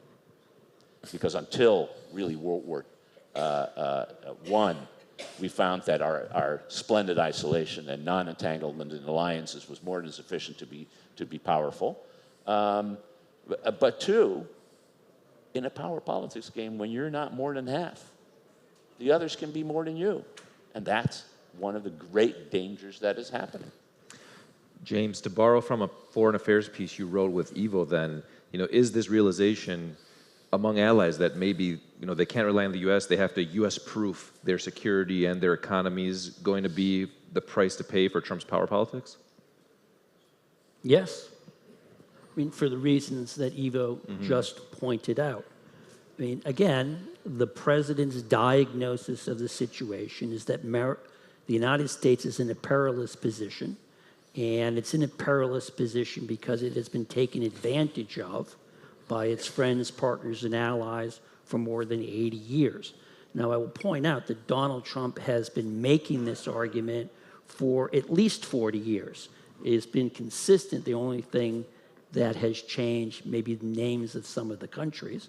In the 80s, he's particularly focused on Japan, whereas today it might be on Asia.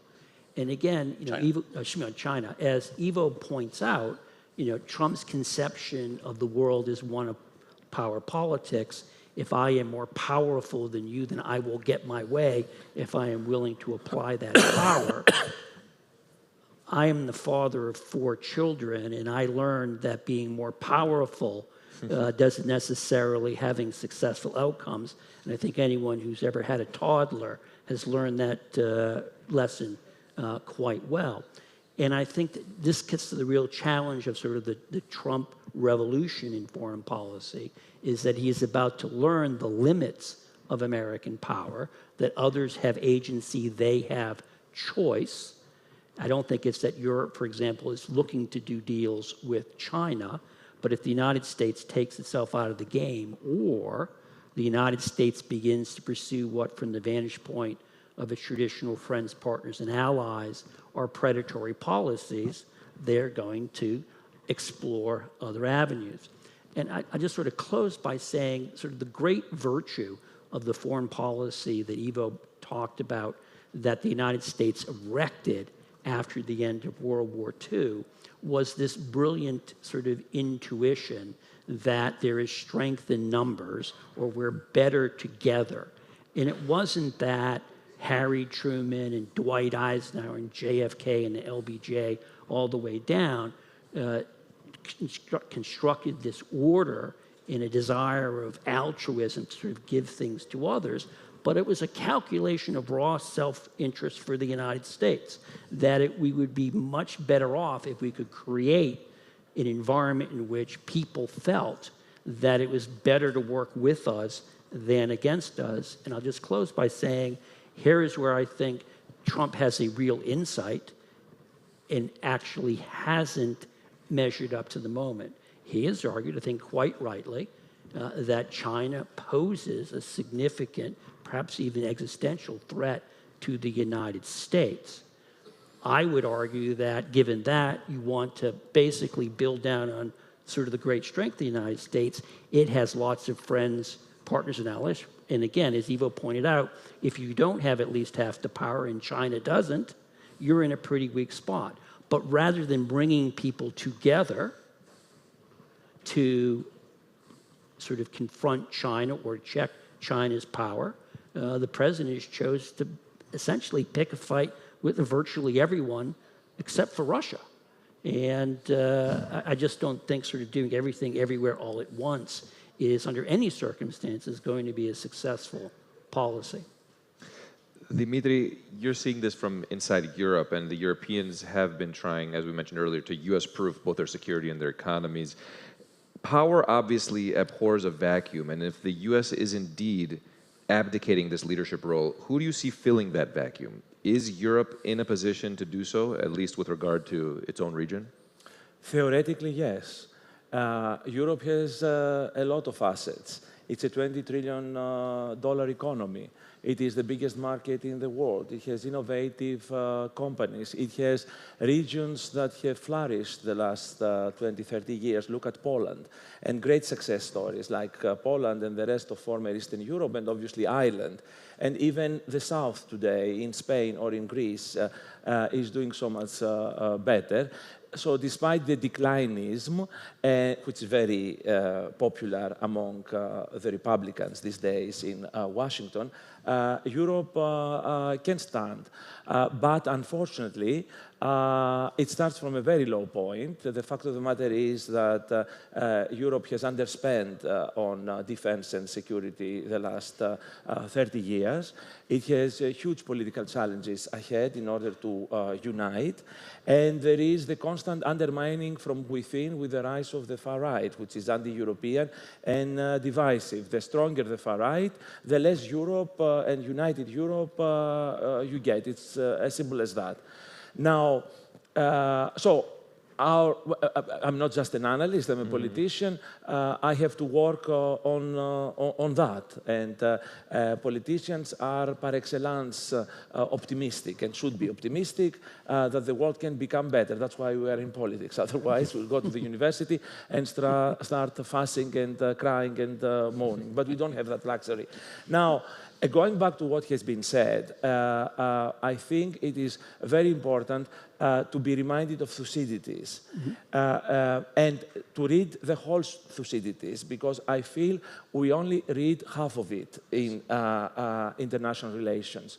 Thucydides spoke of two things, not only why the war happened, which was the upset caused by the rise of Athens, and the fear, the subjective element, not only the objective, but the subjective element that instilled in Sparta and its allies, but which is what most people focus on. But there is a second part of Thucydides. Why did the stronger party lose? And the stronger party in Thucydides' mind, there is no doubt about it, is Athens, the way that it has been described in the funeral address in the end of the first year of the war by Pericles himself.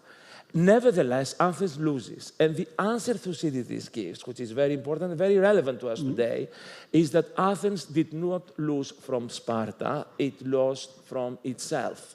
Athens lost because of Athens, because of the degradation of its polity and the decline of its democracy and republic and its ethos. which led to the demagogues and to all the foreign follies, including the Sicilian campaign. And I think this is very relevant for us today. The West is very powerful if it stands united. The biggest threat for the West is not China, as great as it might seem, but it's from within. And the degradation of our own polity and of our own alliance. And I think this is what we are seeing today. Not only, to be fair, on the western side of the Atlantic, but even on the eastern side of the Atlantic, we have similar phenomena, albeit not as strong, because you have a presidential system. Power is concentrated in the hands of the executive, and in Europe, the parliaments can always resurrect themselves the way that we saw with Liz Truss in 44 days.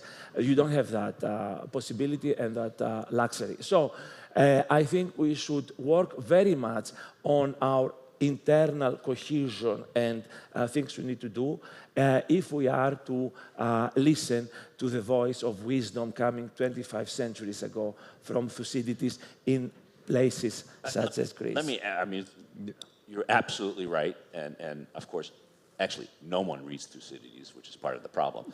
But if you just want to read one part of it, right, it's the Melian dialogue, which everybody quotes, including Jim and I in our latest piece in Foreign Affairs, where the strong do as they will and the weak do as they must. But what happens? The strong destroy Melos, literally wipe it from the face of the earth. And it's that cruelty that leads to the ethos, the change in Athens' behavior that ultimately leads to its demise and losing the war. And that lesson, so if you read Thucydides, you don't want to read the whole thing, which you should, by the way, because it's a fantastic book, and it's the best way to understand international politics. Read the dialogue as a means to understanding what's happening. Maybe they should read it in the White House.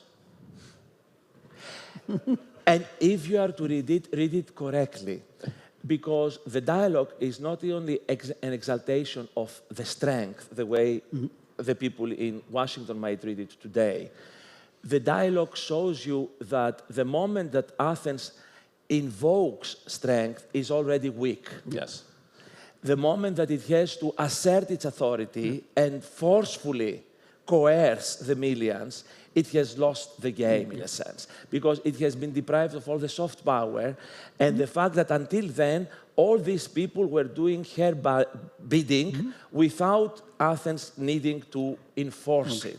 So the moment that America today is asking and coercing, it is already losing the game, whereas in the past, people wanted to do its bidding by their own volition. I think this is an important aspect that is lost among realists or pseudo-realists and illiterates.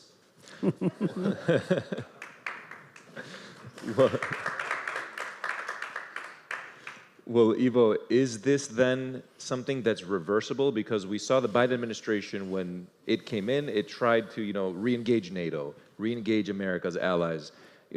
With Trump and many Democrats as well seeing China as the big challenge, is this reversible so that the U.S. can face that threat from China?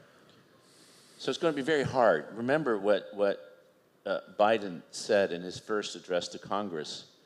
He said that he was when he was meeting with leaders, he told them that America's back. And he said, the first question they asked me, for how long? Yep. And unfortunately, we now know the answer to that question. And so, once burned, twice shy. The reality is that the world is looking, and the Western world in particular, in Europe, is looking at the United States. And the question I get asked most, including in the last 3 days here, is less what's Trump up to, but has America gone mad? Because he was elected. He won a plurality of the votes. I mean, this one he actually won. He didn't even have to claim that many illegally voted, which is what he tried to do in 2016 when he won. May not be the largest mandate in history, but that's a different question. And so something fundamental has been lost. Trust. You mentioned it. The entire, this system wasn't just built on power. Yes, you needed power. It was built on trust. It was built on the trust that the United States will use that power responsibly. If you are a Greece or a Germany or a Holland or a Denmark, and you had at one point, or maybe even still today, American nuclear weapons on your territory, you trusted that the United States would not use them on your territory. The Japanese have 50,000 American troops. In fact, troops that have been there since the occupation. And when the United States in 49, in Japan, and together with allies in 49 in Germany said, you're sovereign, but we're staying with our troops, they trusted that those troops were there to defend them, not to attack them. So trust was fundamental to the security system. Trust was fundamental to the economic system. That if you do have fair trade, we do fair trade. Bretton Woods was that if I gave you gold, you gave me dollars. Well, that trust broke, but then we created the system in which the dollar became the reserve currency of the world. That you knew that if you have dollars, it was real. That if you bought treasuries, you would actually get repaid. And in fact, one of the things that is happening is people starting to say, ooh, I'm not sure that that's the case. I'm going to get rid of these treasuries. I need cash, which I can convert into other assets. And so when trust breaks down, the system breaks down, which is what's happened. So even when, and it will be when, the United States comes to its senses and decides that it needs new leadership, that leadership will find it extraordinarily hard to do the one thing that is fundamental to success, which is restoring trust. You know, anybody, not me, but I've been told, when trust breaks down in any relationship, particularly a marriage, restoring trust is extraordinarily difficult and in most cases doesn't work. When the trust is broken, divorce happens. Now that's fine. It's not fine.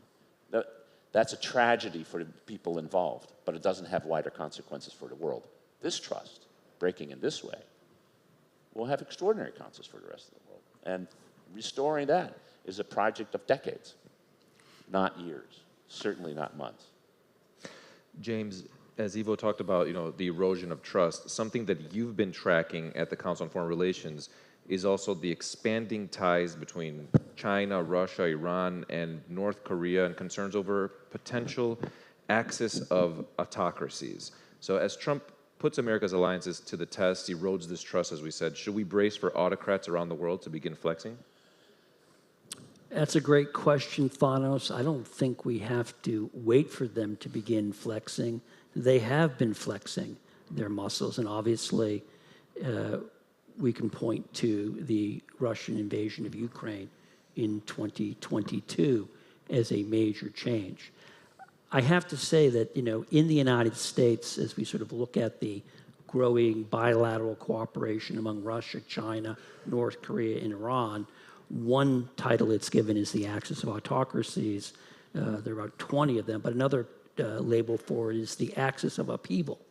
And I think for many of America's friends, partners, and allies, that may be the more appropriate title. And the United States, with its new policies, actually belongs in that grouping because it is creating a great deal of upheaval around the world. I think that presents really great challenges to America's traditional friends, partners, and allies, particularly in Europe, because things are going to change greatly. I do think that as you look outward, Europeans are, as Dmitris pointed out, looking toward rearming because they've decided that they can't count on the United States, and it is a much more threatening world. But again, you run into this challenge of, is that conviction politically sustainable over time?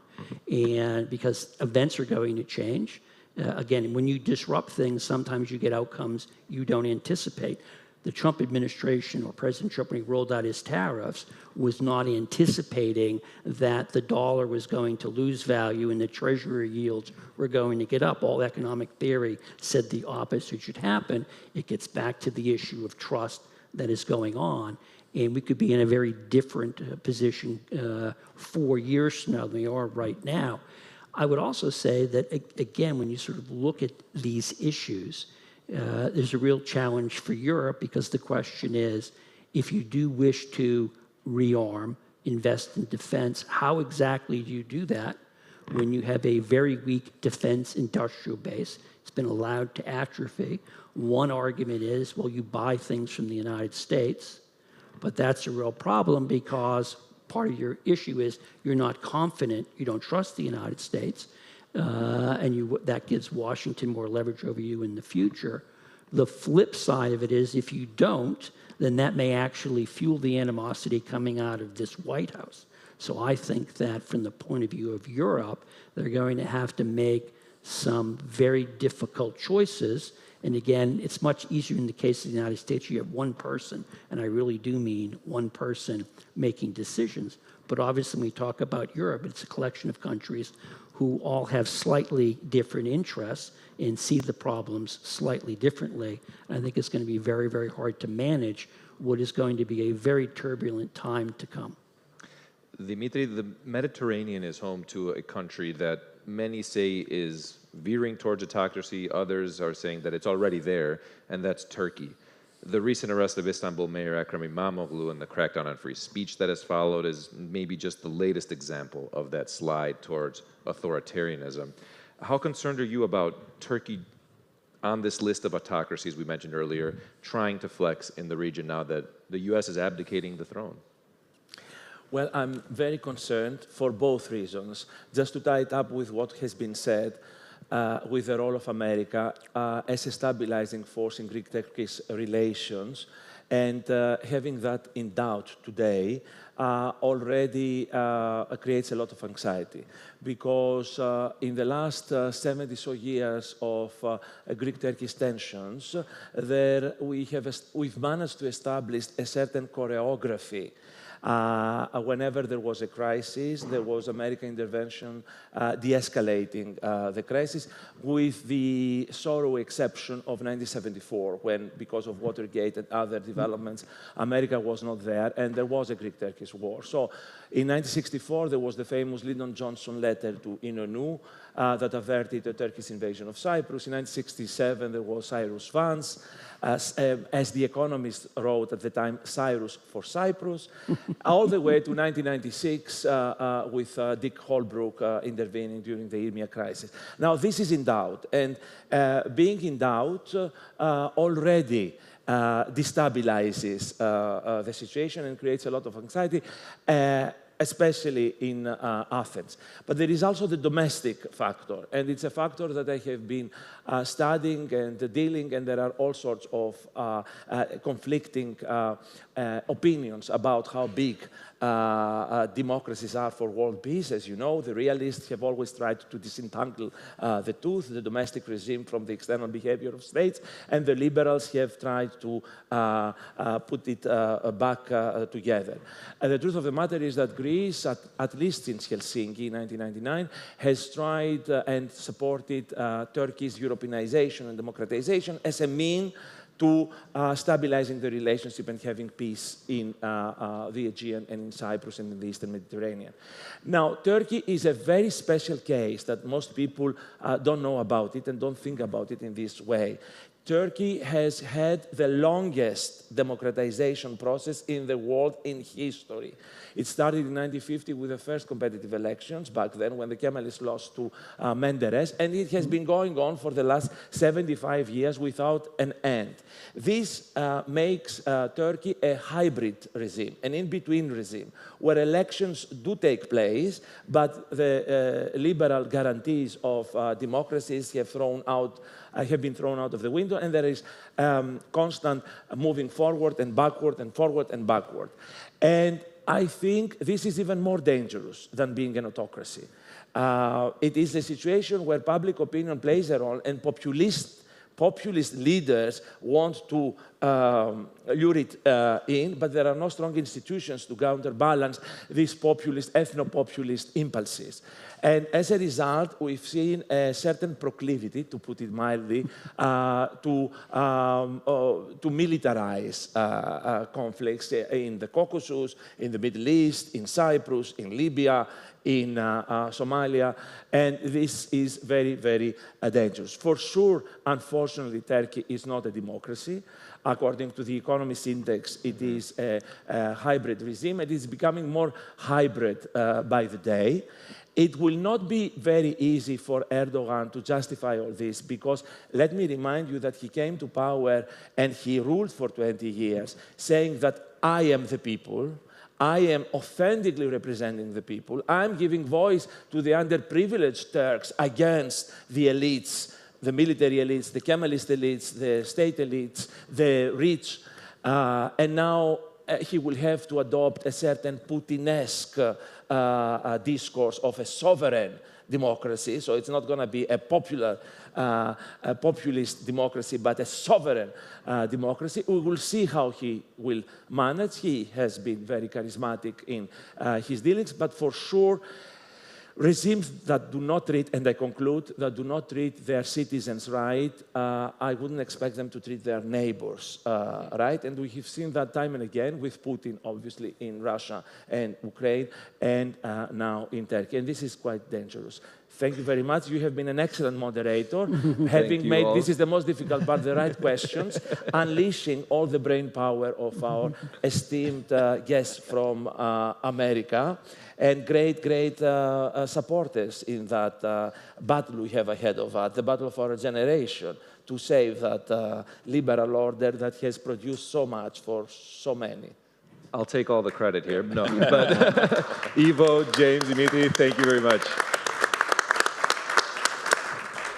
That was excellent.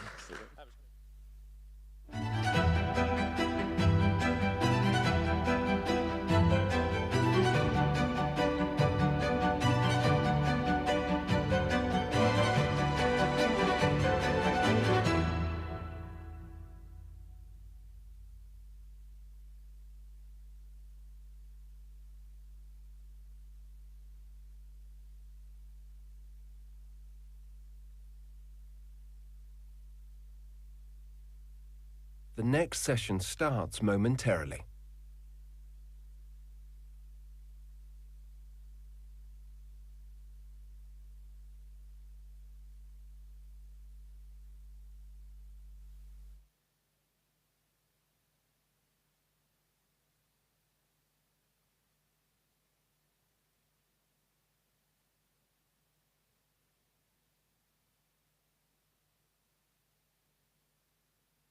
The next session starts momentarily.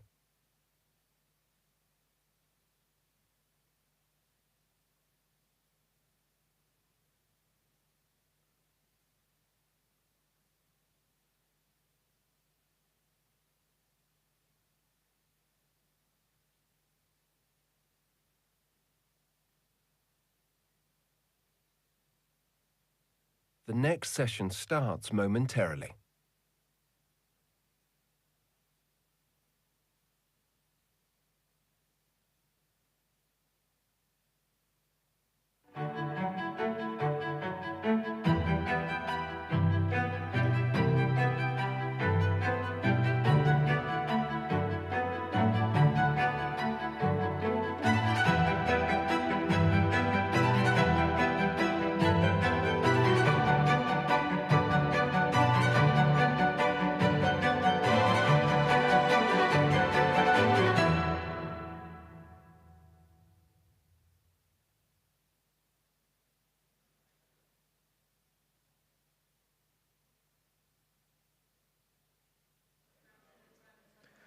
Good afternoon, ladies and gentlemen, and welcome to this panel.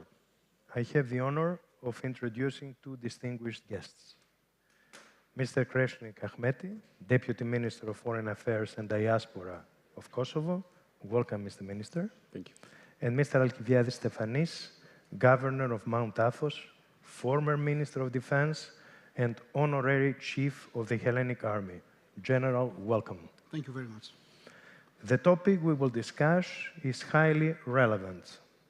Geotectonics, challenges and opportunities for Southeastern Europe. As you are aware, we are living through a time when the world is in turmoil. The war in the Middle East, as well as the war in Ukraine, have created a very troubling situation. On the other hand, protectionism seems to be making a comeback on the other side of the Atlantic. The security doctrine, as we have known it, shaped after the end of World War II, is now being questioned. Significant challenges are emerging. No one is in a position to predict the future. And since we are in the navel of the Earth, I wonder, what kind of oracle would the Pythia offer regarding today's circumstances? Despite all this uncertainty, we are called upon to examine the impact of the situation I described on our region. First, I would like a general comment from each of you, and following the tradition of the ancient Greek hospitality, I will give you first the floor as a guest. Please. Thank you. I want to start by thanking the organizers for putting up such a wonderful event and in a beautiful place and meaningful location. And also to you for putting up this panel with this important topic, as you mentioned, pretty broad. If we look at it now, we can start from the Chinese drills in the Tasman Sea to the concerning developments in the Middle East, in the aggression of Russia in Ukraine, and onwards to the increase of the extreme right wing in Europe, developments in US, relations between Japan and NATO, and we can circle the world many times and find such developments. It feels like whenever you read the news, it's already outdated. But it would be difficult to discuss all of them, so I will try to focus a bit in our region and in European Union. And we are all witnessing a major political shift and security shift in Europe, and it is difficult to pinpoint, impossible, an origin of the current reality, but I believe we all agree that Russia's aggression in Ukraine has been one of the major events that have altered this reality in Europe. And this has had a big impact also in the Western Balkans, especially because of the sensitivities that still are current in our region. As Kosovo, since, let's say, the continuation of the invasion of Russia and Ukraine, February 22, we have seen an increase of threats towards our institutions, external threats, starting from an increase of campaign of disinformation, hybrid war, increase of tensions by criminal groups, incursions by military groups, and even terrorist attacks in vital infrastructure. But I have to say that this was all concerning and had cost even on human lives during this time. But if the war in Ukraine would have developed differently, in worst way, even it is tragic even now, but if what is supposed to be the initial plan of Moscow to get to Kiev within days or weeks, I believe we would have had a much more concerning situation in the Western Balkans today. And this is because we still have leaders, autocratic leaders in our region, which go towards this revisionism of borders in the Balkans, which, of course, to make it possible, you need to go through revisionism of history. So it is not only the continuation of the war in Ukraine in 22 that has brought concerning developments and threats in our region. I believe it's also important to see how the war will end. My personal view is that if the war will end with a ceasefire or a more far-fetched idea, a peace deal in the current context, leaving territories in Ukraine under occupation, in a gray zone, or even worse, annexed, this would send a really concerning signal to the Western Balkans, which would tell these autocratic leaders that sometimes, somehow, occupation, change of borders by force can be legitimized. Within this grim picture and concerning developments, we also discuss opportunities that there are. And in every crisis, we tend to look, identify them, and utilize them. And I think within Europe, this kind of new momentum for European cohesion is one of the opportunities also for our region. On this, I would like to mention in this panel only the pillar of this idea of rearmament and investments in defense by European Union, which I think holds in itself both opportunities and also concerns. The opportunities are that if within this project, which is investment in defense within the peace project, Western Balkan countries are included. They can participate, but also are included for investment. The ones that want to join EU and the ones that already are members of NATO or aspire to be members of NATO soon, I think this would help the continent in general, because it would include an important region with many fragilities into the security and defense concept of Europe in the future. On the other hand, EU must also be firm in its enlargement project. We have been hearing on these days and even today in the previous panels here that there is a momentum there too. But I think we have to change the way that we look on the reforms and enlargement. Many times in our experience, when we meet EU capitals or Brussels, reforms are used as an argument for postponement of enlargement. But we believe that this should go hand in hand, and that would help each other much better. That was actually, excuse me for the interruption, the second question that I wanted to ask you. So let's give the floor for the first comment to General. First of all, I'm deeply honored being among you. A warm welcome to you, Deputy Minister, and to your delegation. You know that Greece was deeply involved in Kosovo area for the very first moment, trying to support the peace, because we believe that peace in the Balkans is peace for the whole area. I will turn to Greek now. Και θα μου επιτρέψετε να ρωτήσω, να κάνω την ερώτηση. Καταρχήν, είναι ιδιαίτερη τιμή η στρατηγία που σας έχουμε μαζί μας. Δικιά μου είναι τιμή. Και είστε ένας άνθρωπος ο οποίος είστε πολύ έμπειρος περί τα οικονομικά, περί τα διπλωματικά, τα πολιτικά, αλλά περισσότερο για τα θέματα της εθνικής άμυνας και της ασφάλειας. Θα θέλαμε λοιπόν να μας δώσετε το απάφγασμα αυτής της εμπειρίας και να μας πείτε πώς βλέπετε γενικά την κατάσταση που επικρατεί αυτή τη στιγμή στον κόσμο, γιατί βρισκόμαστε σε ένα κικαιώνα με εξελίξεις οι οποίες είναι απρόβλεπτες. Θα θέλαμε το πρώτο σχόλιο σας και μετά θα ακολουθήσει και η δεύτερη ερώτηση. Ξεκινώ λέγοντας να αντιληφθούμε όλοι πού βρισκόμαστε. Βρισκόμαστε στους Δελφούς, τον ομφαλό της γης. Σύμφωνα με τη μυθολογία, ο Δίας απελευθέρωσε από τα δύο άκρα του κόσμου δύο αετούς. Να δει που θα συναντηθούν οι αετοί για να βρει το κέντρο του κόσμου. Και οι αετοί ήρθαν εδώ. Από την αρχαιότητα, από τη μυθολογία μας, οι Έλληνες θεωρούν τους Δελφούς το κέντρο του κόσμου. Είναι πολύ σημαντικό λοιπόν που είμαστε εδώ. Και τα χρόνια περάσανε, οι αιώνες περάσανε και η Ελλάδα εξακολουθεί να παραμένει στο κέντρο των εξελίξεων. Θέλεις από τη μία η πολύ ευαίσθητη θέση που κατέχει γεωγραφικά στην Ευρώπη. Θέλεις από την άλλη η γειτνίασή της με τη Μέση Ανατολή, με την Αφρική. Θέλεις ότι αποτελεί την πύλη και την είσοδο στην Ευρώπη όλων των μεταναστευτικών κυμάτων τα οποία μετακινούνται για διαφόρους λόγους. Για λόγους οικονομίας, για λόγους πολέμου. Είμαστε εδώ εμείς. Τώρα προκύπτει το εξής θέμα, γιατί σε όλο το φόρουμ κάθε συζήτηση στρεφόταν γύρω από τον Τραμπ και ποια θα είναι η μεταεκλογική κατάσταση στον κόσμο. Αγαπητοί μου, θέλω να πω το εξής. Όταν ασχολείσαι με επιχειρησιακά θέματα στο πεδίο, δεν πιστεύεις στις προβλέψεις. Προβλέψεις κάνουν οι μελλοντολόγοι. Εσύ αναλύεις τα γεγονότα και οφείλεις να παρουσιάσεις επιλογές. Η κατάσταση λοιπόν στις ΗΠΑ με τον πρόεδρο Τραμπ είναι δεδομένη. Η Ελλάδα είναι το θέμα τι κάνει. Εμείς ως χώρα είναι το θέμα τι κάνουμε. Και εμείς έχουμε να παρουσιάσουμε τεράστια θετικά εργαλεία στις επιλογές των όπλων μας. Ο πρόεδρος Τραμπ λέει ένα απλό μήνυμα. Αγαπώ την Αμερική και η Αμερική για τους Αμερικάνους. Το δικό μας μήνυμα ποιο πρέπει να είναι? Αγαπούμε την Ελλάδα και η Ελλάδα για τους Έλληνες. Τη χώρα μας λοιπόν πρέπει να κοιτάξουμε.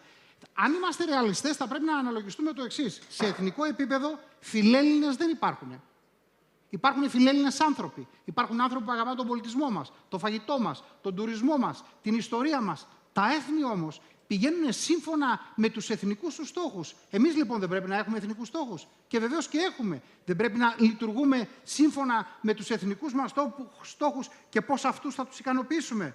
Θεωρώ και πιστεύω ότι ήρθε η ώρα η Ελλάδα να παρουσιάσει το ρεαλισμό με ηθική που διαθέτει, δύο έννοιες οι οποίες συγκρούονται, αλλά αυτή είναι η Ελλάδα, ρεαλισμός με ηθική και την εξωστρέφεια βαθιά εσωστρεφής στο δικό μας εθνικό σχέδιο.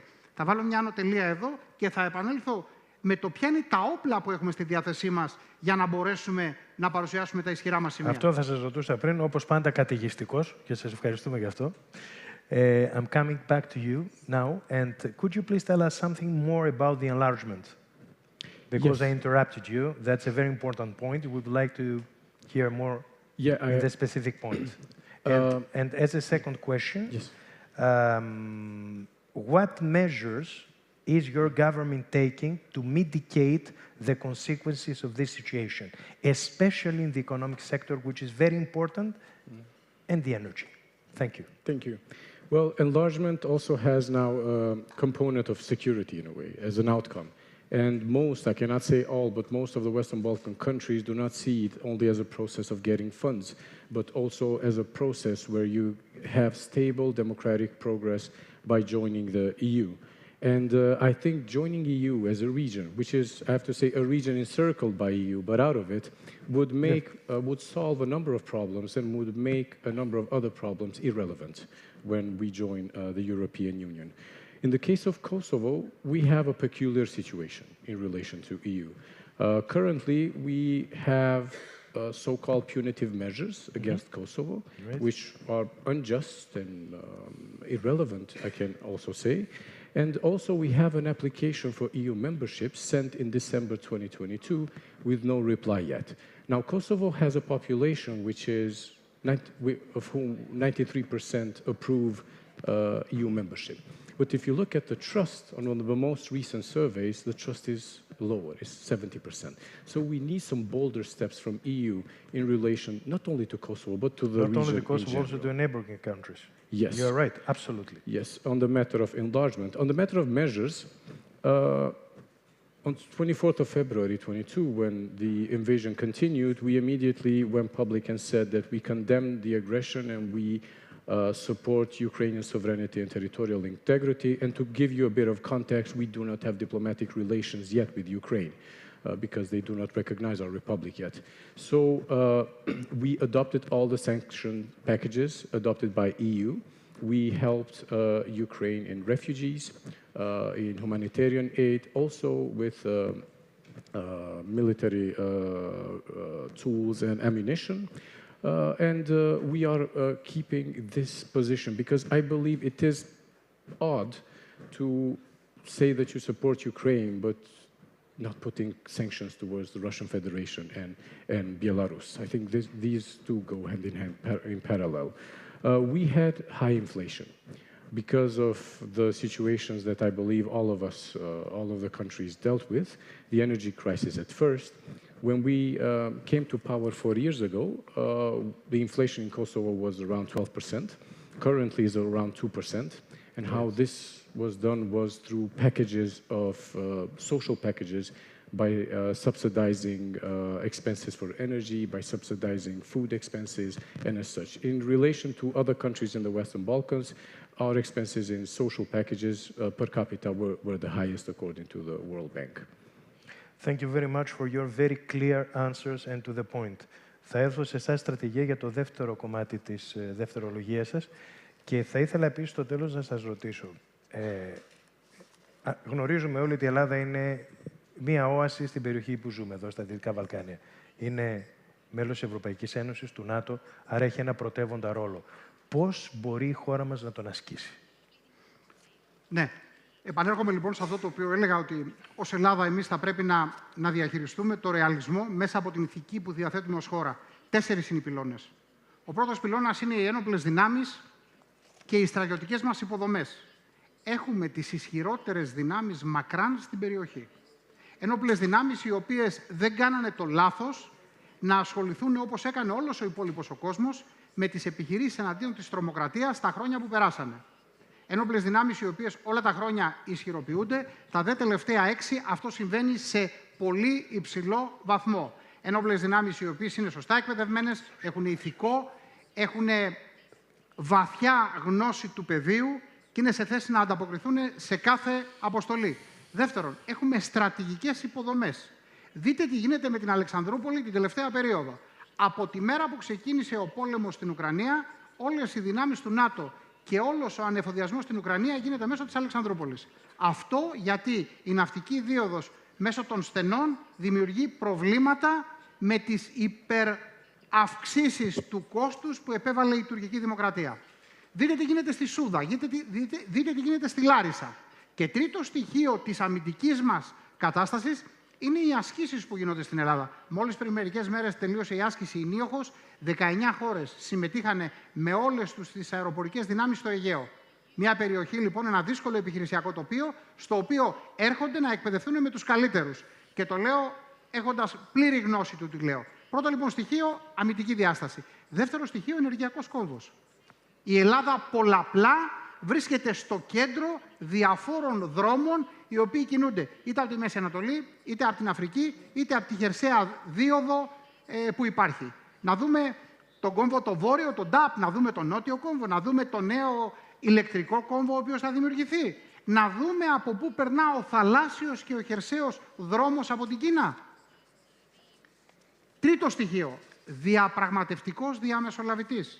Η χώρα μας έχει τεράστιο όπλο στη διαπραγμάτευση. Είμαστε η μόνη χώρα που μπορούμε να καθίσουμε στο ίδιο τραπέζι και να μιλάμε με Δυτικούς, με το Ισραήλ και με Μουσουλμάνους ταυτόχρονα, επιλύοντας θέματα σε ένα εξαιρετικό περιβάλλον. Και αυτό γίνεται λόγω του reputation, της φήμης που έχει η Ελλάδα, η οποία από αρχαιοτά των χρόνων είχε εξαιρετικές σχέσεις με όλους. Οι δε σχέσεις που έχουμε δημιουργήσει. Τα σχήματα 3+1, Ηνωμένες Πολιτείες, Ισραήλ, Κύπρος, Ελλάδα. Τα σχήματα 1+1, εμείς με το Ισραήλ, εμείς με την Αίγυπτο, εμείς με την Κύπρο. Η στρατηγική μας συμφωνία με τις Ηνωμένες Πολιτείες, η στρατηγική μας συμφωνία με τη Γαλλία. Μας δίνουν τη δυνατότητα να έχουμε την ευχέρεια να συνομιλούμε με όλους. Άρα, λοιπόν, ο δεύτερος πυλώνας, ο τρίτος πυλώνας ο διπλωματικός. Και έρχομαι στον τέταρτο, τον πολιτιστικό. Κέντρο Ορθοδοξίας. Με τη σημαία μας να κυματίζει εκτός Ελλάδος σε πολλαπλά μέρη. Στην Κωνσταντινούπολη, στο Σινά, στην Αλεξάνδρεια, στην Ιερουσαλήμ, στην Αντιόχεια. Με τη δυνατότητα που έχουμε μέσω του Οικουμενικού μας Πατριάρχη να μιλάμε με την Τουρκία. Με το Άγιο Όρος, του οποίου έχω την τιμή να είμαι διοικητής και το οποίο δέχεται ετήσια 200.000 επισκέπτες, εκ των οποίων οι 78.000 είναι από ξένες χώρες, από 140 διαφορετικές χώρες, έχοντας μοναχούς από 105 χώρες. Για τις Ηνωμένες Πολιτείες που συζητάγαμε πριν, 18 μοναχοί είναι χριστιανοί Ορθόδοξοι και βρίσκονται στο Άγιο Όρος. Άρα, λοιπόν, 4 πυλώνες, 4 στοιχεία ισχυρά στα χέρια μας, άμυνα, ενέργεια, διπλωματία και ο πολιτιστικός τομέας, που μας δίνουν τη δυνατότητα και να ισχυροποιηθούμε και να αναγνωρίσουν οι άλλοι τη δυνατότητα την οποία τους παρέχει η Ελλάδα. Σας ευχαριστώ πάρα πολύ. Ήταν πολύ συγκεκριμένα αυτά που μας είπατε και μας γεμίζουν και αισιοδοξία. Αισιόδοξοι πρέπει να είμαστε, και συγγνώμη που σας διακόπτω, από την κατάσταση στην οποία βρίσκεται η ελληνική διπλωματία και οι ένοπλες δυνάμεις. Είναι ισχυρός πυλώνας ισχύος και είναι ανδιαφυσβήτητα αποτελεσματικός. Και αυτό πρέπει να γεμίζει τους Έλληνες αισιοδοξία και σε κάθε δημοσκόπηση την οποία γίνεται, και οι δύο αυτοί πυλώνες είναι πρώτοι στην προτίμηση των Ελλήνων πολιτών. Και θα προσθέσω και κάτι άλλο, αυτό θα πρέπει να το ακούμε και περισσότερο και καλά κάνετε που το λέτε. So my last question to you is, what are the joint initiatives that our states in the Western Balkans must take in order to survive this crisis as well? Well, we do have certain mechanisms and organizations which are regional, where we meet annually on the highest level, but more frequently on the professional level. And I think those should be ongoing and vitalized even more. We do not need alternatives to those. So as we all know, the current ones are all aligned to the European Union and its foreign security policy, which I believe is also very important also for certain countries to align with that security and foreign policy. So we don't need other initiatives that we don't know whom they are open to. What we are sensing now from the team in our Ministry of Foreign Affairs that covers regional mechanisms and organizations is a kind of a lack of funding for the growth and enlargement of the work of these organizations. And it's normal because you always want more in sense to work more. And we receive requests to increase the contribution for every state, which in principle is okay. But we shouldn't have in the future lack of funding because of the shift of energy, resources, and funds in defense. The latter should happen. I'm not saying it shouldn't, but not on the detriment of these projects and organizations which work for democracy, civic liberties, and political rights. And this not only stands for regional organizations, but also NGOs in each Western Balkan countries. So we can increase our contributions as members of these countries, but we cannot fill the gap that our big partners can leave. Very fair answer. Thank you very much. Το τελευταίο σας σχόλιο, στρατηγέ μου. Τελευταίο μου σχόλιο. Θα τελειώσω όπως ξεκίνησα, ότι δεν πρέπει να προσπαθούμε να προβλέψουμε τι θα κάνουν οι άλλοι. Διότι αν το κάνουμε αυτό, είναι σίγουρο ότι κάποια στιγμή ο σχεδιασμός δεν θα πάει όπως τον έχουμε εκτιμήσει. Σκεφτείτε όλοι τι αντιμετωπίσαμε τα τελευταία χρόνια. 2019-2020, εργαλειοποίηση του μεταναστευτικού εναντίον της χώρας μας. 2020, μετατόπιση του κέντρου βάρους της πίεσης από την Τουρκία εναντίον μας στο Αιγαίο. 2020 το COVID. Η οικονομική κρίση μετά. Και μπορώ να συνεχίσω μέχρι τώρα τα αποτελέσματα της κλιματικής αλλαγής και 1002 άλλα πράγματα. Παλιά λέγαμε, μας έτυχε κάτι το απρόβλεπτο. Τώρα το απρόβλεπτο είναι η καθημερινότητα. Εκείνο το οποίο λοιπόν απαιτείται να κάνουμε όλοι μας είναι να έχουμε έτοιμους μηχανισμούς διαχείρισης κρίσης. Με άτομα εκπαιδευμένα, με resources, με υποδομές και πάντα εφεδρεία στις πιστώσεις. Για να μπορέσουμε να αντιμετωπίσουμε την κρίση. Με βαθιά γνώση ότι ο κάθε ένας κοιτάει την αυλή του. Η Ελλάδα λοιπόν θα πρέπει να δει τη δικιά της την αυλή. Με σεβασμό και ηθική όπως περιέγραψα στην αρχή. Είμαστε ένας λαός, είμαστε ένα έθνος που τα τελευταία χρόνια μας διακατέχει μια σταθερότητα, ανεξάρτητα από τα προβλήματα τα οποία υπάρχουν, μας διακατέχει μια συνέπεια και μια ισχυρή βούληση να προοδεύσουμε. Αυτό θα πρέπει όλοι μας να το διαφυλάξουμε, ενάντια σε όλες αυτές τις φωνές, τις ακραίες που ακούμε σήμερα. Θα κλείσω λέγοντας ότι από το 2001 μέχρι το 2022, I have been in Kosovo 10 times. Every time that I'm there, I'm looking to many improvements. And I believe and I hope that in the near future you will face all your difficulties and you will raise your nation. I wish you the best, really. Thank you. That's our hope as well. 1 minute for your last comment, Mr. Minister. Well, since the General mentioned the support, which is the Greek support has always been there for European integration in general, but also for our developments internally, institutionally. I want to express my high appreciation for this.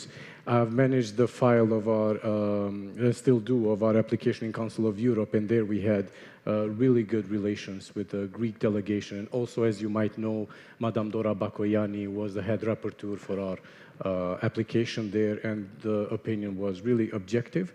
And what we think it's important also for the stability of the region is that these 5 EU non-recognizers take the formal step of formally recognizing Kosovo, because their non-recognition is being misused by certain countries as leverage in negotiations and sometimes even as cover in their aggressive steps. Thank you so much. Ladies and gentlemen, we are the only panel finishing on time. Exactly. With a general, you understand, the discipline is here. So, ladies and gentlemen, I believe that, great. It's obvious. We had a very nice exchange of views. Thank you very much for attending this panel. I am honored. General, honored.